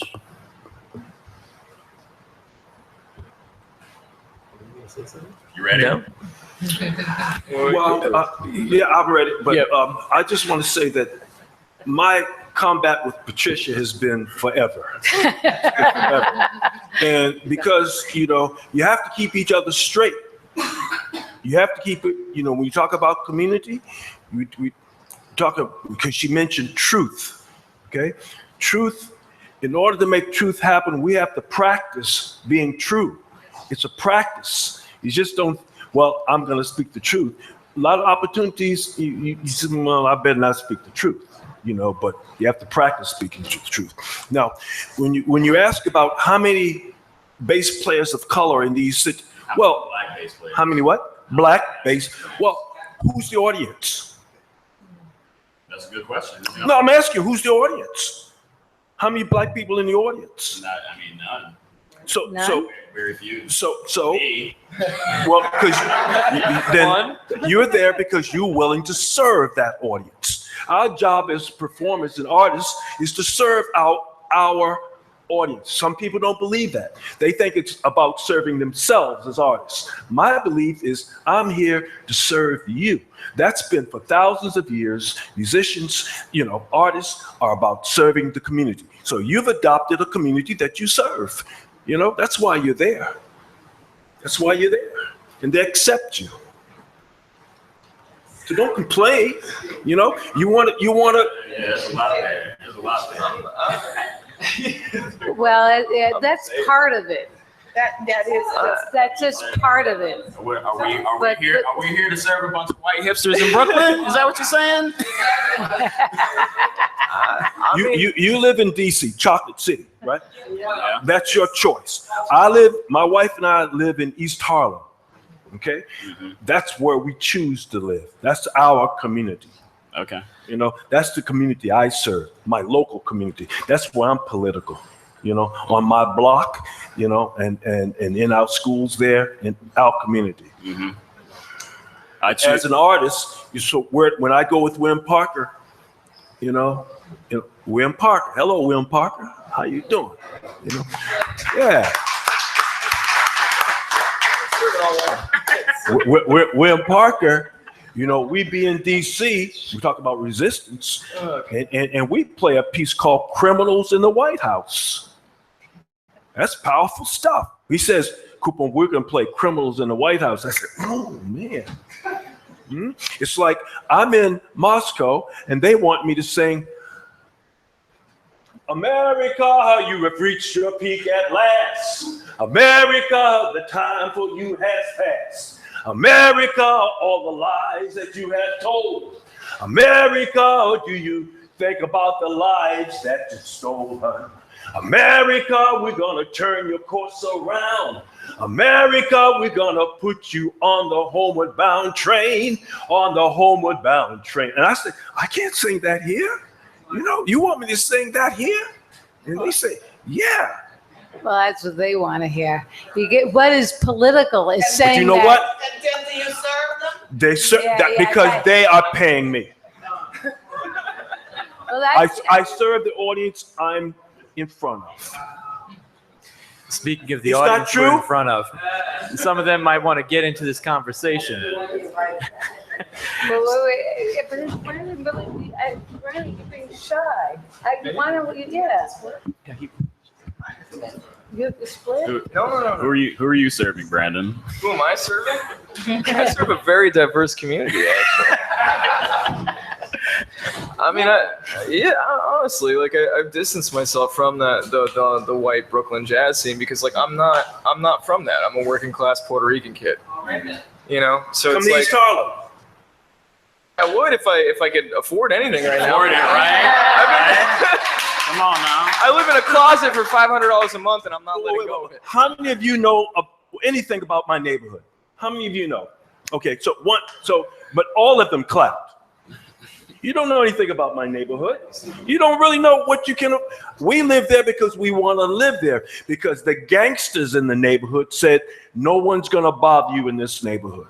That's why we live there. They said, why are you living here? Oh, so we want to raise our family here. They said, no one will bother you. And we've been safe. I know about East. And you got cheap rent.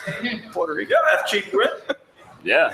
I can't live. I mean, we can't move there right now. I cannot Ain't nobody leave my moving there. apartment. You know why you Right can't now? move? Know why you can't? Because you believe you can't move there. No. That's why. Okay. No. Okay. What do you know? I can show you my bank statements. I'm sorry. Never mind. You Because they you fill got up the rest of your apartment building with people from Europe. Some of them very nice. I met them. I pay 5. That's why he can't afford to live. Just people with money. Yeah. It doesn't matter. It doesn't matter if you're white, black, European, Chinese, whatever. It's just if you have money, they're gonna put you in there. situation. It really is. Yes. I mean, and I mean this, like jazz, like the evolution of like intellectual jazz, or like the stuff that's difficult music in the United States is born from like a socialist platform. Like the glut of like the post-war economy fed the fact that people could sit around and think and play music for extended periods of time, or there were I'm nervous. But I mean, like there were like public schools had music programs. Like Charlie Parker wouldn't exist if it wasn't for public school music programs. If it wasn't for the glut of what's the vision you have? What's the vision? Because the vision. Let's dream about what we want and talk about it and make that happen. I mean, ideally for me, I just want to make the best art that I possibly can. I mean, as far as what I do for like ideally for everyone. Not and also a little bit for myself as well. I'm not gonna say like for you. For me. For Luke. He said for you and in the black community where I'm from, it wasn't for me. It was for my community. He didn't say just for me. He said for everyone. He said also for I said for me. I only make music for Luke Stewart. Actually. Never mind. If that were the case, then you never have to leave your house. Right. I said, if it were the case that you were only making music for yourself, you would never have to leave your home. I try not to. Yeah, I'm sorry I touched you again, but if I can tell you one thing, the biggest thing he's got it wrong. You know what? The biggest thing that I learned, one of the biggest lessons I learned in running that space was the fact that indeed the music that I wanted to perpetuate and push forward was either over the heads or like just off the radar of the community that I did want to serve, which was the black community. So what I found was that whenever I had a free jazz show, it was packed full of, actually it was a very diverse crowd. And DC is very good about that, about being a very diverse crowd for this Don't music. blame the audience. That's all I want to hear. But with the shows that had a majority black audience, young black audience, was the shows when it was DJ time, or when it was like an event, a function of some kind, not necessarily about music. I mean that's what I learned about my own community in trying to serve a particular community. Yeah. So who told them that was their music and jazz was not? Right, and this is exactly what I tried to do. I did AACM events. I did an event for the October Revolution. I did an event for various historical movements in jazz, and specifically targeted in promoting to the black community. You failed. And I failed. So I failed in that instance. I failed in that instance. I failed in that particular instance. I'm continuing. Yes. Because right. But failure is a brick. But at the end of the day, I'm not gonna compromise myself, my art, what makes me feel good. Me, mine. Yes, me, mine. That's what that's how I feel. Because if I wanted to serve that community that I really, really, really want to serve, then I would have to do something else that I don't want to do necessarily. We need a little wine. Yeah, a little wine would be good.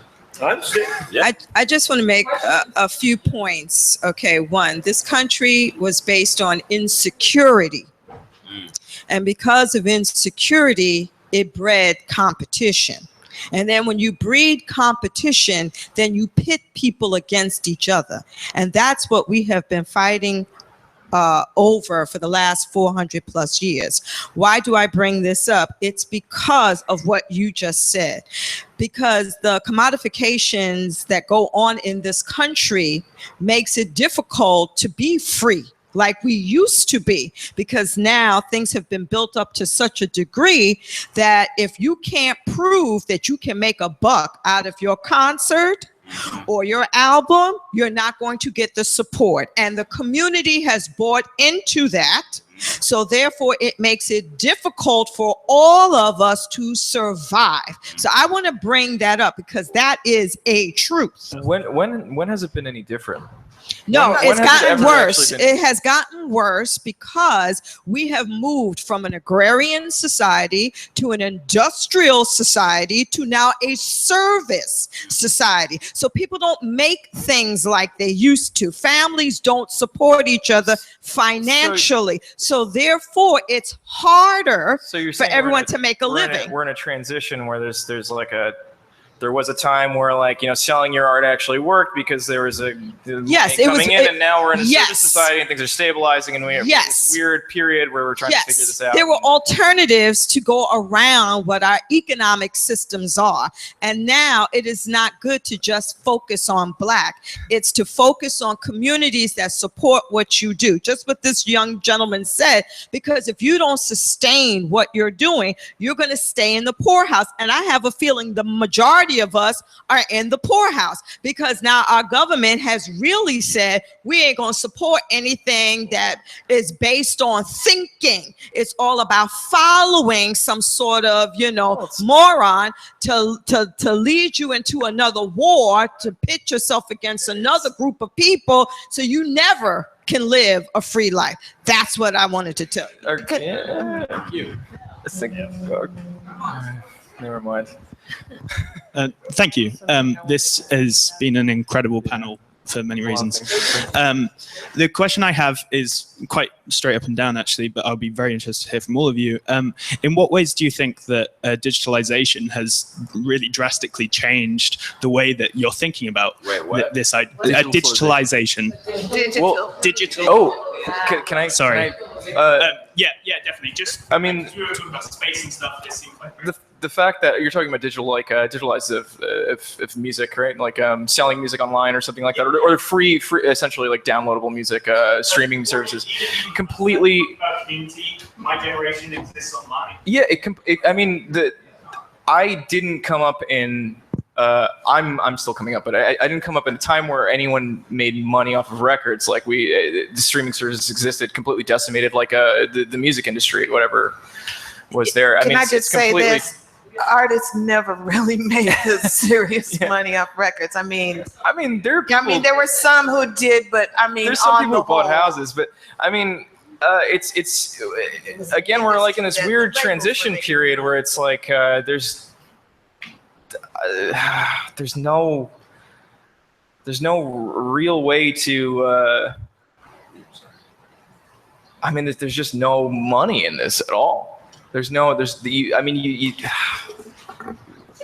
digitization in a way has completely decimated the industry, and it's also like opened up a significant amount of information, like musical information.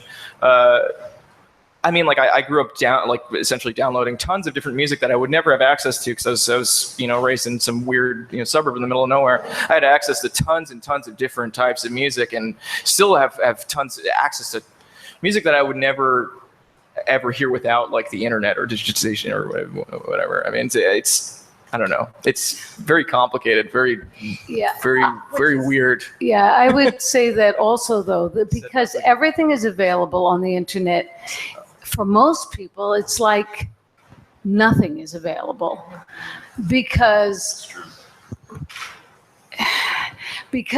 and the way that it's the same as it used to be is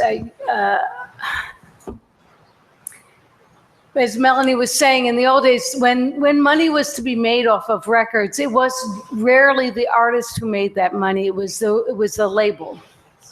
And now it's a similar kind of thing. It's the internet companies are trying to own everything. I mean, like everything that's online, they own. You don't own it. So they get most of the money to be made is made by, it's a similar kind of thing when we got sophisticated in how to deal with record labels. Now it's not record labels, and it's even harder to deal with because the companies, it's further consolidated, in fact. And so the money that is made there's no money. For the working artist makes, I mean, there were times where the working artist made no money in the past, and because they were being robbed, and now. Can I just say something about before we go to Memphis's question? I was told by, my father, who was a recording artist, and I've heard this from many other musicians, that, you do your record, but really what you're going to make your money is on your gigs and sell your records at your gigs. And that's the way that works. But I have a question for you. Like, what do you deem as the difference between being part of a live music performance and listening to recorded music? Because from a listening side, I find those to be two very different experiences. And I would say that, I spoke earlier about having some indigenous people at my, indigenous organizers at my home some time ago. They were from the Lakota. There's a Pacific Islander, also someone from the East Coast. I'm blanking out here. Anyway, about 4 different indigenous organizers. And the question was asked, what is it that is going to be that essential thing that can reach all of us, that can transform us, in a revolutionary way, the way we think, the way we feel. What is the single most important consciousness raising, thing? And these cats all got into a circle. They said, okay, let's think about it. And they all went into a powwow, they circled around and they talked amongst themselves for a while. And when they came back, they said music. They said essentially what we have been hearing from Sun Ra is that music can transform you on a molecular level. Yep.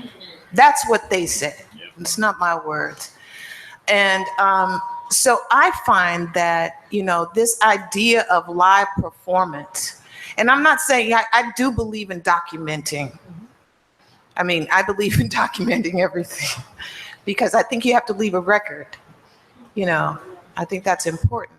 But I think live performance is also essential as a vehicle for communicating, for cross communication. Because when you're talking about improvised music, that's not just, somebody sitting there. And I don't mean to demean, through composed music.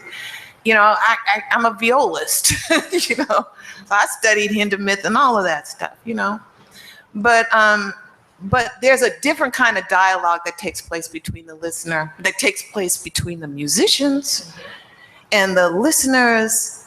And, it's not, it's not an observed thing. It's not, there's a real cross communication going on there. And I think that's essential. And I say that in answer to this idea about, the digitized, is like, how do you cross that barrier through live performance? Melanie, I'm with you here. I don't think we could ever replace the mythic value of a communally experienced work of art. But I do have a slightly happier story for digital. I come from a country where I grew up in India, where equity was, we were not allowed to carry calculators to school because your colleague may not be able to afford one. So it was always equal. And but digital media at one point, this is becoming a very strangely empowering force while we're giving away all our information. At one point, digital media, you put up an ad and you hoped you saw it and bought the product. But today, with my presence, I know that my music, someone in DC listens to it. I know exactly who my audience is. So there is a little bit of empowerment the artists are starting to receive. And actually, Arts for Art, your presence on digital media is so great and so empowering to observe, in the success you've had in bringing that digital community together that comes to your events. It's not just a community that's consuming you digitally, they show up.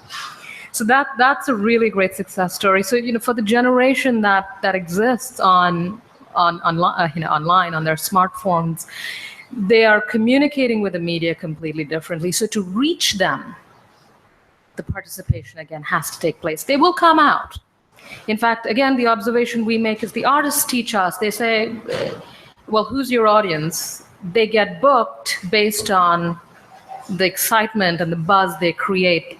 Again, we're going into industry practices here, but they have a direct communication with who that audience member is. And in that sense, digital media and marketing can be a little empowering, is recognizing exactly who appreciates your music and who consumes your music. So that's two cents there. Well, now that I have the mic, a lot of what I was going to ask has already kind of been answered, because I was going to try and, because it seems like everyone on the panel does believe that resistance, and the question was more, sorry, I'm not speaking loud enough. A lot of what I was going to ask kind of was already answered, so I could even just hand back the mic, but it was, everyone on the panel seems to believe that art can influence resistance, and there was a question about how, strategies and getting people there, and then that kind of moved into the digitization question. But yeah, you know what? Actually, I'm just going to get off this. I'm going to get off this right now. Well, one thing about digitization is that, of course, the internet is a powerful tool. It's the most revolutionary thing that has happened in the past 20 years. I mean, one of the most revolutionary things in terms of technology or whatever. And it's a powerful tool if used correctly. And from speaking in my own experience, the very first free jazz gig that I ever did in New York City was facilitated through Facebook. They hit me up on Facebook, and next thing you know, here I am. Yeah. So I mean that's how it works, and it does help to facilitate also this larger view of community where you're in touch with people all over the world. And I mean, this is also how I found out about Arts for Art and Vision Festival, just following the channels and the web of musicians to Arts for Art. And they have a festival that happens every year. Oh my God, they're doing a thing for Muhal Richard Abrams, and I get to see him. Wow. Okay, so that's how that works. But at the same time, there's a lot of negativity on the internet, obviously. Yeah, I would like to talk about the negativity. I will not talk about. Yeah, I like to talk about the negativity. Those things you get on your phone, those pop-ups, and from visiting them websites. Yeah, that and the fact that they designed it so that what you like is what you get, so your mind isn't kept open, because they. That's recent too. But it's recent, but it's now. That's now. Yeah. And it's been now for like a few years. Right. And we live in such a now age. But it's like, I mean, just like what Brandon said. I mean, I grew up in on the Gulf Coast of Mississippi. Ain't none of y'all going there, okay? Nobody in this room going there to see. But you would have found it another way, because you think it's just changing. Things change. No, because hey, you know, you believe in magic, don't you? I mean, I hope. Of course I do. And so like, but they also have telephones. They have records that sort of move around. I did have a lot of records. There you go. And things move. Anyway, I'm saying I would not overpraise social media. I mean, it's useful and it's what I'm talking about the internet. I'm not talking about social media. It's a tool. It's a tool, yes. Yeah, but this tool is in the hands of those who don't wish us well, I think. I mean, Okay. you know, Can we talk about? Okay. That's how we got this fool elected. Yeah. In a way, reading it. But it's what I wanted to bring up was the fact that as the internet, as the digital thing got really powerful, the arts that it supported, all these arts, like you were rewarded if you worked. Innovation meant technology.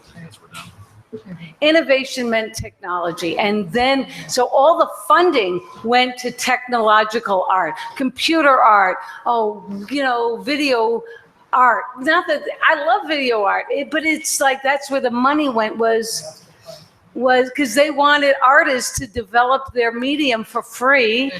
And that would, they would fund organizations that develop their technology for them, and then they use it for their purposes. And they got a lot of money. We're getting pretty close to a coffee break here. Maybe we can take one more question from the audience. Okay, just it's a little a broad comment about resistance. Resistance, two types. One is you're resisting your power. You know, government or whoever is giving you money or who's supporting. Another resistance is your mind. The mind resistance, what I'm talking about is like you're not exposed to different culture. You're not exposed to different view of seeing. So that's a resistance. You know, like for instance, I see a lot of resistance within this free jazz community.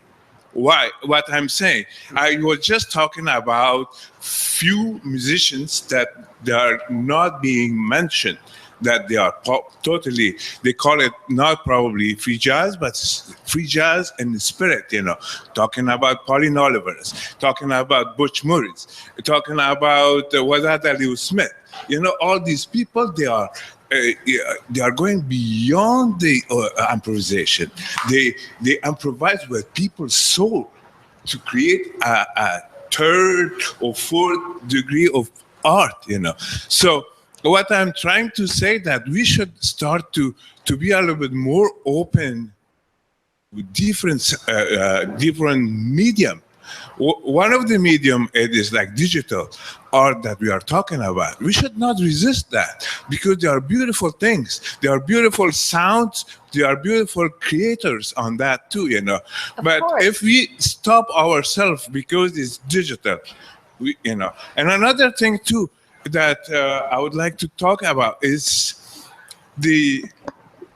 our mind is our creation. You know, if we block our mind, we don't have freedom. So it's within us. I'm talking about the community to open up more, to not be in one monolithic kind of color. You know, so opening it's a great thing for me throughout my life. It's the exposure that make me grow. It's not my education.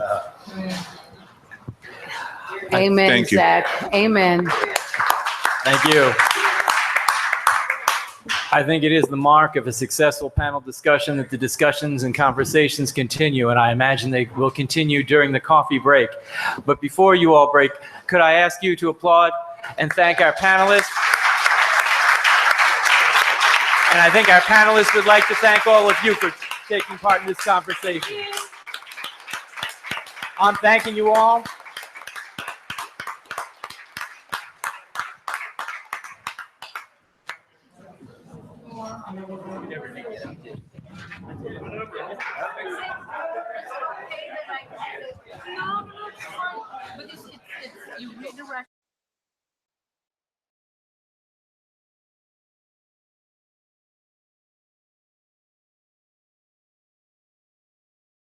The keynote at 3:30 as it is on the schedule.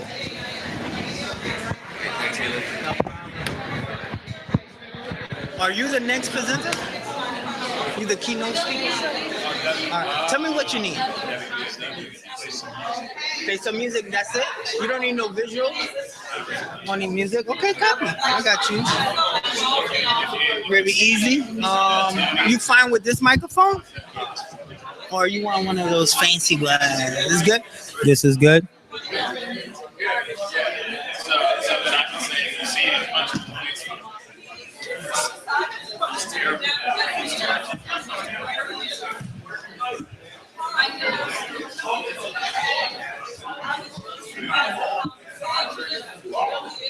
You need this?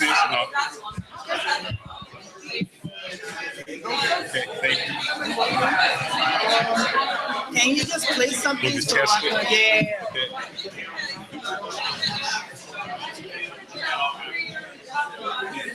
Wait, before you do,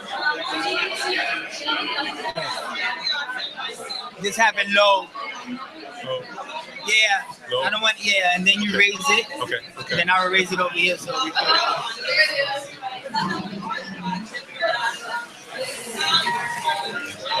That's loud enough for It's okay, but I can't really hear because everybody's shouting. I'm gonna leave the life I single girl. And you got control here also. Yeah. So okay. All right. Okay, cool. Thanks, man. Can you try the handheld? Hello. Is that good? Okay. Da. Okay. Test. Okay. Go ahead. Can you hear me? Hello. I can hear you, but Okay. it's kind of hard. Okay. To hear I think I might just gonna put this up better. Okay. I don't want to mess your present. Look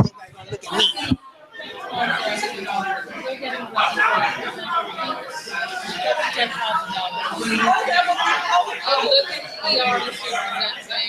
me. But I want to include more images so you can also get the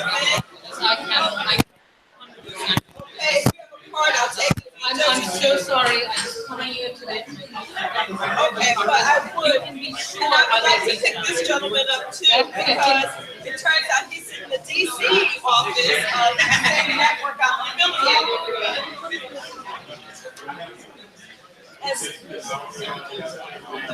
So have you met Mr. Croce yet?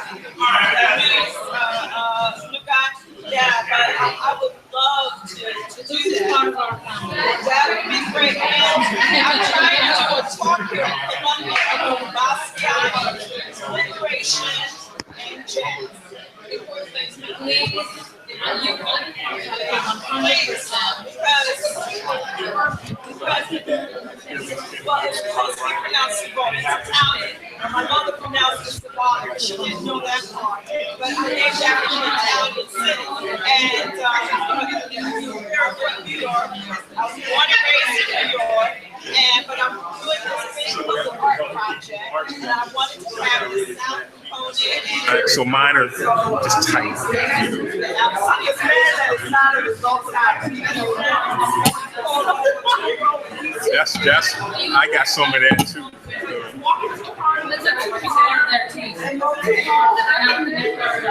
It's terrible.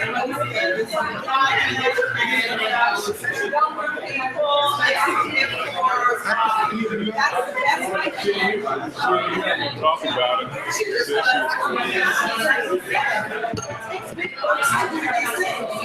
Can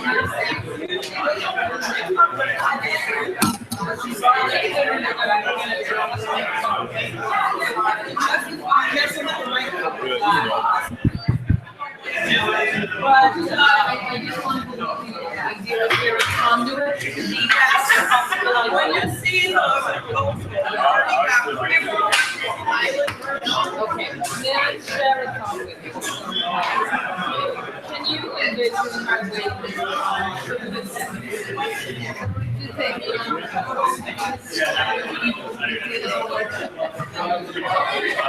Is it Melanie is wonderful? I love her. I just feel like I'm important person in my life. I have to ask her about if she knows anybody who teaches violin, since she's a violinist. Oh, yes. You asked me that and I dropped the ball. No, you didn't. You told me about somebody. We ain't even getting started yet, so you didn't drop the ball. But I'm just scouting around.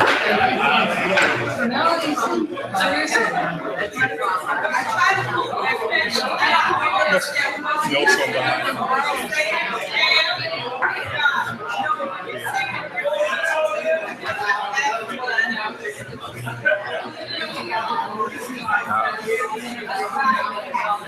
Huh?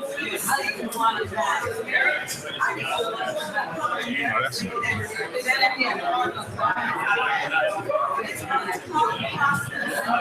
that happens.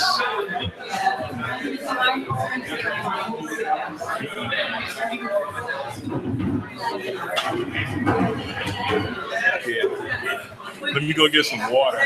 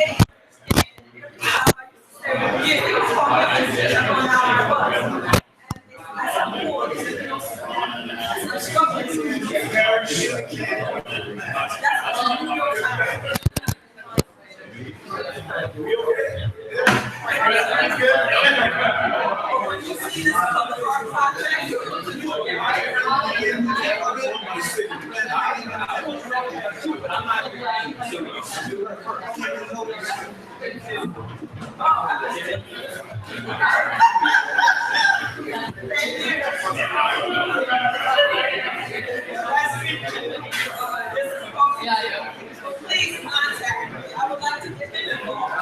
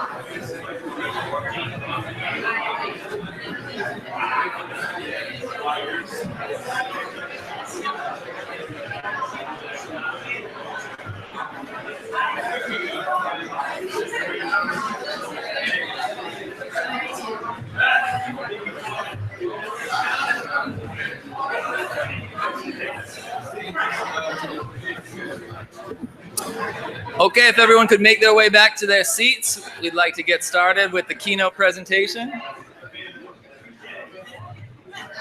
Come on in.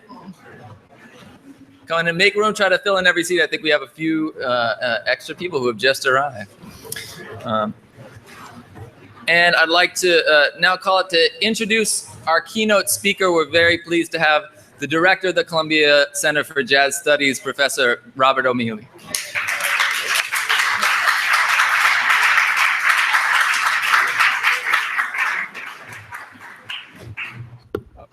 First, I want to say that we at Columbia are very honored by this association with Vision, and we look forward to many years to come when we can work together. It's been wonderful. It's a special, difficult, and especially difficult thing to introduce Fred Moten. It's an intimidating assignment if ever there was one.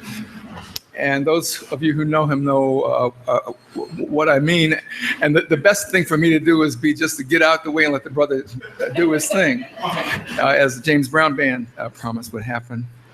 But I have to take an opportunity to thank Fred for many years of association with our school here at Columbia, and for just a wonderful sense of partnership that you have embodied. You've been sort of everybody's teacher within the jazz studies community, and everybody's soul brother as well. So we welcome you and have a chance to thank you. I'm glad to take it. I want to mention a couple of other things about Fred Moten. You can read the biography in the program, so I'm not going to do that. A few years ago, Brent Edwards gave a paper in which he talked about someone in terms of a politics of generosity. And I would say that Fred Moten embodies this. He says yes. Can you speak at the museum? Can you be part of the group? Can you work? And this will you be our keynote speaker? Yes, if he can possibly do it. The answer is yes. But also his work welcomes you in and says yes. And it's a say yes aesthetic that he represents, inviting you in, transforming your own thoughts, and encouraging you to be better than you thought you were going to be, because he's so darn smart himself. So he represents to me this politics of generosity. It's a politics across disciplines. So you can't say that it's just literature, just this or just that. It says yes to the possibility of putting things together, the way excitement is built in that kind of construction. I mentioned politics right off the bat because so often people talk about Fred Moten and leave the politics out. And it doesn't make any sense to do that, because for him, Black radical activism, progressive thought, revolutionary thought is constitutive of his point of view. So I think it's very important to remember that it's one thing to talk about politics in some general sense, but even politics when the rubber hits the road, getting things done, a kind of activism that's always part of what he has to tell and to teach. At one of our jazz study group meetings, the topic was just before jazz. And we had very good papers on, think about what could be there. 19th century Goshawk, and we had Blind Tom. It was very interesting to think about the sorrow songs and other things that fed into the music. Hey, Max. Yeah.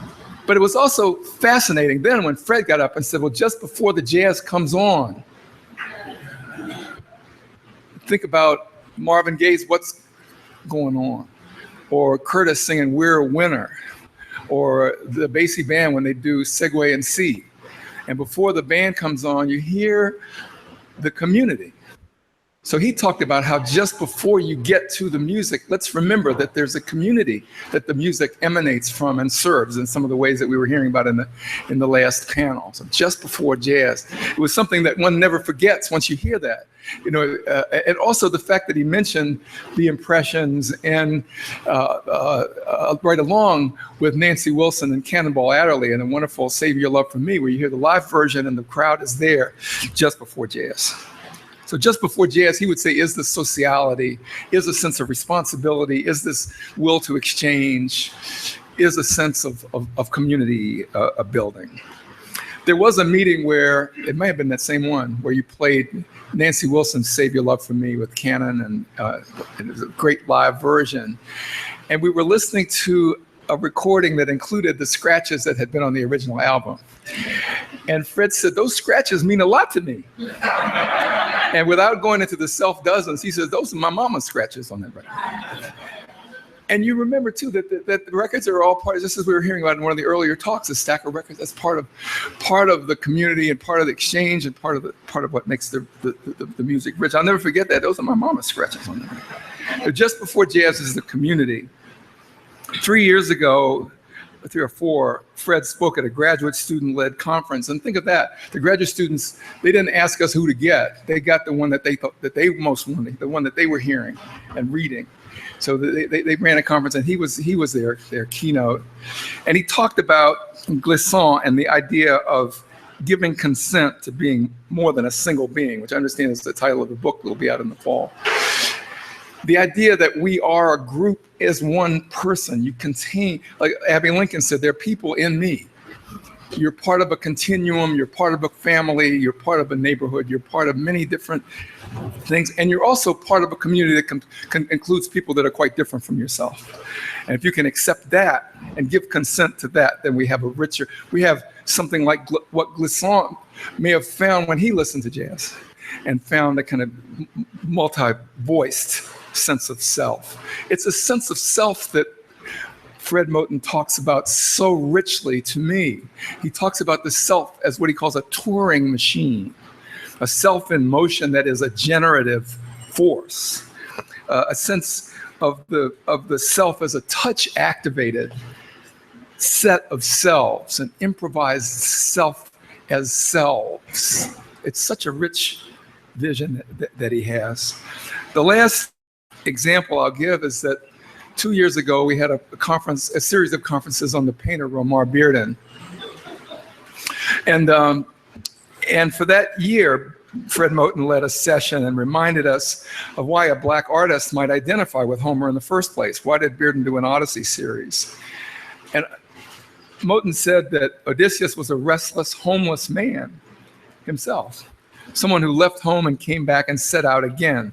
Bearden's Black Odyssey refers, Fred Moten said, not only to Afro-diasporic travel and travail, but also to an anoriginary movement of the arts of the West that Blackness has come to signify. The polyrhythmic, oral, formulaic, insurgent innovation that was also Homer's home away from home.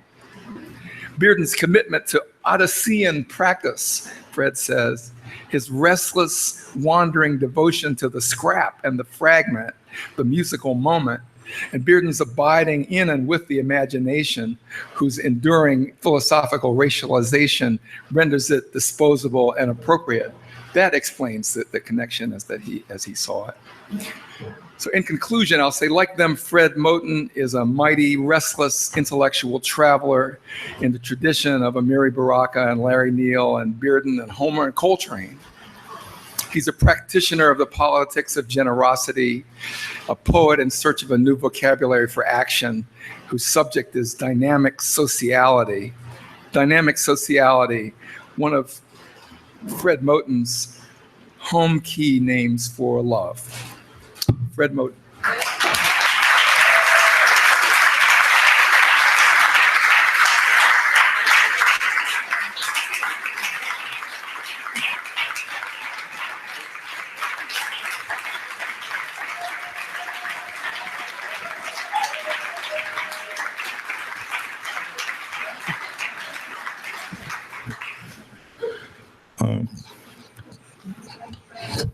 Thank you. Because Bob is right, I do have a hard time saying no, and which means I've had a chance to, and been lucky to have a chance to give lots of talks and to be introduced lots of times, but none has ever or will ever mean more to me than that, particularly because the aesthetics and politics of generosity that I'm hoping to practice is what I learned from Bob O'Meally. So thank you.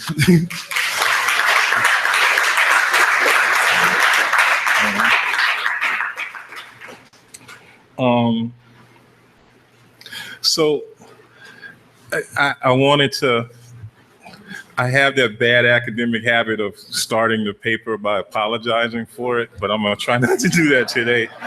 And then I got kind of inspired again with the last, the panel, and have been inspired really the whole day. It's just been a great day, a wonderful day.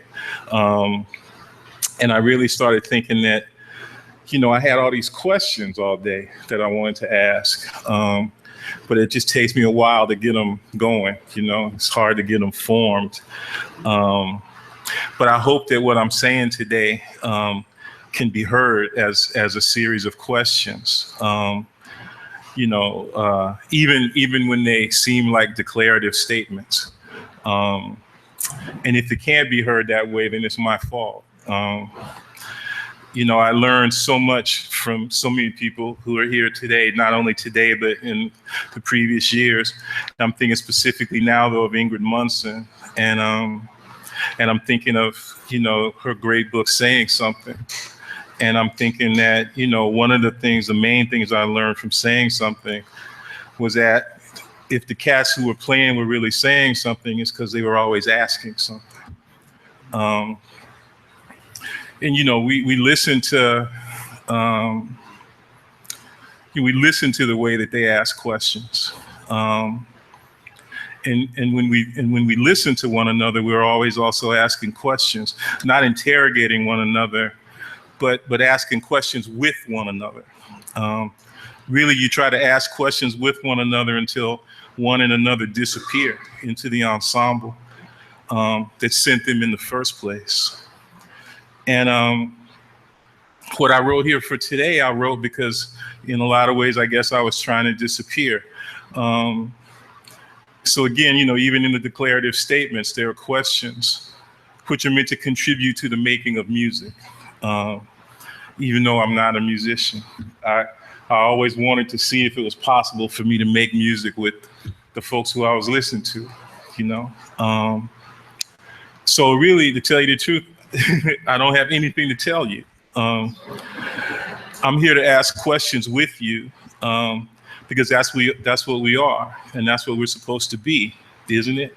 An open field of careful and caring questioning. So this is called a Resistant Previousness.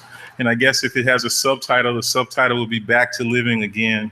And it's got sort of 2 musical epigraphs, so I'll play for y'all.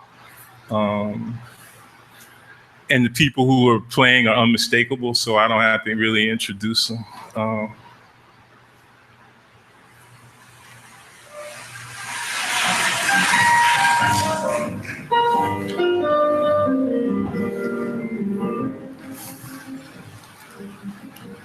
I'm gonna live the life I sing about in my soul.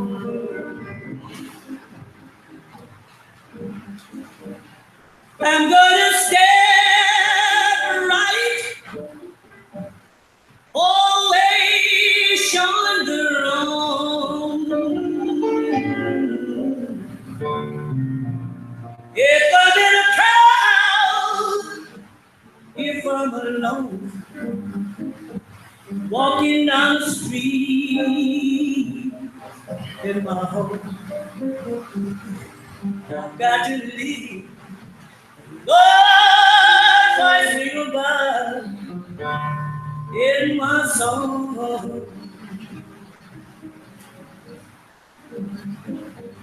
I'm gonna live the life I sing about in my song.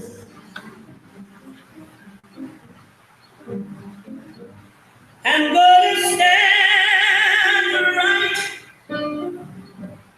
always shine the wrong.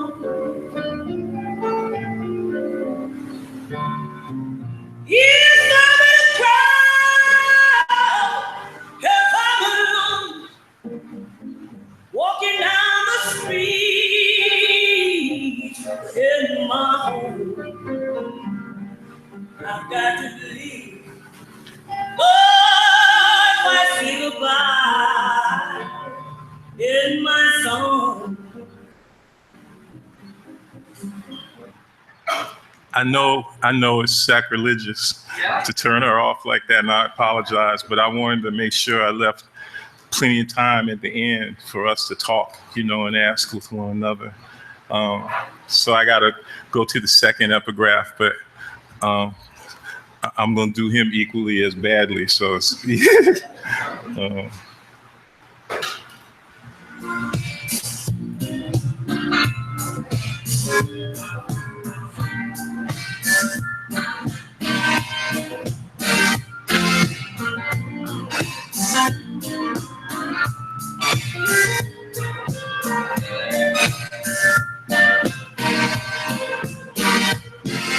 My song is a serious matter.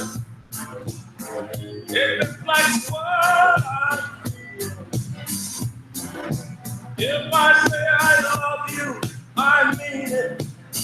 'Cause in my song, every line is for real. Every man or woman enjoys going home to a peaceful situation. To give love and receive love without any competition. Whether my tune is short or long,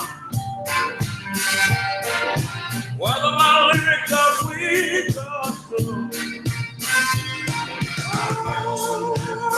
the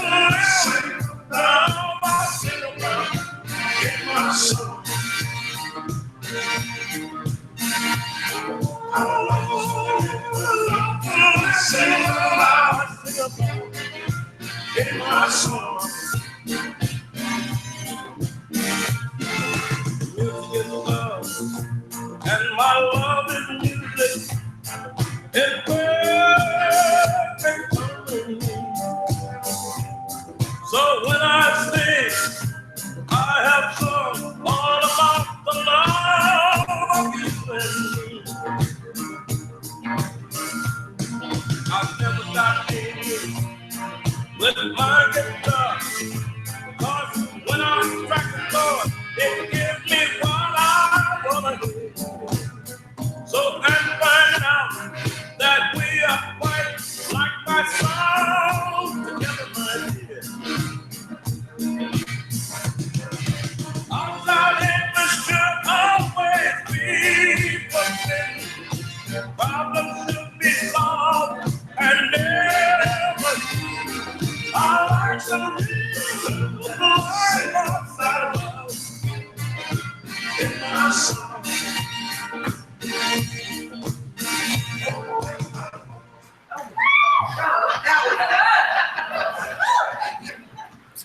I actually was thinking, someday they're gonna ask me to give a talk, and I'm just gonna play music the whole time. Maybe I won't be so embarrassed today, though the embarrassment will have always been a lot less than the honor, if instead of calling this a keynote, we call it a call. But we must remember that the fundamental truth of any call is that it is and must be a response. And we also must recall that the call's primary responsibility and function is to leave time and space for, while also making necessary and possible a response, taking into account that the fundamental truth of any response is that it is and must be a call. So I'm going to keep this short and hopefully sweet. Besides, can there really be a keynote in or even in regard to creative music? Shouldn't the fate of the keynote be its disappearance? Not because the keynote is an origin we need to disavow, but rather because it is a derivation we can only claim by folding it into the general embrace of the generative duress. Hopefully this will ascend into an open market, Fumi's market, an unrestricted economy of fours. No, actually, it always already has. For me, the music this conference proceeds from and precedes, as well as the music of this conference itself, which has truly been what Dave Holland calls a conference of the birds, which is the highest compliment I can give to all the speakers who have gone before me at speeds I can't possibly match, is generative duress, a mixture of message and massage, informative feel, informing feel with the force of the more than merely formal. Something is preserved in and by this pressure, this bending and twisting and folding and rubbing. But against the grain of normative topology, what is preserved is not a place, but rather a displacement, a placelessness that rejects both the comforts and brutalities of home and homeland by walking gently on the earth and away from the world. In recognition of the intensity of our every step and grasp and glance. The music is the already given upheaval of taking care. This isn't about culture so much as small organic cultivation. It's like we take care of the songs that take care of us by changing them, just as they care for us in changing us. Maybe it's weirdly anthropomorphic to talk about songs as having these capacities of care, but I tend to think that our capacity to care is something that is, in the end, way more than human. Anyway, Marvin Gaye, in a song called Life is for Learning from an album called In Our Lifetime, once said, "Hey, did you know some songs can corrupt your flesh to dust? The only songs that you should live are songs that you can trust." Are we going to live the life we sing about in our song like Mahalia Jackson? Can we like to live the love we sing about in our song like B.B. King? Can we get back to living again? These are questions concerning the turns of resistance.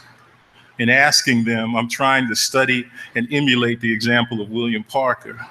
I am particularly interested in and very thankful for the way he keeps turning back to Curtis Mayfield. I want to take that turn or return again with Mr. Parker, so there's a song I want you to listen to. A song I've been listening to more than any other over the last 20 years. It's on Curtis Mayfield's album, New World Order, from 1996, the one he recorded flat on his back, singing 2- and 3-word phrases at a time after the accident that left him in a wheelchair and unable to play guitar. It's called Back to Living Again. I guess working on it was supposed to be a way for me to work through my optimism disorder, which might seem inseparable from a nostalgia disorder. But there's something in it that probes deeply, folding and unfolding flesh subject to corruption, renewing that deep tissue Toni Morrison tells us, Baby Suggs tells us to love, whose monstrosity, whose miraculous ability to show, Hortense Spillers tells us we must claim. Barely able to move, Mayfield moves us by way of a musical offering of physical or even occupational therapy. Listen and you'll see what I mean.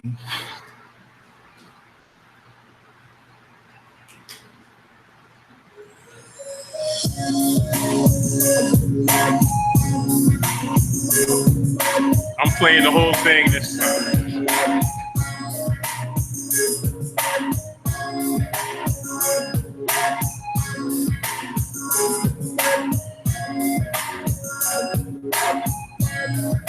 Now is always the right time.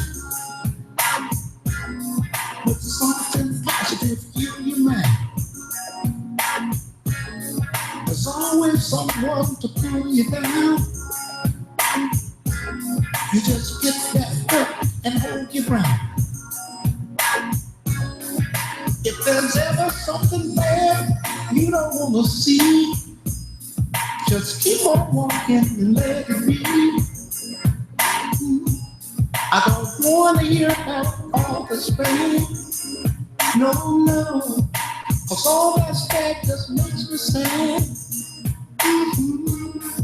So every little once in a while, show some love and make me smile. Cry sometimes with tears of joy.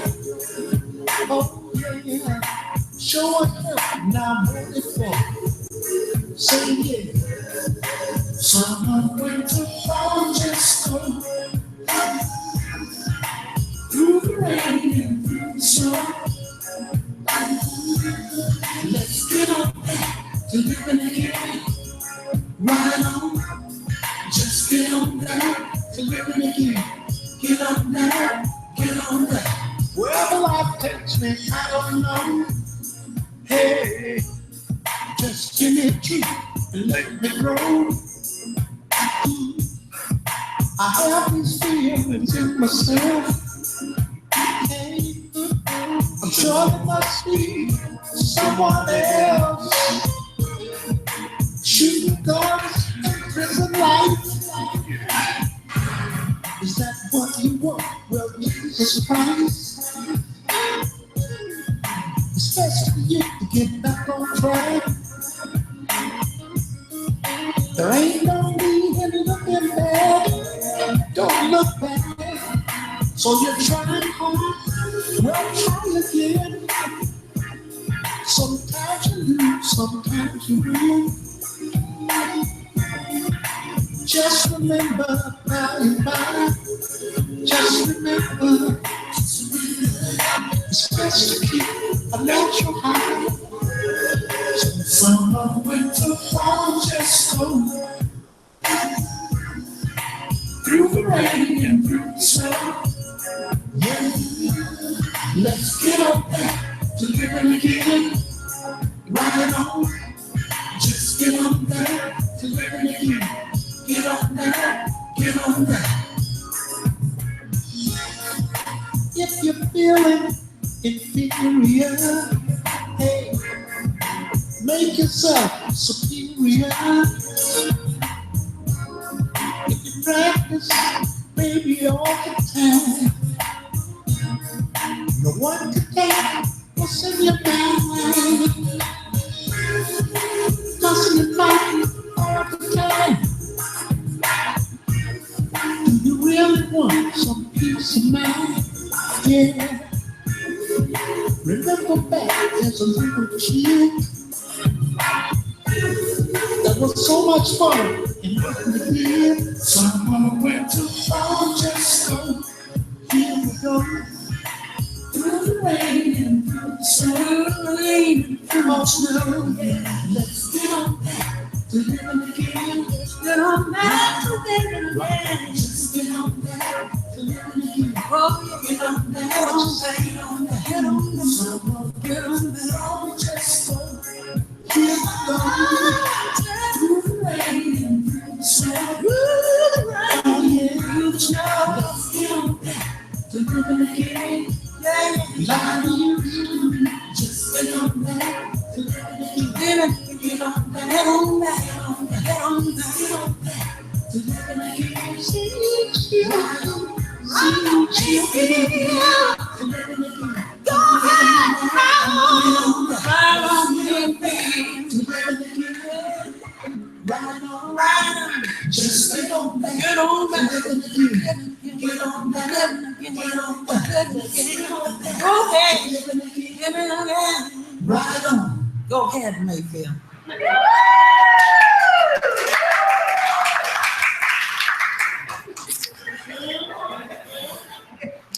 Go ahead, Mayfield.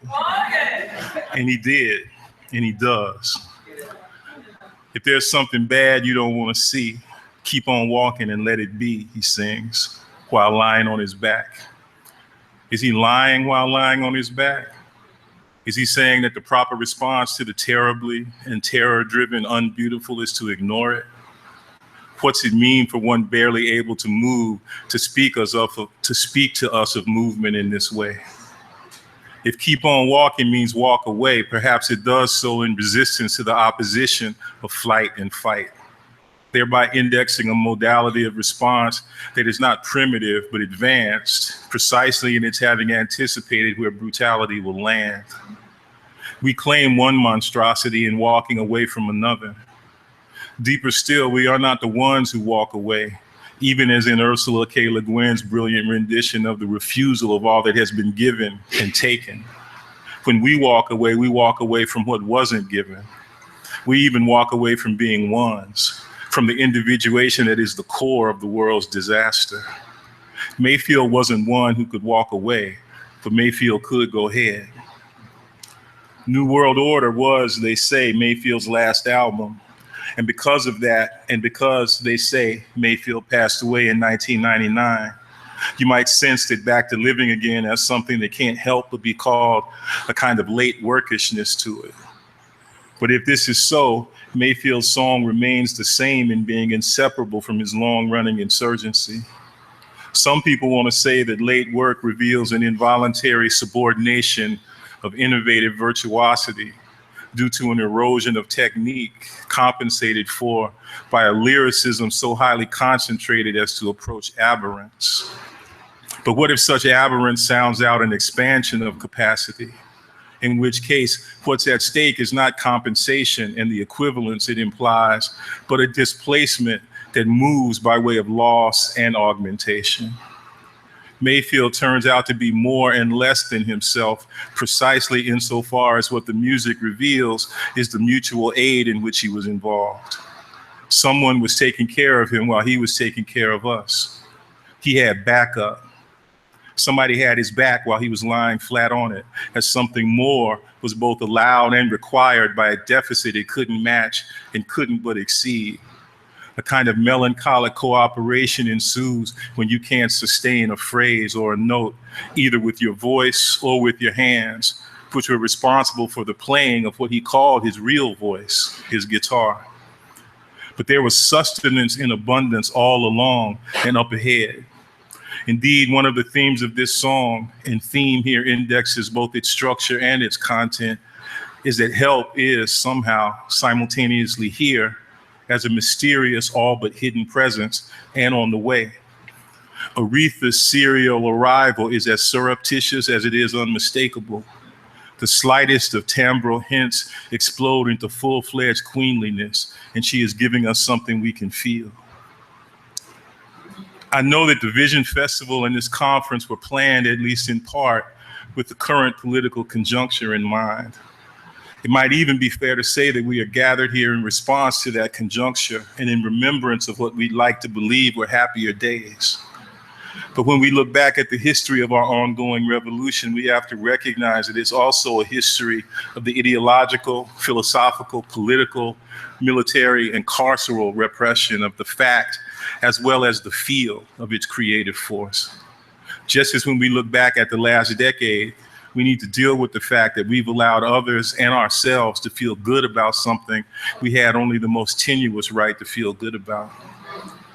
In celebrating the music and in trying to access once again its social energy, we must recall that it precedes in its resistance every administration and administration itself. Hart and Negri would say in this regard that resistance is prior to power, favoring Marx's recognition that workplace discipline responds to worker insurgency, over Foucault's refusal of the binary linear arrangement in which after follows before at an infinitesimal but unbridgeable distance. What we might say, having immersed ourselves in the music that infuses us, and which continually prepares us to be open to both and wary of either or, is that resistance is both before and after power. It's not that the current monster is not a monster. It's just that the current monster is not exceptional. And even the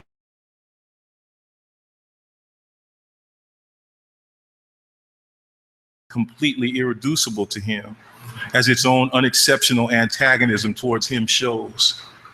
So that when we decry the endangerment or denial of privileges in this monstrosity, we are obliged to recognize that they come at the expense of the earth and of the vast majority of our earthly companions. Our optimal condition would entail the chance truthfully to say that while we study monstrosity, we ain't studying the monster. This isn't a call or an excuse for quietism or a cessation of movement or a suspension of resistance. It is rather an imperative to make our music louder and our movement more emphatic.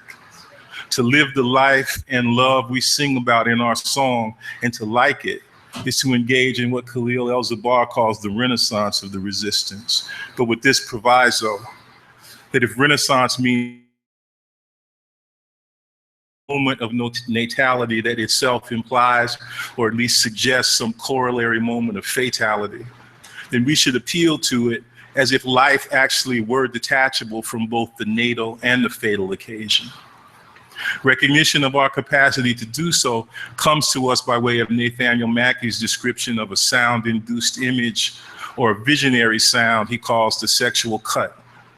This is what he sees and hears, quote, a rickety bridge, sometimes a rickety boat, arching finer than a hair to touch down on the sands at, say, Abidjan. Listening to Burning Spear the other night, for example, I drifted off to where it seemed I was being towed into an abandoned harbor. I wasn't exactly a boat, but I felt my anchorlessness as a lack, as an inured, eventually visible pit up from which I floated, looking down on what debris looking into it left. By that time, though, I turned out to be a snake, hissing, "You did it, you did it," rattling and weeping waterless tears.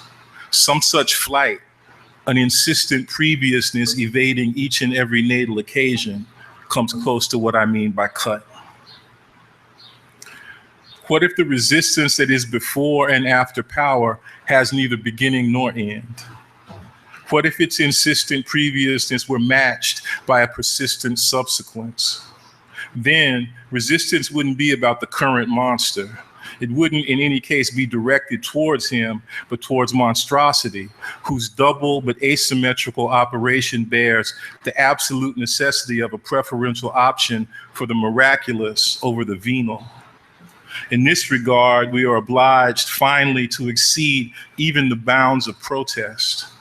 The dispersal of the monstrosity we claim over against the eradication of the monstrosity we must abjure veers from mere protest and towards the general and generative strike. The precedence of our resistance, given in our survival, given in living on, is indexed in that sense of return that Mayfield offers.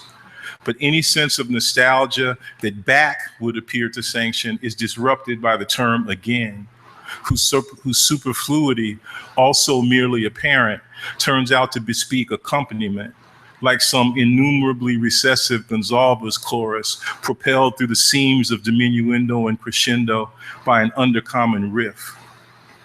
Again indicates a migrant curve, a counter-topological swerve, an absolute refusal to settle in and for the murderous consistencies of the administered world. Regarding the general strike, Du Bois teaches us that we did it before, and under conditions that made it far more unlikely than it would be today. Let's do it again, as Curtis Mayfield would say. Get back to living again and again and again, as Curtis Mayfield would say. Let's plan, as Curtis Mayfield and William Parker would say, to stay believers. Let's go ahead. Let's keep walking. Let's keep moving, even if it seems we're barely able to, in a general embrace of the spirit and the flesh of the general strike. That generative duress where we study how to refuse what has been refused. Thanks.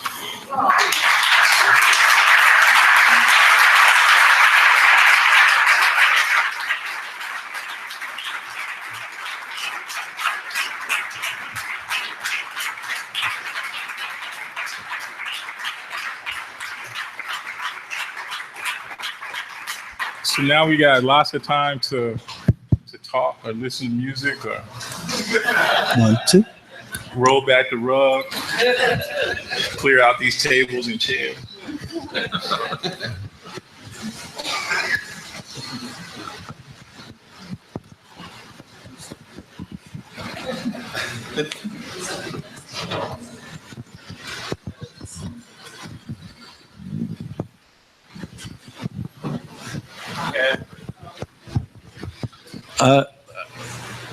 The songs that you chose to me were kind of special because of how much the lyrics seemed to insist that the lyrics were true. You know, that they were true to life, that the singer was saying something that was actually the case and that it wasn't just a song. And it made me think of how, and I also feel that your speech encouraged that way of appreciating music, is to hear it as though it were the actual expression of the person and not an artificial construction of some kind or an artificial imitation in a tradition or something. And somehow it just made me think of how songs have also been songs maybe where the message that it was true, that the lyrics were true, was songs where that wasn't as completely clear or wasn't as upfront in the lyrics have been abused through music listening. Maybe not abused, but where many artists have created songs that had a double meaning, that one audience would hear it as actually being a true expression of a human being directly to someone who understands it and shares the experience, and then others hear it as well, just a form of entertainment or a kind of abstraction, maybe.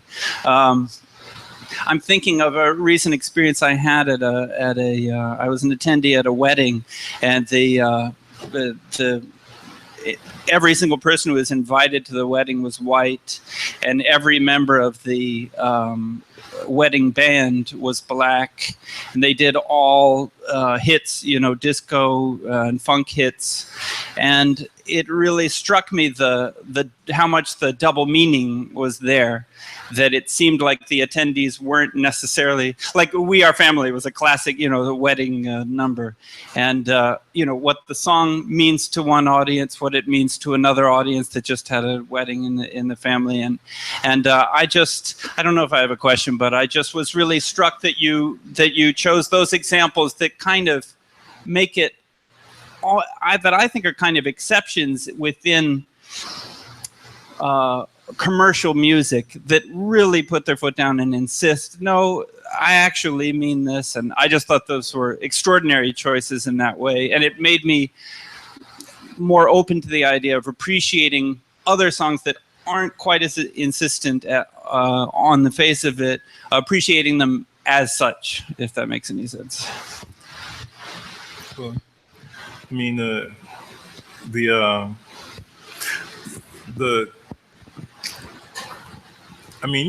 I feel like maybe part of what you're saying is just this stuff seems that it's real, that it's coming from someplace, and I certainly believe that. I mean, and my choices of them are coming from someplace, which is a sentence that.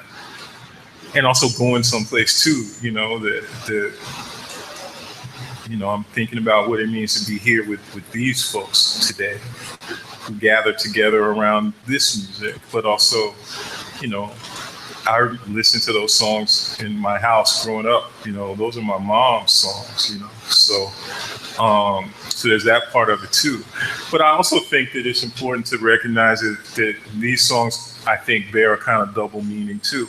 It connected up, and that connects up for me with something that Ben was saying today about, or that sort of approaching, which is, that tension, within the British left musical scene at that moment between a kind of liberationist politics and a politics of structural transformation.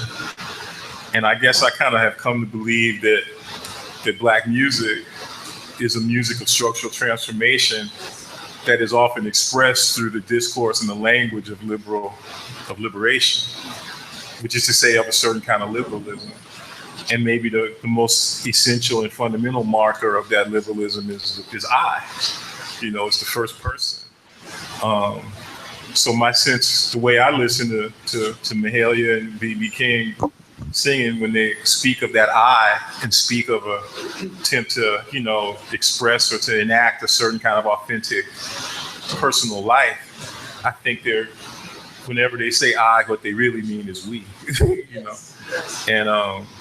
And so it's not the doubleness of the meaning that's the problem. It's the meaning of it's the content of the meaning that's the problem. If the content is problematic, or for instance, if there's such a fundamental gap or distance between these expressions of family that are either false within their own conditions or exclusionary in their relation to other folks. It actually reminds me of going to my brother-in-law's wedding with some real problematic folks, and they say they played Mary J. Blige's Family Affair, and I kept thinking, can I go now? It's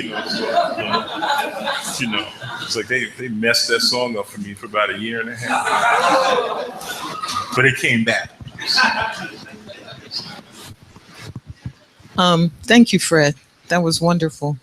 It's not so much a question as a kind of series of questions, I guess, about you're telling us that music is not wallpaper. And as was said earlier, that music can change you on a molecular level. And listening to the selections that you chose changed the air in the room, changed the way that we felt each other's bodies in the room. So music is always, even the I is a we because of the audience, right? And that exchange that goes back and forth. And the other thing I was thinking about is performance and what you're suggesting about performance. That we've done it again, that we will do it again, that we were there, it happened, and we will do this again. And in the performance or the rehearsal, we get better or it changes. I love the subtitle of this conference, Improvising Agency or Rehearsing Agency. That resistance can also be, I guess, a kind of rehearsing our agency, rehearsing our resistance, because we know our folks have been resisting for a while in various manners, musically, performatively, dancing, innovation. So I'm drawing all this together, like your suggestion that we're going to do it again, and we're going to go on living our lives, doing it as our folks behind us have done, resisting, doing it again, performing it. Who said it was over? Who says it's over? And then the other piece is, which is the question, sorry, is do we ever actually reach it? Or is that like not the point, to reach it, to reach this place of ultimate liberation or freedom or music or truth that happens through music? They follow. I keep wanting to play songs. Like when you were asking your question, I had two in mind. It was like Montel Jordan, This Is How We Do It, and art ensemble Certain Blacks. And now I'm thinking of oh man, I had it in my head and now it's gone. Erica,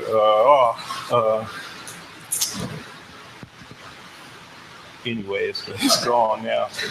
But you know, I mean, resistance is a practice, and in order to get better at it, you have to practice it.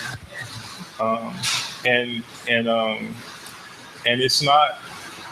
Yeah, I know what the song was. I can't think of the title of it, but God, you know, I guess it's not over. It's not over. The party's not over. Remember that? What was that song? Oh man, come on, y'all got to help me because I'm. Okay. Anyway, y'all remember Guy, right? Teddy Riley's first. Anyway, okay. Look, I mean, it's not over, no, and it's not ever going to be over. It's not. We've been finding this out for many years. I mean, to me, look, I mean, you know, it's certain people who stuff. You know, I live with certain books that I can't do without. Like I wake up. I mean, there's half of my head I wake up and go to sleep thinking about my kids. And then another half of my head I wake up and go to sleep thinking about, you know, the practice of diaspora and scenes of subjection, you know. So, and when I think of, you know, both, you know, it's like this, we keep learning that whatever it is that we migrate to is some shit that we pretty soon gonna have to migrate from. And in this respect, you know, home doesn't operate for us, and by us I mean, you know, good people, you know, like it does for people who are primarily interested in protecting their home.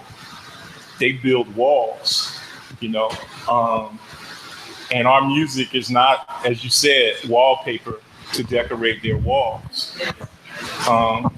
Our music tears down their walls, and to the extent that any wall comes up in replacement of their walls, it's like an Octavia Butler wall, like from Xenogenesis, where you touch the wall and a table comes up.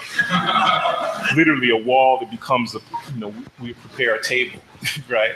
Or a wall, you touch the floor and a bed comes up. This is something you can lay your head on for a minute, and then you go someplace else, and you keep moving, keep working. So I feel like that's how our stuff is. That's how most of the stuff, that's how most people live. This is some anomalous shit here, you know? And it really becomes important to remember that sometimes. This is some aberrant, crazy stuff here. You know, and it's yeah, you know, so we have to know something, just like what you were saying, we have to think about what we do. We need to pay some attention to what we do and how we do. We have something to learn from ourselves, about ourselves.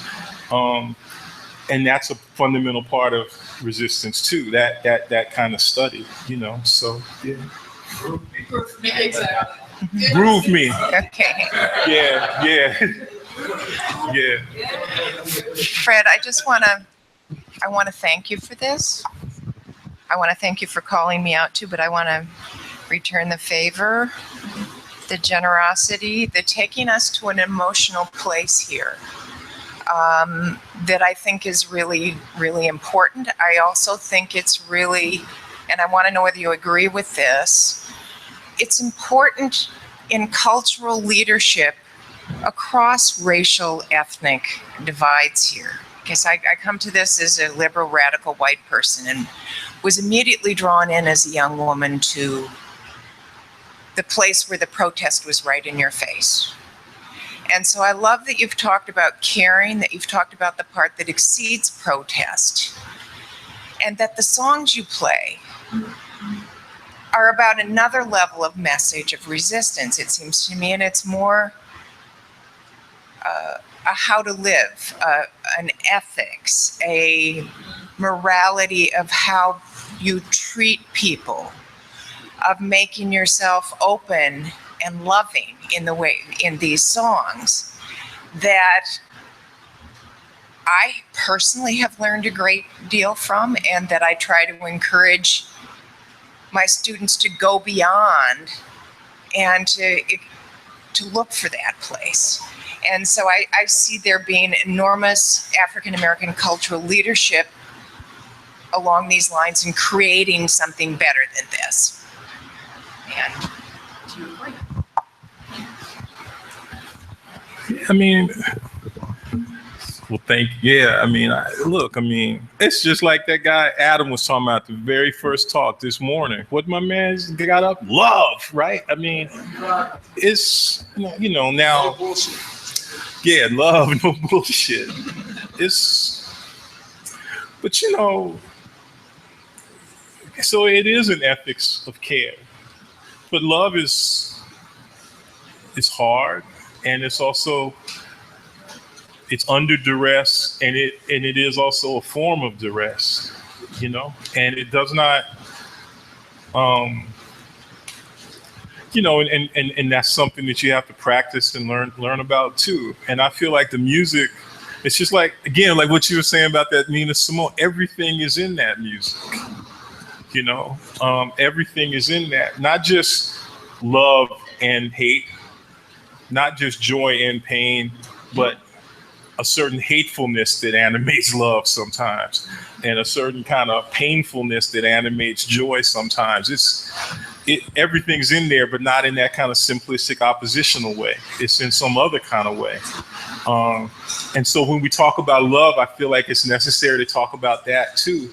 But at the same time, but the love is irreducible, and it has to be dealt with. It has to be lived. It has to be seen as not antithetical to study, not antithetical to thought, you know? And sometimes I feel like we get so caught up in like the machinations of critique, you know, which for, you know, a certain kind of academic personality type becomes a way to, you know, feel better about not feeling good about yourself, you know, and I feel like we can do better than that, you know. I don't know. I used to. It's funny. I used to listen to. I mean, I still do. I mean, I read Chomsky all the time, and I admire him very much. And I used to listen to him, even though it's like the older I get, the more stuff in a way I disagree with, but not sort of political analysis, but just sort of maybe more philosophical stuff. So I remember one time he'd be like, look, he says, it just, you know, he used to come up from Philadelphia and hang out with his uncle who had one of those newsstands on Broadway and 72nd, but it was the newsstand that was opposite from the subway exit, so nobody ever came. So on the one hand, they were totally destitute, but on the other hand, they had time to talk and argue all the time, you know? So that was like Chomsky's school, right? And he used to talk about, you know, they had these big arguments, and some people in the family were Bolsheviks and some people were Mensheviks, and Chomsky comes from the Menshevik strain. And one formulation of that was he just like didn't have much time for Marx, because he's basically like, capital is not that interesting. It does not require 50 volumes between him and Marx and Engels. It just ain't that interesting. But then I realized, like, the more you read Capital, the more you realize that all the best parts of it ain't really about capital at all. It's about what capital is trying to suppress and what capital is trying to regulate. And Marx is slipping all that in, and it manifests itself in Marx at the level of what pleases him and what he tries to do to please us, his metaphors, his, and stuff like that. But I guess the reason I'm going off on that tangent is because,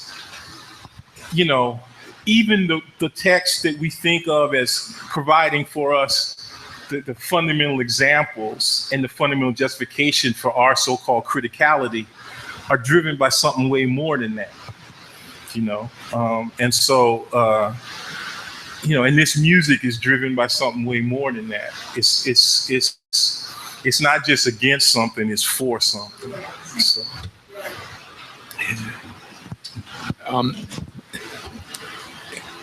I'm struck by a kind of churchiness about your presentation too, this truth-telling aspect, but also in the sense that you've stressed that the struggle is a long, long struggle going on before there were these structures that we know now, and removing one particular monster is not going to remove the monstrosity that we'll have to struggle all our lives against. So it's helpful to know that, along with the joy that you also talk about. But I wanted to ask you about the song. I want to live the life I sing about in my song. Is that a Thomas A. Dorsey? Isn't that so? It's a gospel song by a blues piano player. And I was struck by this live version. You hear the studio version, and it's much more upbeat. And that's where Mildred Falls, the piano player, isn't that her, takes you when you start. But Mahalia says, "Wait, oh no, we're going somewhere else." Yeah. And it's something about the trip somewhere else, and the relationship between the other songs that you played that I wanted to ask about. Maybe that moment. I don't know if there's any more to say about that moment when Mahalia says, "No, we're going." And the moment of saying no is a moment of return. Again, I love that with regard to the Curse Mayfield. It's not just back to living, it's back to living again. As in, we keep going back to living again and again and again. And every time we go back, we change it. We transform it. It's not like some simple circle, and so that's, even within, not even within, but within, the sort of theme, variation, restatement of theme structure of a whole bunch of the history of jazz and, improvisation. We know that the restatement is that. It's a displacement of the theme. It's a transformation of the theme. And so that moment of and this is and maybe this has something to do, let's say that if this would be a kind of an anomaly or a kind of an aberrance that one would think about specifically with regard to Black devotional or Black liturgical practices, where we just do it differently every time.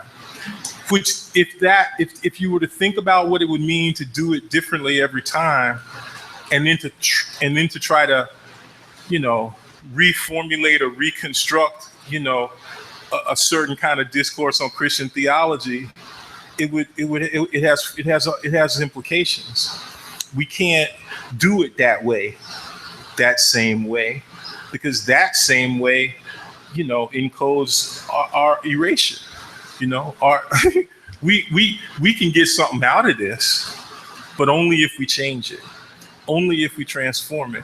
And it turns out that it wasn't just a one-time deal. We can keep getting something out of this if we keep changing it, if we keep transforming it. And so that distinction that is implicit in the lyric of the song between living right and showing wrong, that distinction is something that continually manifests and reestablishes itself. You don't just do it once. You have to keep doing it. It keeps transforming. It keeps changing. And And it is a, like I said, I think it is something that's a deeply religious or deeply devotional or liturgical thing that animates the music, even if you're doing it up here as a kind of full-fledged, heathen, such as myself, but it's like my grandmother, see, I never believed in my grandmother's God, but I totally believed in my grandmother's belief in God, and so that's that's part of what I think is going on there, and then that transformation is, I think, also implicit, in terms of the relationship between the particular song that Dorsey wrote and that Mahalia is singing, and then BB's rendition, which is clearly connected to that song and derivative of it in a certain kind of way, so. Thanks, Fred, for your incredibly nourishing words. I'm wondering if, I loved what you said about resistance always being before and after, and particularly thinking about this moment when a lot of people are coming forward to resist more openly for the first time and making a lot of statements about what correct resistance looks like, and making a lot of assumptions that resistance that has been ongoing and before they were paying attention has failed, and that is not the right approach, and that it's not successful.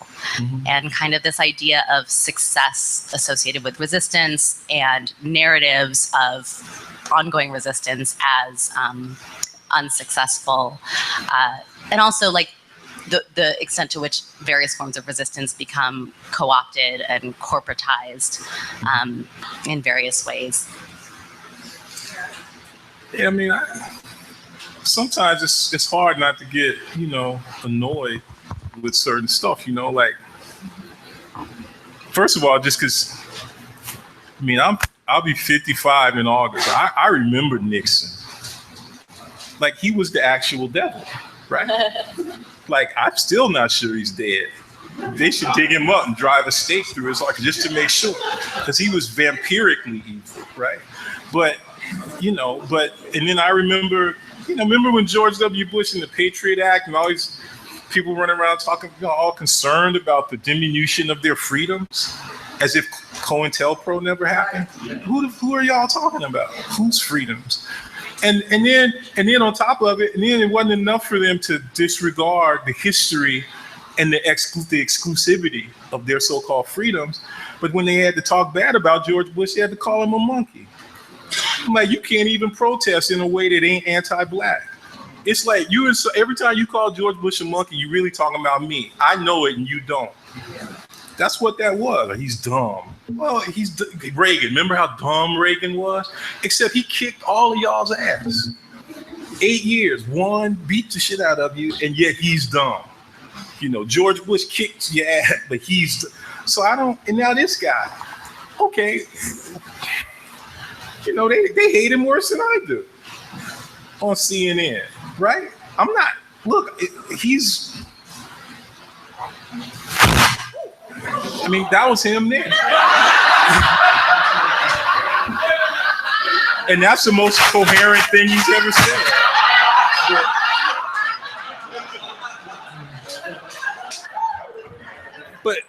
But I don't, but that's not going to make me cry about the firing of the head of the FBI. Like, the head of the FBI is on my team. So I just think people just kind of, like I said, and this is what's important, is that, to the extent that I ever do get, whatever, tend toward despair, it's, it's when, when black folks, like I said, it's one thing to refuse the things which have been given to you. And then it's another thing to refuse what has not been given to you. And I guess it's easier to refuse that which has been refused to you. And it's a lot harder to refuse the things which have been given. And evidently, for some of us, they gave us citizenship at some point in the not too distant past. And we have to learn how to refuse that. Now, you know, and there's techniques for that. I mean, I'm serious. When I say learn how to refuse, I'm not just thinking of it in some kind of philosophical, ideological way. I mean, what are the techniques that allow you to literally, you know, steal the benefits that accrue to citizenship while refusing it? That's like a technical question. But the point, I guess, is, you know, yeah, I just don't have that much time to worry about this guy. And frankly, I didn't have that much time to worry about the last guy, you know, and he certainly didn't spend a goddamn minute worrying about me, you know, and now he's, you know, windsurfing and whatnot, you know, and that's cool. If you do that much dirt, you deserve a vacation. You know, you invent drone warfare, you should get a couple of months off and shit. You know, so, you know, I mean, they fixed it up for him. This guy is, you know, it's a degraded empire, and part of what that means is that, you know, and that degradation has been in place at least since, you know, maybe say the early 70s. When Samuel Huntington and his evil, nefarious crew wrote a book called The Crisis of Democracy, in which they said that the crisis of democracy was too much democracy. There's all these people running around thinking they should have some say about how they live. So if the last 45 years has been, in fact, a decline, and if empire had already recognized it by 1970 that it was in decline, one of the effects of that is that each custodian of the imperial will be worse than the previous one, right? So this guy's gonna be worse than the one before, and then whoever comes up next, I don't care who it is, Elizabeth Warren, whoever y'all want, you know, who's nice, you know, or, you know, who cares about y'all? She'll be worse, he'll be worse, because they're trying to preside over a machine for killing and eating. And that's what this is, you know. Now, but that's not what we are. And to say that that's what this is not to say that we can't win. But you have to want to win, to me. Okay, so we're a winner, you know, as Curtis Mayfield once said. So, and never let anybody say that a feeble mind is in your way. No more tears shall we cry. And we have finally dried our eyes because we're moving on up. You know, so anyway. So. Hi, Fred. I was wondering if you could just riff on the relation between like intertextuality and call and response in your own poetry practice as a writer. Yeah, I mean, I think it's just,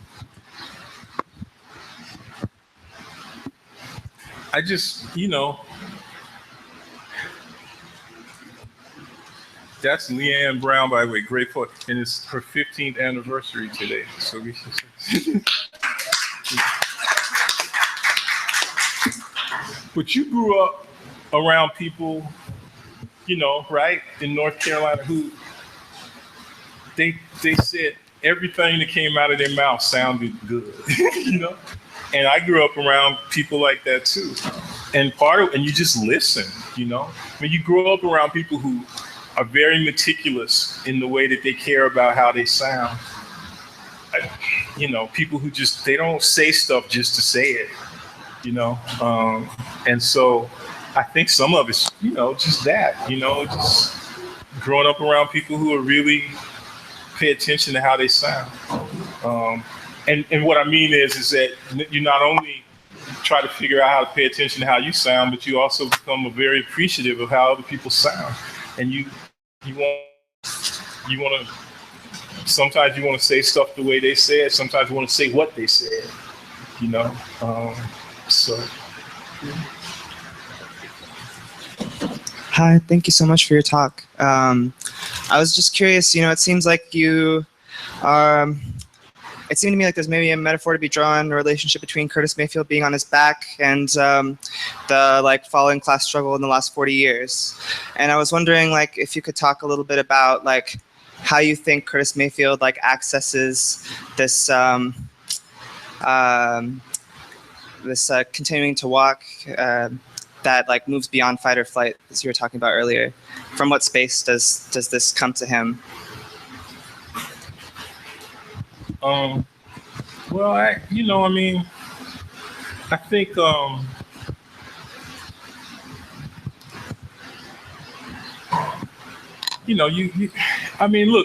conditions under which he made the song are so, it just makes it so, deep and poignant, right? Man, you can't simply dismiss a range of formulations and sentiments which otherwise, normative critical subjectivity would turn its nose up at, because of the conditions under which those formulations were uttered. And because of that, you maybe even gain, you want to try to take into account the fact that there's a history of such formulations. That, there's this common, rich, complex, richly differentiated history of people who keep fighting. And there's also this common, rich, richly differentiated history of people who recognize that, again, that fight and flight are only opposed, in terms of a description of a certain kind of utterly reactive modality of, behavior amongst a so-called normative subject, right? And other people respond to duress in a much richer range of ways. So again, some of it is just recognizing that, what is continually imposed upon us as the normative is not how most people do shit. The normative is a small minority formation. It's the behavior of the 1%, if you want to use those terms, and it only has something to do with us insofar as we have to kill it. Okay, this might be another question with a playlist answer. Hi, but I think it goes off of the discussion you were talking about capital and the kind of unverifiable driving forces behind that practice. And I was struck by the way you were talking about the generousness and the generosity and generativity of the general strike as a particular form of resistance. And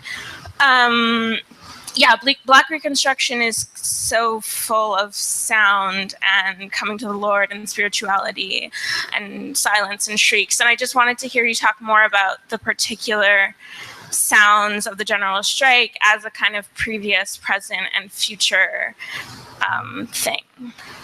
Yeah, it was really, when I was listening to, what your question makes me realize or think through is how, maybe what you are talking about by way of Du Bois as the sounds of the general strike kind of corresponds to that sound piece that you played for me, the Market Symphony.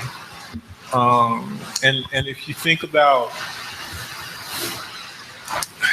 I think all throughout Du Bois's work, not just, in Black Reconstruction, but something that's running through all of it, is this intense, kind of deep, scholarly, but also social commitment to what, let's say, might be conceived of otherwise as noise or things that fall outside the framework of the tempered scale. And maybe there's even a kind of ambivalence in Du Bois about that stuff too sometimes. But I think that in the main, he's making a preference for that. And it's funny, I'm thinking about all of this in a particular way because right before I came to New York, I was in Pittsburgh for 2 days and I was conducting an interview with this great scholar named R.A. Judy, who was just basically schooling me in a way about Du Bois, as we were talking about his own work. And in particular, this essay that Judy published in Boundary 2 of Du Bois called Sociology Hesitant, and from like 1905. And in that essay, Du Bois makes this very interesting kind of a formulation about, he makes the distinction between what he calls the evident rhythm of human action and the evident rhythm and the incalculable rhythm. And that sense of the incalculable, which again sort of falls outside the framework of a sort of, whatever you want to call it, normal sort of musical scale or mathematical scale. It's the microtonal, and it maybe is one way to think about it. And I feel like those are the sounds that emerge as a function of insurgent social activity, right? And it's insurgent social activity that then becomes the basis of the very possibility of the general strike, which is important to consider precisely because the conditions out of which the general strike emerged seem to be absolutely impossible for such a thing to have occurred, right? It's literally what somebody else, what Orlando Patterson would call people rising from social death or something like that, which, okay. So the point I'm trying to, I'm just following along with you, and I'm trying to listen for that stuff too. Not only in the way that Du Bois describes it, but even in those moments, even in Du Bois's own sound, when maybe there's moments in his own work where he has a tendency to suppress that or to maybe denigrate it in a certain kind of way.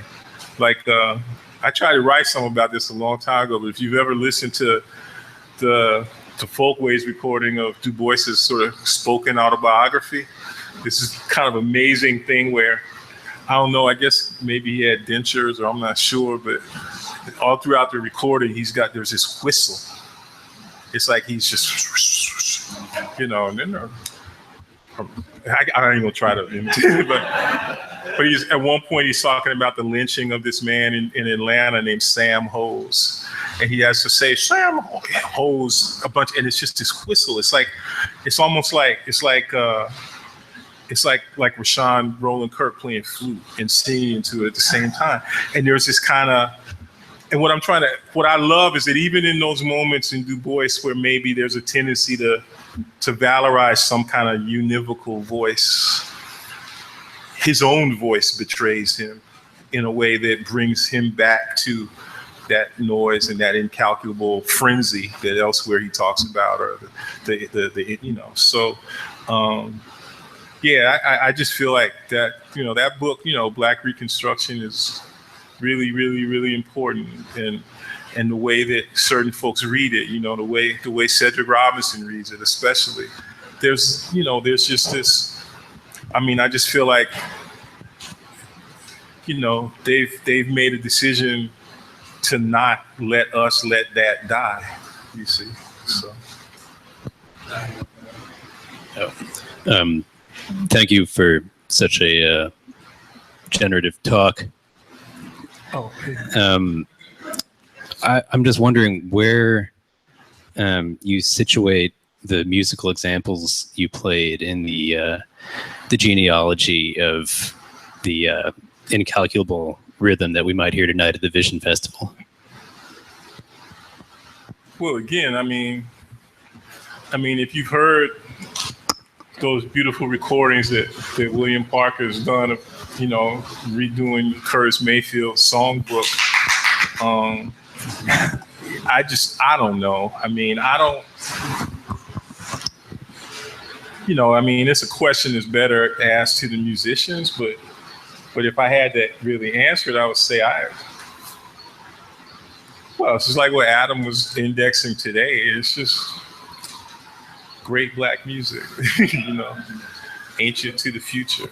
I don't think, when AACM guys started recording, they were recording on Delmar, which is an R&B label, I remember Brett telling me a story about,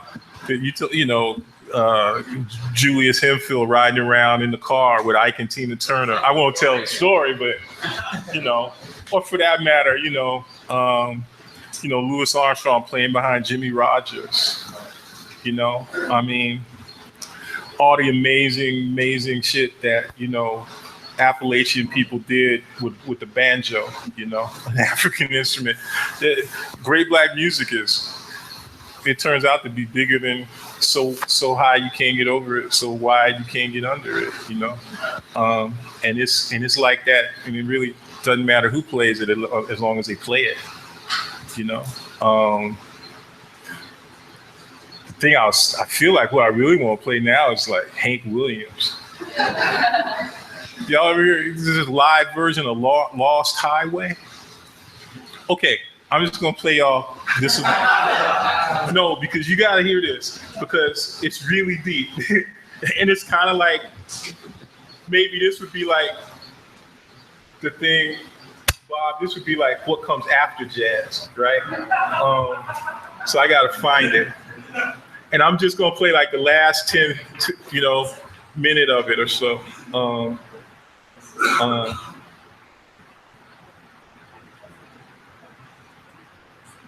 Okay. So basically, you gotta just listen to the last minute of the song, and there's just gonna be this guy at the end of the song, and okay. See.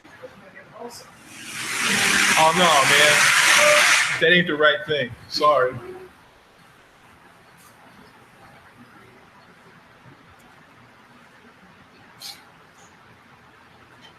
Okay, come on. I'm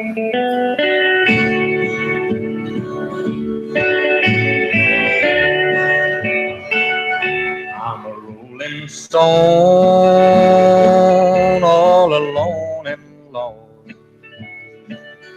For a life of sin, I have paid the cost. When I pass by, all the people say, there goes another boy down the lost highway. Just a deck of cards and a jug of wine. And he's from southeastern Alabama. They say he learned how to play from a black dude down there in that town named Tito. No, come on now. And a woman's lies makes a life like mine. For the day we met, I went astray. I started rolling down that lost highway.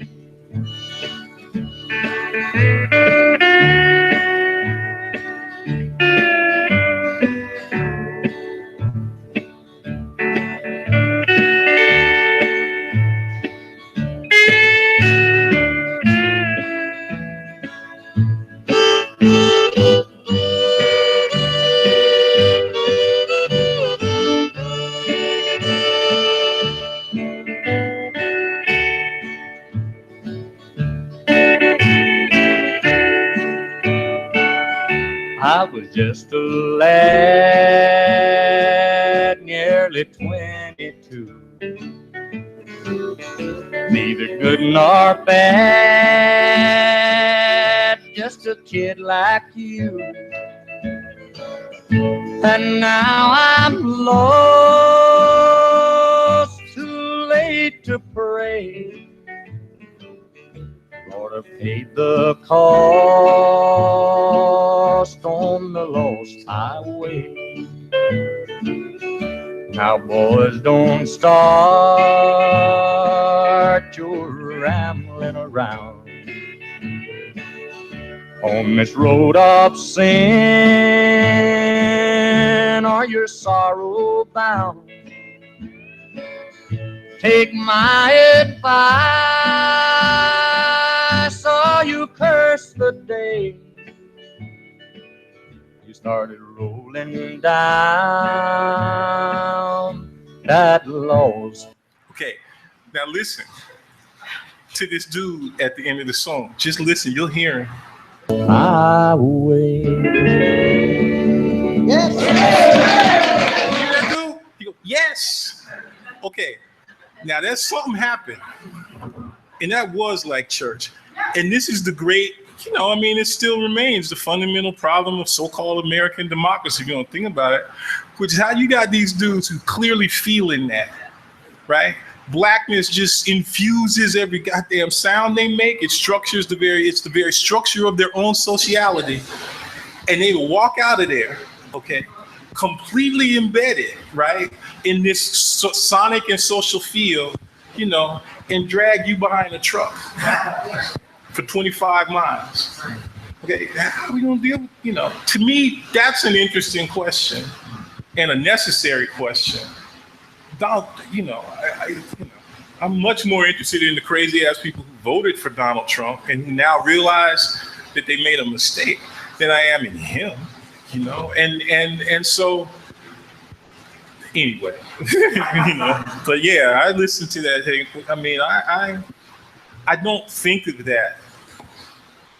I think of that as being part of the continuum too of the music that we're gonna be grooving to tonight. So. I think with that, we're going to wrap it up today. Please join me in thanking our keynote speaker, Fred Moten.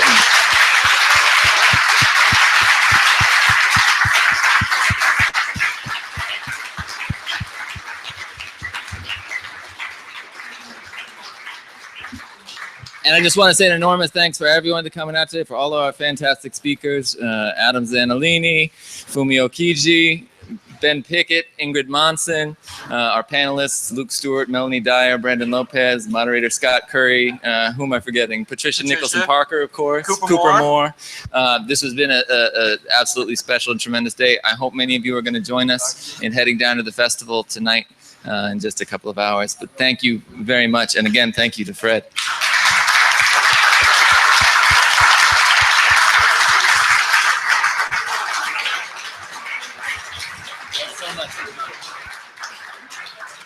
And before we all leave, could we have one last round of applause for the Center for Jazz Studies, the faculty and staff here who have made this possible.